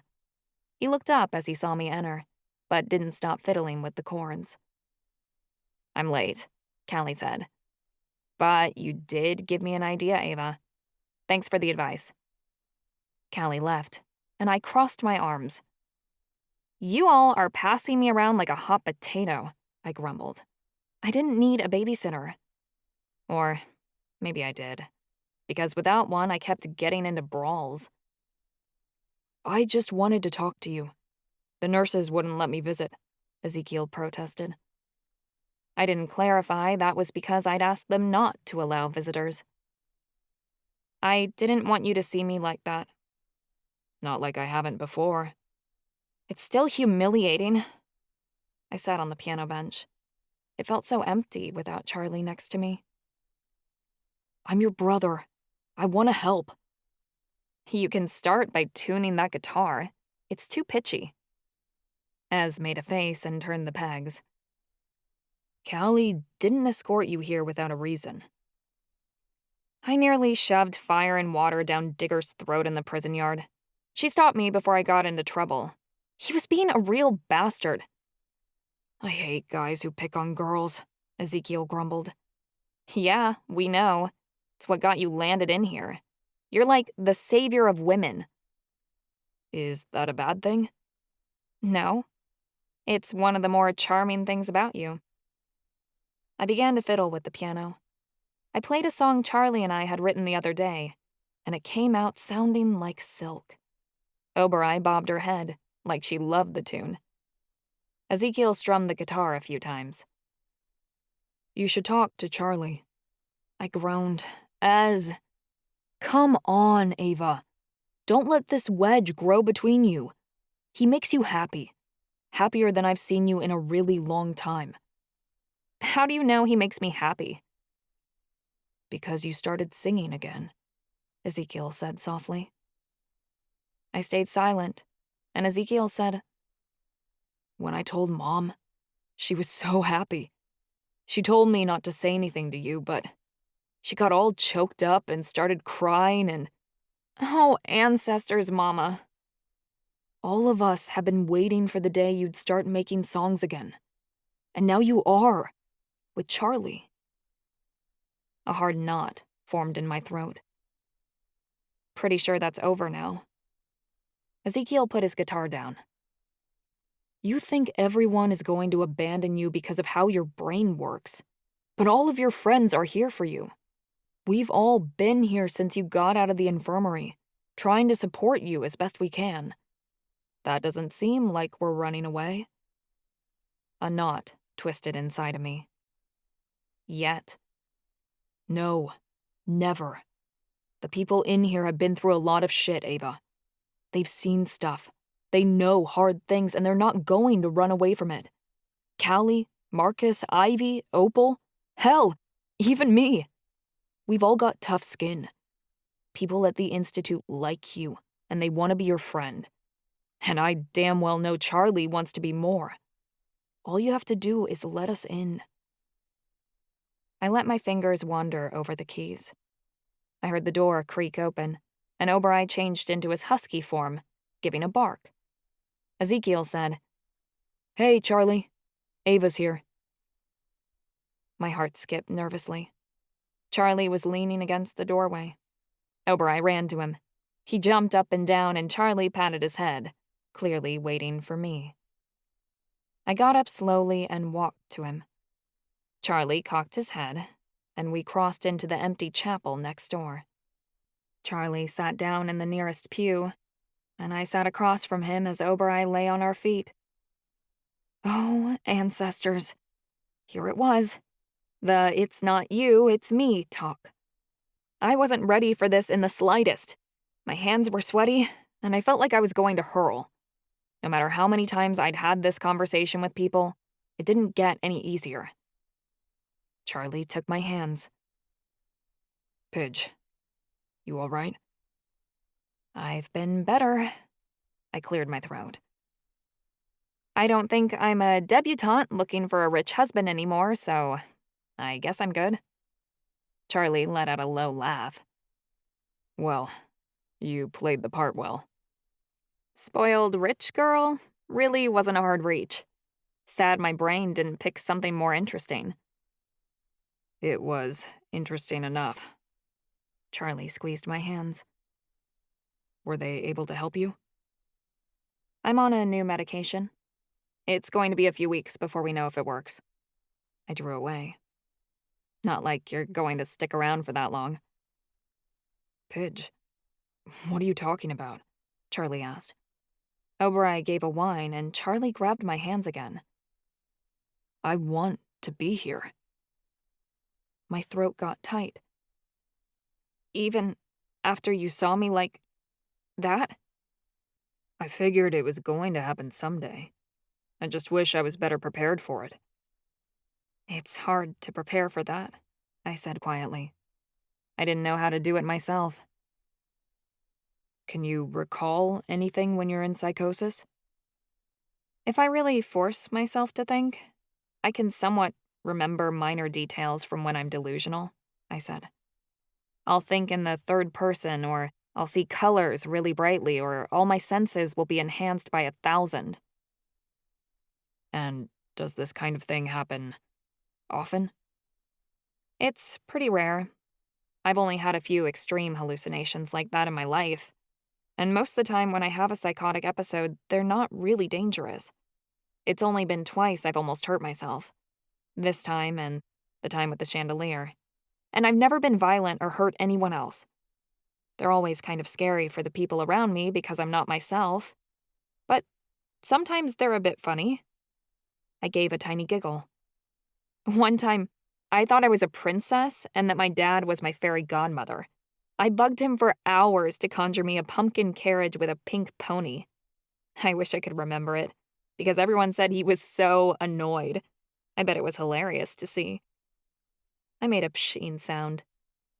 My Uncle Jonah made a better fairy godmother anyway. At least he had the dress to match. Charlie smiled. Well, if you're still interested in roleplay, I can be your Lord Henry. I laughed a little. He wasn't being mean, more playful. Only if you'll wear the coattails and nothing else. Charlie smirked. Well, one thing that didn't change in the slightest was you still love to backtalk. I have a degree in sass, I said smartly. My snark comes out in all forms. Is that why you tossed a fireball at Digger's head? Callie must have filled Charlie in on what that creep was bragging about earlier. I fell quiet. Charlie rolled his thumbs over the back of my hands. You still thinking about what he said? Not really. But he bothers me, I said, and I felt my body tense. I don't want him anywhere near me. He won't come near you. He's not so stupid as to piss me off, Charlie said. He already threatened me and implied something would happen. Callie said he might slip something into my drink. I mumbled, and Charlie stiffened. I was stupid for getting his attention. I bet he'll come after me now. He said he'd kill me. Never mind him. Charlie reached out to put his arm around me. He'll get his soon enough. You still coming to my fight tonight? My heart dropped at the mention of it. That was tonight? I really didn't want to go. But the look on Charlie's face was so hopeful. So I said, Of course. I'll be there for sure. He lit right up, and whatever I'd promised was worth it. I owed Charlie one. He'd been there for me, so now it was my turn to be there for him, even if I didn't agree with what he was doing. We walked back to the music room together. I felt 1,000 pounds lighter. Charlie hadn't given up on me. He still cared. The feelings I had for him grew so strong inside my chest. I couldn't keep them inside. They were starting to well up and come out of my eyes, but I forced the tears back down, because I didn't want to let them show. I'm off to train before tonight's big fight, Charlie said. Keep your hopes up, Pidge. Obereye bounced after him, giving a few barks. My heart felt a little lighter as I returned to the piano. Did you guys work it out? Ez asked. I gave a little sniff and Ezekiel smiled. He struck up a song I hadn't heard in a while, and I opened my mouth to sing along. Ezekiel and I played around with the instruments in the music room for hours. Eventually, he had a class, and I actually wanted to go to lunch. These new meds kind of made me hungry, which I guess was a good thing. I'd had my eye on the barbecue ribs. So not like me, but I was craving them, before Callie zoomed up to me. I've heard you and Charlie are back on speaking terms, Callie practically sang. I suppose, I smiled. Though I found out roleplay might be something we're into. Callie scoffed. You two are the definition of a brat and her dom. Ooh, really? I gushed. I gave a giddy squirm. That was kinda hot. Yeah, but guess what? I told Charlie what that jerk Digger said to you, Callie said. He took care of it. How? I blinked. Asshole got caught with a pound of nightshade in his cell, Callie said, giving me a playful wink. He's a plaything for the prisoners in cell block 9 now. My jaw dropped open. What? Come on. Callie grabbed my hand. We ran down to the Witch and Warlock cell block. A collection of students crowded the hallway and a ton of guards swarmed around a cell. There was a brawl in the middle of the hallway, where the guards were trying to control one of the students. Callie watched the scene with barely restrained glee. I didn't do it! Digger screamed at the top of his lungs. He fought against the guards, but he was bound in knock-sight handcuffs and couldn't escape. It's not mine! Tell that to the Warden. You've wasted your last chance. It's cell block 9 for you, one of the guards cried. Digger screamed horribly as the guards hauled him down to cell block 9. I felt Charlie creep up behind me. His hair was messy and he wore his workout clothes. His silence was all the confirmation I needed to know he'd done this. "Where'd you even get a pound of nightshade?" I whispered. Now that the show was over, people in the hallway were starting to disperse. Charlie shrugged. Chansey needed to get rid of some evidence. I had the perfect way to dispose of it. My eyes widened. Chansey's no longer dealing drugs? He said he's done with it. He's trying to get rid of all his stock. That was surprising. Chansey would sell his own mother for $1. What had convinced him to stop dealing here at the prison, where money from addicts free-flowed? Charlie noticed my pondering and said simply, Ivy. "Oh," I said quietly. "Aren't Ivy and Chansey just fuck buddies?" What Chansey says and how Chansey feels are two completely different things, Charlie told me. My stomach flip-flopped inside of me nervously. "Was it your idea to get Digger thrown into cell block 9? Someone had to take care of him, Charlie said with a careless shrug. I was done hearing about all the tainted drugs he gave to girls, and no way in hell was I letting you be next. He made a major mistake threatening my Pidge. But hiding the nightshade in his room was so risky. What if you'd gotten caught?" Charlie laughed. I rarely get caught. There are easier ways to handle things than getting into a fight. Not to mention more effective. He won't bother you anymore. I can't believe you did that. For me. I turned toward Charlie and he grasped my arms. I rested my hands on his forearms and Obereye shoved his way between us, wagging his tail. I'd do anything for you, Pidge. You don't even have to ask, Charlie said. A strange sort of unease settled within me. I was honored that Charlie would go to such lengths to keep me safe. There was no one better I could trust with my safety. At the same time, I was scared about what Charlie would do to protect me, because clearly to him, nothing was off limits. I was a chosen one, which meant I was supposed to be a hero. I had a duty to put my relationships, my needs, and my wants second, and the world first. Because according to my prophecy, I had an obligation to save it. But day by day, I doubted how far I'd go to save the world. Because if saving the supernatural community meant sacrificing someone I loved, I'd let Earth itself burn. Like me, Charlie was no hero. He was a villain, and a villain would allow the world to crumble just to get one last kiss. It made me wonder what else Charlie was capable of, if it came down to saving me, if he'd get in the way of what I'd been chosen to do. To be honest, I was frightened. I wanted to fulfill the prophecy and save the world. But to Charlie, I was his world. And today, he'd proven just how good he was at defending what was his. That night, I steadied myself to go to the fight club. I had on my favorite jacket, as well as the jeans my mother had given me for luck, because I really didn't want to see Charlie get hurt tonight. I hoped some of their magic worked. Charlie got Marcus and Callie passes too, because he didn't want me to go alone. I'd left Obereye in my cell. I felt really bad leaving him behind, but I knew that a fight club was no place for a familiar, though I was sorely lonesome, knowing he wasn't with Charlie or me. It didn't feel right to have the three of us in separate places. That was asking for something bad to go wrong. Marcus leaned against a gargoyle statue by what I assumed was a hidden door in the wall. Rishi wasn't with him. A fight club was no place for cats either. Charlie had given us details on how to get to the fight club, and I hoped we'd found the right place. Callie hadn't shown up yet, so I sat on the statue beside Marcus. "Thanks for the picture you drew of Obereye," I told him, and I squeezed him into a hug. It was so nice. "No problem," Marcus choked out. I was a tight hugger. "I can't believe Charlie's really doing this. It's such a big risk." "I know," I sighed. "But it makes him happy, so I can't stop him."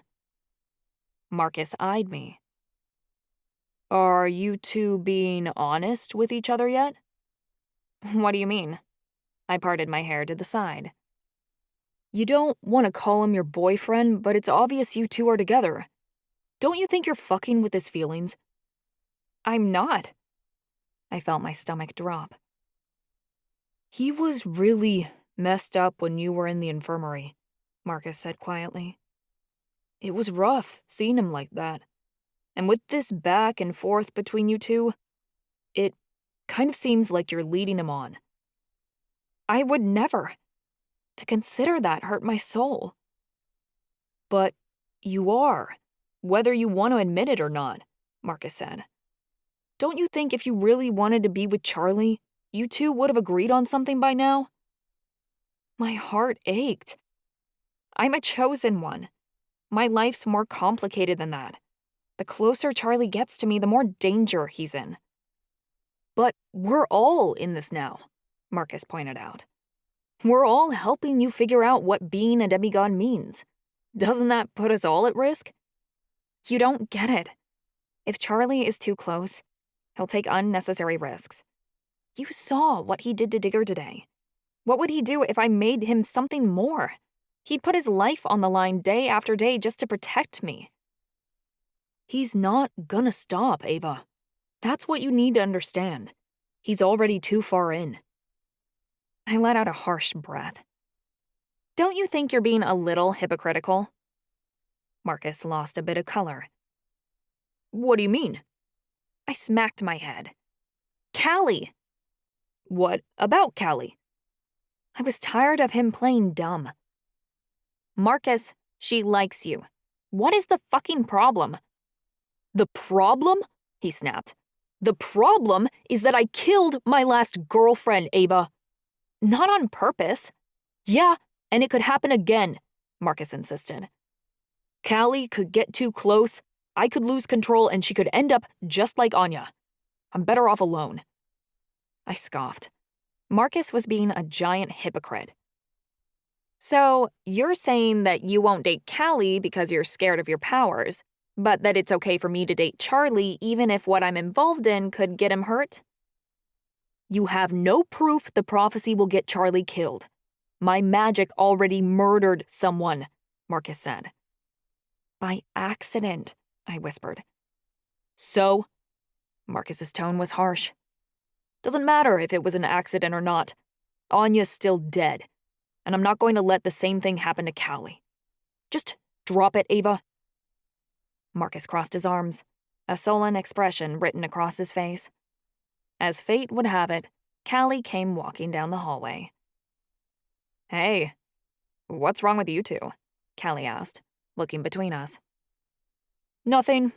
Let's just go, Marcus grumbled. He jumped off the statue and pushed the hidden door in the wall open. The piece of the wall swiveled in place, and the three of us walked down the stairs and into bleak darkness. The more stairs we descended, the louder the noise became. It was pounding, screams and shouts that shook the very walls of the basement. It was a crowd, hungry for blood. A doorman waited at the end of the stairs. He was big, had a scar across his face, and was mean-looking. His lip rose to bare his teeth as he grunted, "Passes." We showed him the tickets Charlie had given us earlier, and he let us in. We stepped into the wide space, the roar of the audience swelling over us. The basement was packed with hundreds of people, mostly guards, but some students. There was a giant boxing ring in the middle of the room, surrounded by metal stands. The ropes on the ring looked worn, and blood stained the floor. A balcony ran around the edge of the room, which guards leaned against to watch the fight from above. Little fortune fairies, which resembled small balls of glowing light, hovered above the area, blinking all kinds of different colors. I smelled popcorn coming from somewhere, and heard the sound of bets being called as money was passed around. It was dark in here, dank, and smelled of sweat. My heart went straight to my gut as the three of us took empty seats as close to the ring as possible. I wanted to be near Charlie, in case something went wrong and I had to help, even if it was against the rules. But fuck the rules. If it looked bad, I'd jump in and defend him. The Fight Club could suck a dick. A fight had just ended. A merman was getting dragged off by a couple of officials, while a shifter stood tall in the middle of the arena, his arms raised to the crowd. The merman's face was little more than a bloody pulp. "First time?" a girl asked me. She wore a sports bra and boxing shorts, and she leaned against the ropes of the ring. It looked like she was up next. She had dark skin and a long black braid that went all the way down her back, along with deep red eyes. She was gorgeous, but seemed dangerous. I knew by her sultry tone she had to be a succubus, but she seemed nicer than Naya. "Yeah," I said. "I'm here to watch my boyfriend fight." The words slipped out before I could stop it, and both Callie and Marcus looked at me. But the succubus smiled and said, "Ah, you're Charlie's girl, aren't you? He doesn't shut up about you, when he's not getting his face beaten anyway. But we all take a few punches around here." She reached out to shake my hand. "Name's Scarlet. Hope you placed a bet on me because I'm going to win." Scarlet grabbed the ropes and swung herself into the boxing ring. Callie's eyes glittered as she bit her lip and looked Scarlet up and down. "She's kind of hot," Callie whispered to me. "Her?" Marcus spat. "Succubi aren't hot. If you don't want to get your face eaten off, I mean." "She's clearly the hottest person in this room," Callie shot back. Marcus sat back and grumbled something incoherent. He was totally jealous, but Callie didn't seem to notice. She was too busy checking out the succubus. Well, good. Maybe if Marcus felt envious, he'd do something about his feelings for Callie. Scarlet stood across from a witch, who was bouncing up and down with her hands up. The official came between them and announced, "Introducing the Scarlet Letter, challenging our top female champion, the Tarot Mistress. You all know the rules. No magic, anything else goes. May the best fighter win!" The bell rang, and both girls sprang at each other.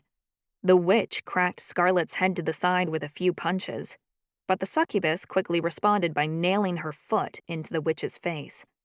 The witch ducked and put her fists up to block Scarlet's hits, but Scarlet delivered a few fast kicks to her side, which left the witch unguarded. The fight was over in a matter of seconds. Scarlet knocked the witch out with a harsh swing to the jaw, and victory was declared.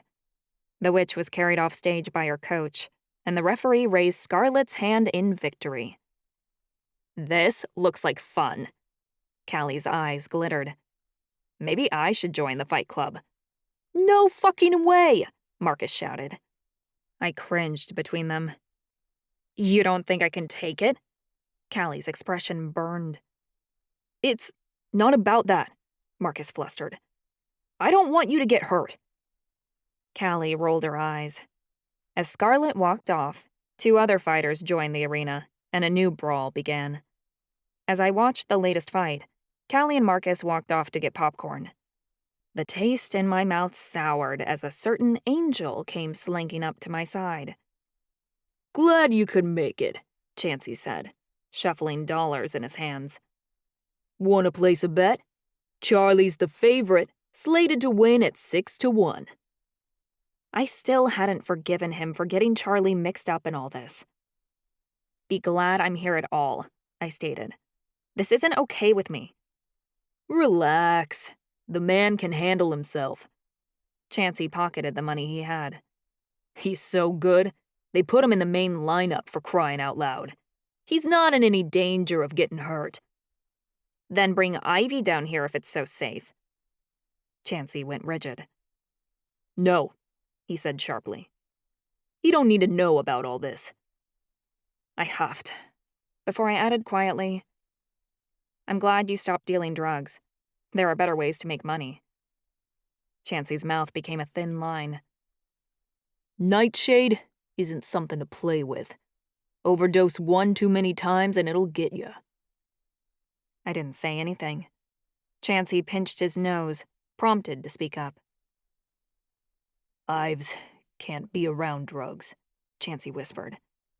"He's pushed his limit 1 too many times. He gets back on Nightshade, it'll kill him." "And why do you care?"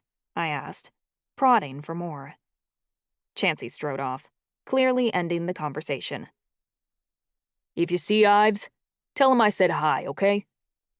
Sure, and I'll tell him how badly you've been pining away, I thought. Apparently nobody at this prison acknowledged their feelings. I wasn't the only one.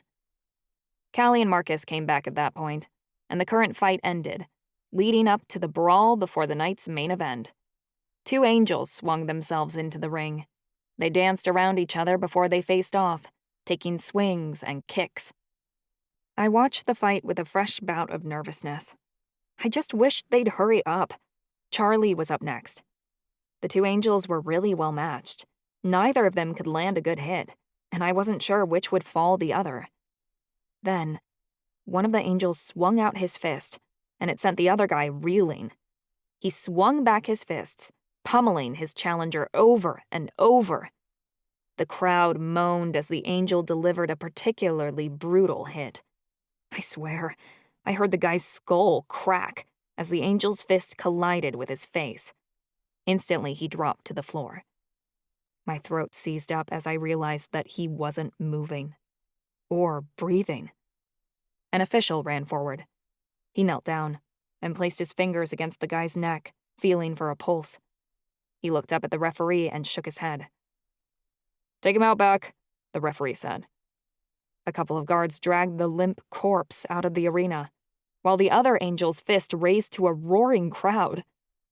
I felt ice run through my veins as my blood went cold and all color drained from my face.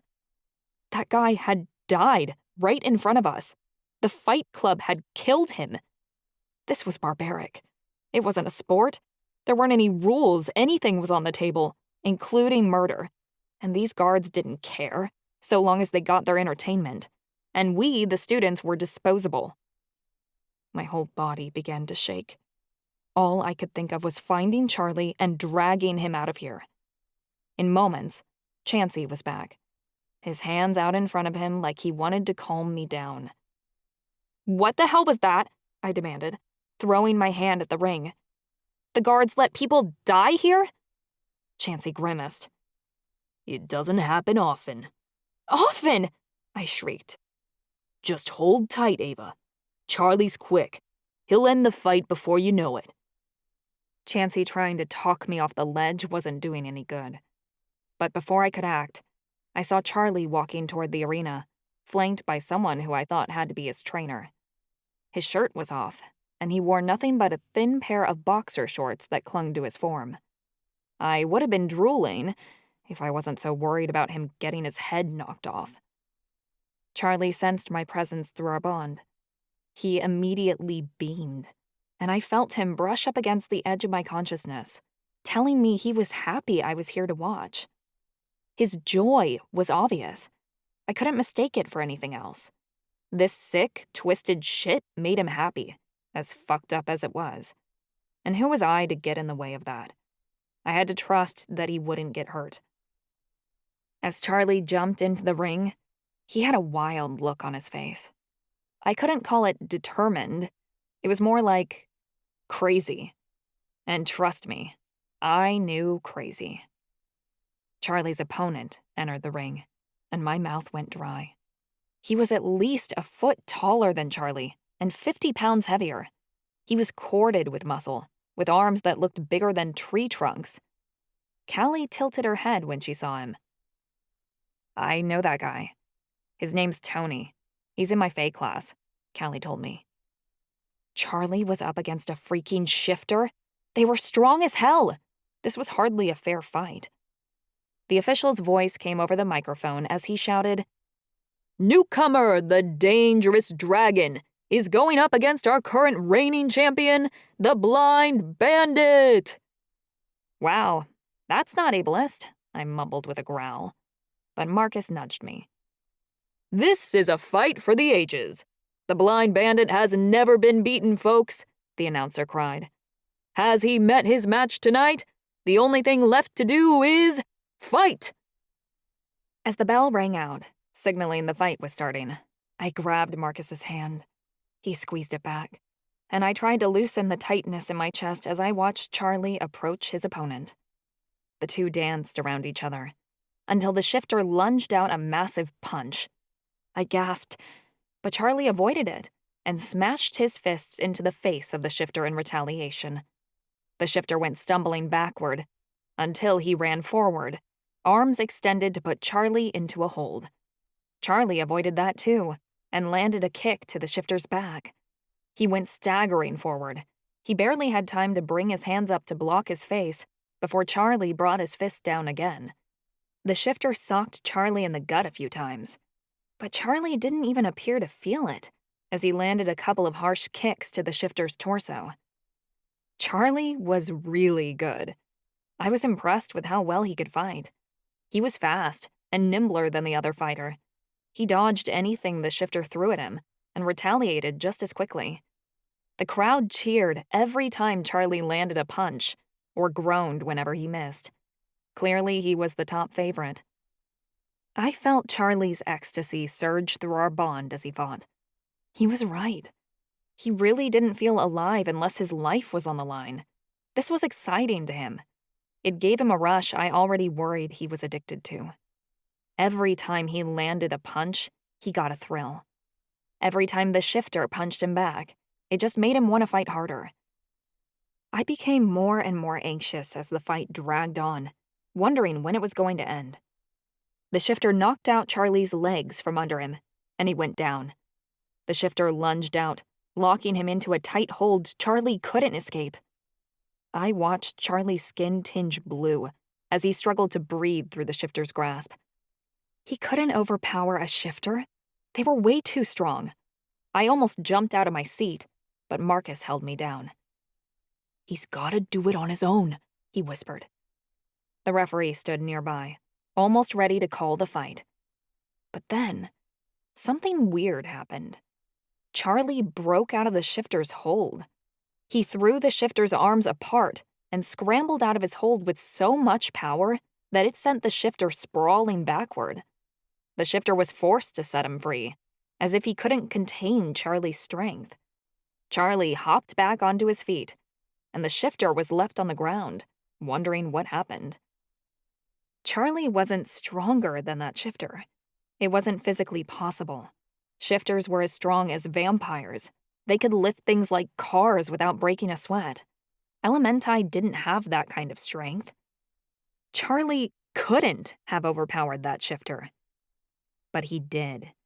And it was that moment I knew something wasn't right. The shifter looked pissed that Charlie had gotten out of his hold.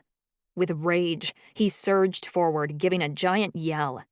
He sank his fist into Charlie's face several times, and I gave a whimper as I watched the skin break above his left eye and under his cheek, sending blood splattering. Charlie got the shifter away from him by kneeing him in the gut, but blood poured down his face and over his eyes. Charlie's face was starting to swell. He wiped his lip of the blood that was seeping from his mouth and put his hands up again, clearly not done. Amazement still shone in the shifter's eyes, but he snarled as he attacked again. This time, Charlie was waiting for him. The shifter took a careless swing, and Charlie kicked him right in the head. The shifter went down. His body collapsed to the floor in a clear knockout, and the crowd went nuts. Guards jumped up from their seat as they cheered, and the very floor shook with their cries of victory.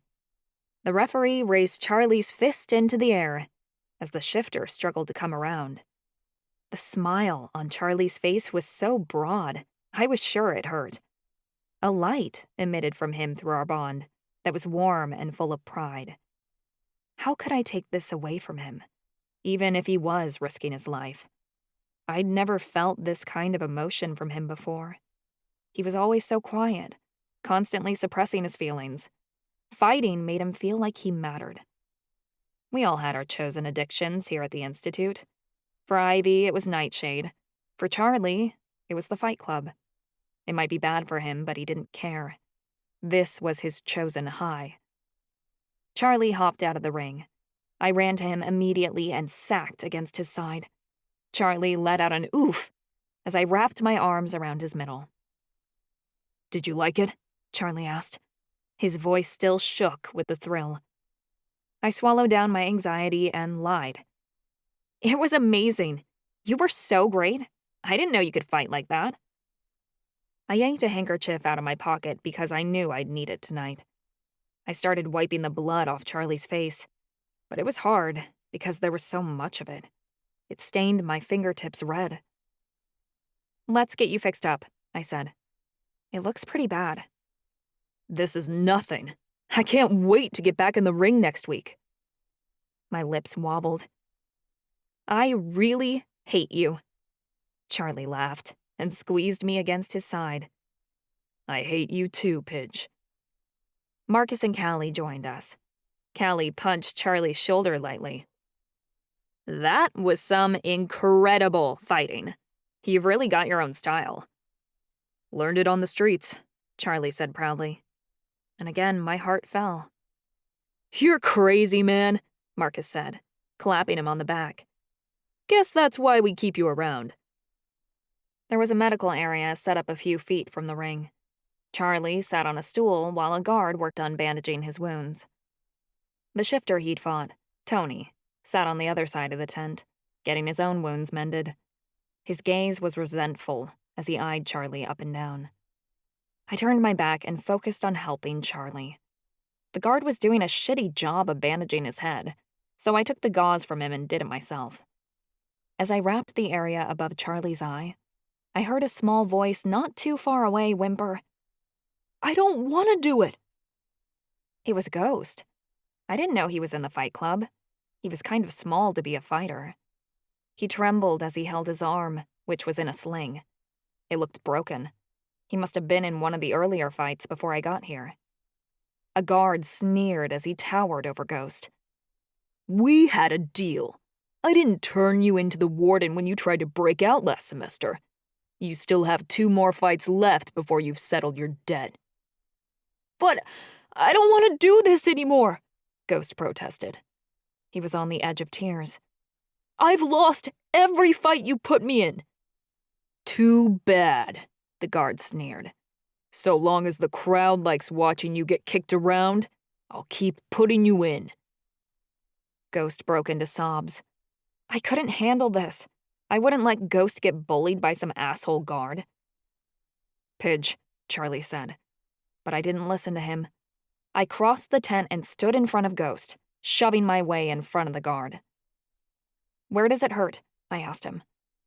He showed me his arm with a sniff. I felt it gingerly, and he let out a yelp. It was definitely broken.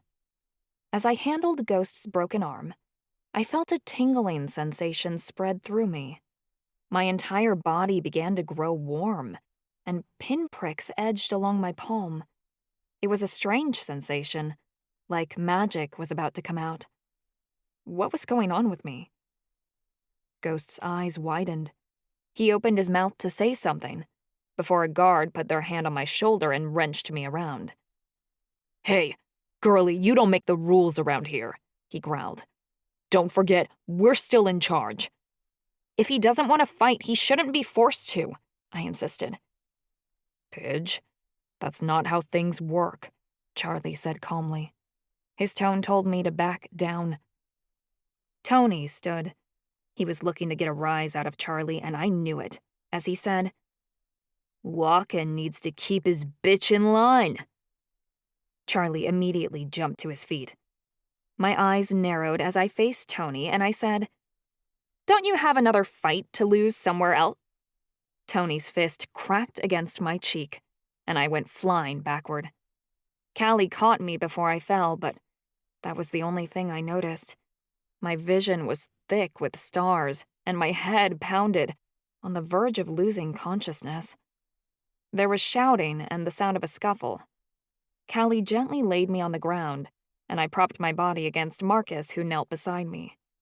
There was a lot of shouting, and it hurt my already aching head. Charlie, stop, you're gonna kill him," I heard Chansey plead. He and a couple of other guys were wrenching at Charlie, trying to drag him off Tony. Tony wheezed for breath. Charlie had put him in a headlock with one arm and was smashing his face in with the other. No matter how many guards tried to rip Charlie off of Tony, He couldn't be pried away. I managed to stumble to my feet. Drunkenly, I put my hands on Charlie's arm. "Charlie, stop it," I slurred, pushing at him. I had the strength of a mouse at the moment. But at my touch, Charlie let go. He flattened on the ground, and the guards backed off. A couple of medics rushed forward to treat Tony. "Pidge, are you all right?" Charlie asked, taking me into his arms. I couldn't answer. My head was still spinning. Charlie tenderly felt my cheek, and I gasped. A bruise was already starting to form. "Charlie, you need to get her out of here," Chansey said roughly, casting nervous glances at the guards. I didn't know if Charlie would suffer consequences for what had just happened. Charlie grabbed my shoulders and guided me away. Callie and Marcus hurriedly followed. "Over here," Marcus said. We trailed him to the empty staircase where we'd come in. Blood dripped on the floor from Charlie's hand. He'd busted open his knuckles, pounding Tony's face in. "Pidge, you can't speak up here," Charlie said in a strained voice. His thumb brushed my bruised cheek, and I almost cringed away. "I was just trying to help Ghost," I pleaded. I only wanted to help people and do the right thing. But as I'd known all my life, me doing the right thing typically resulted in the wrong thing happening. "I know, but there are rules," Charlie said. "He's only got 2 more fights. He'll make it." "He shouldn't have to fight against his will." "It was a mistake, bringing you down here."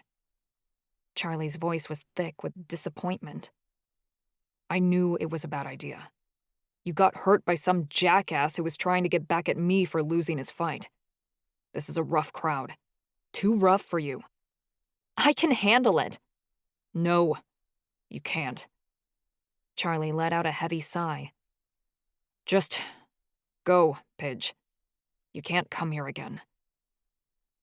My spirit physically dropped, and I felt like melting into the floor.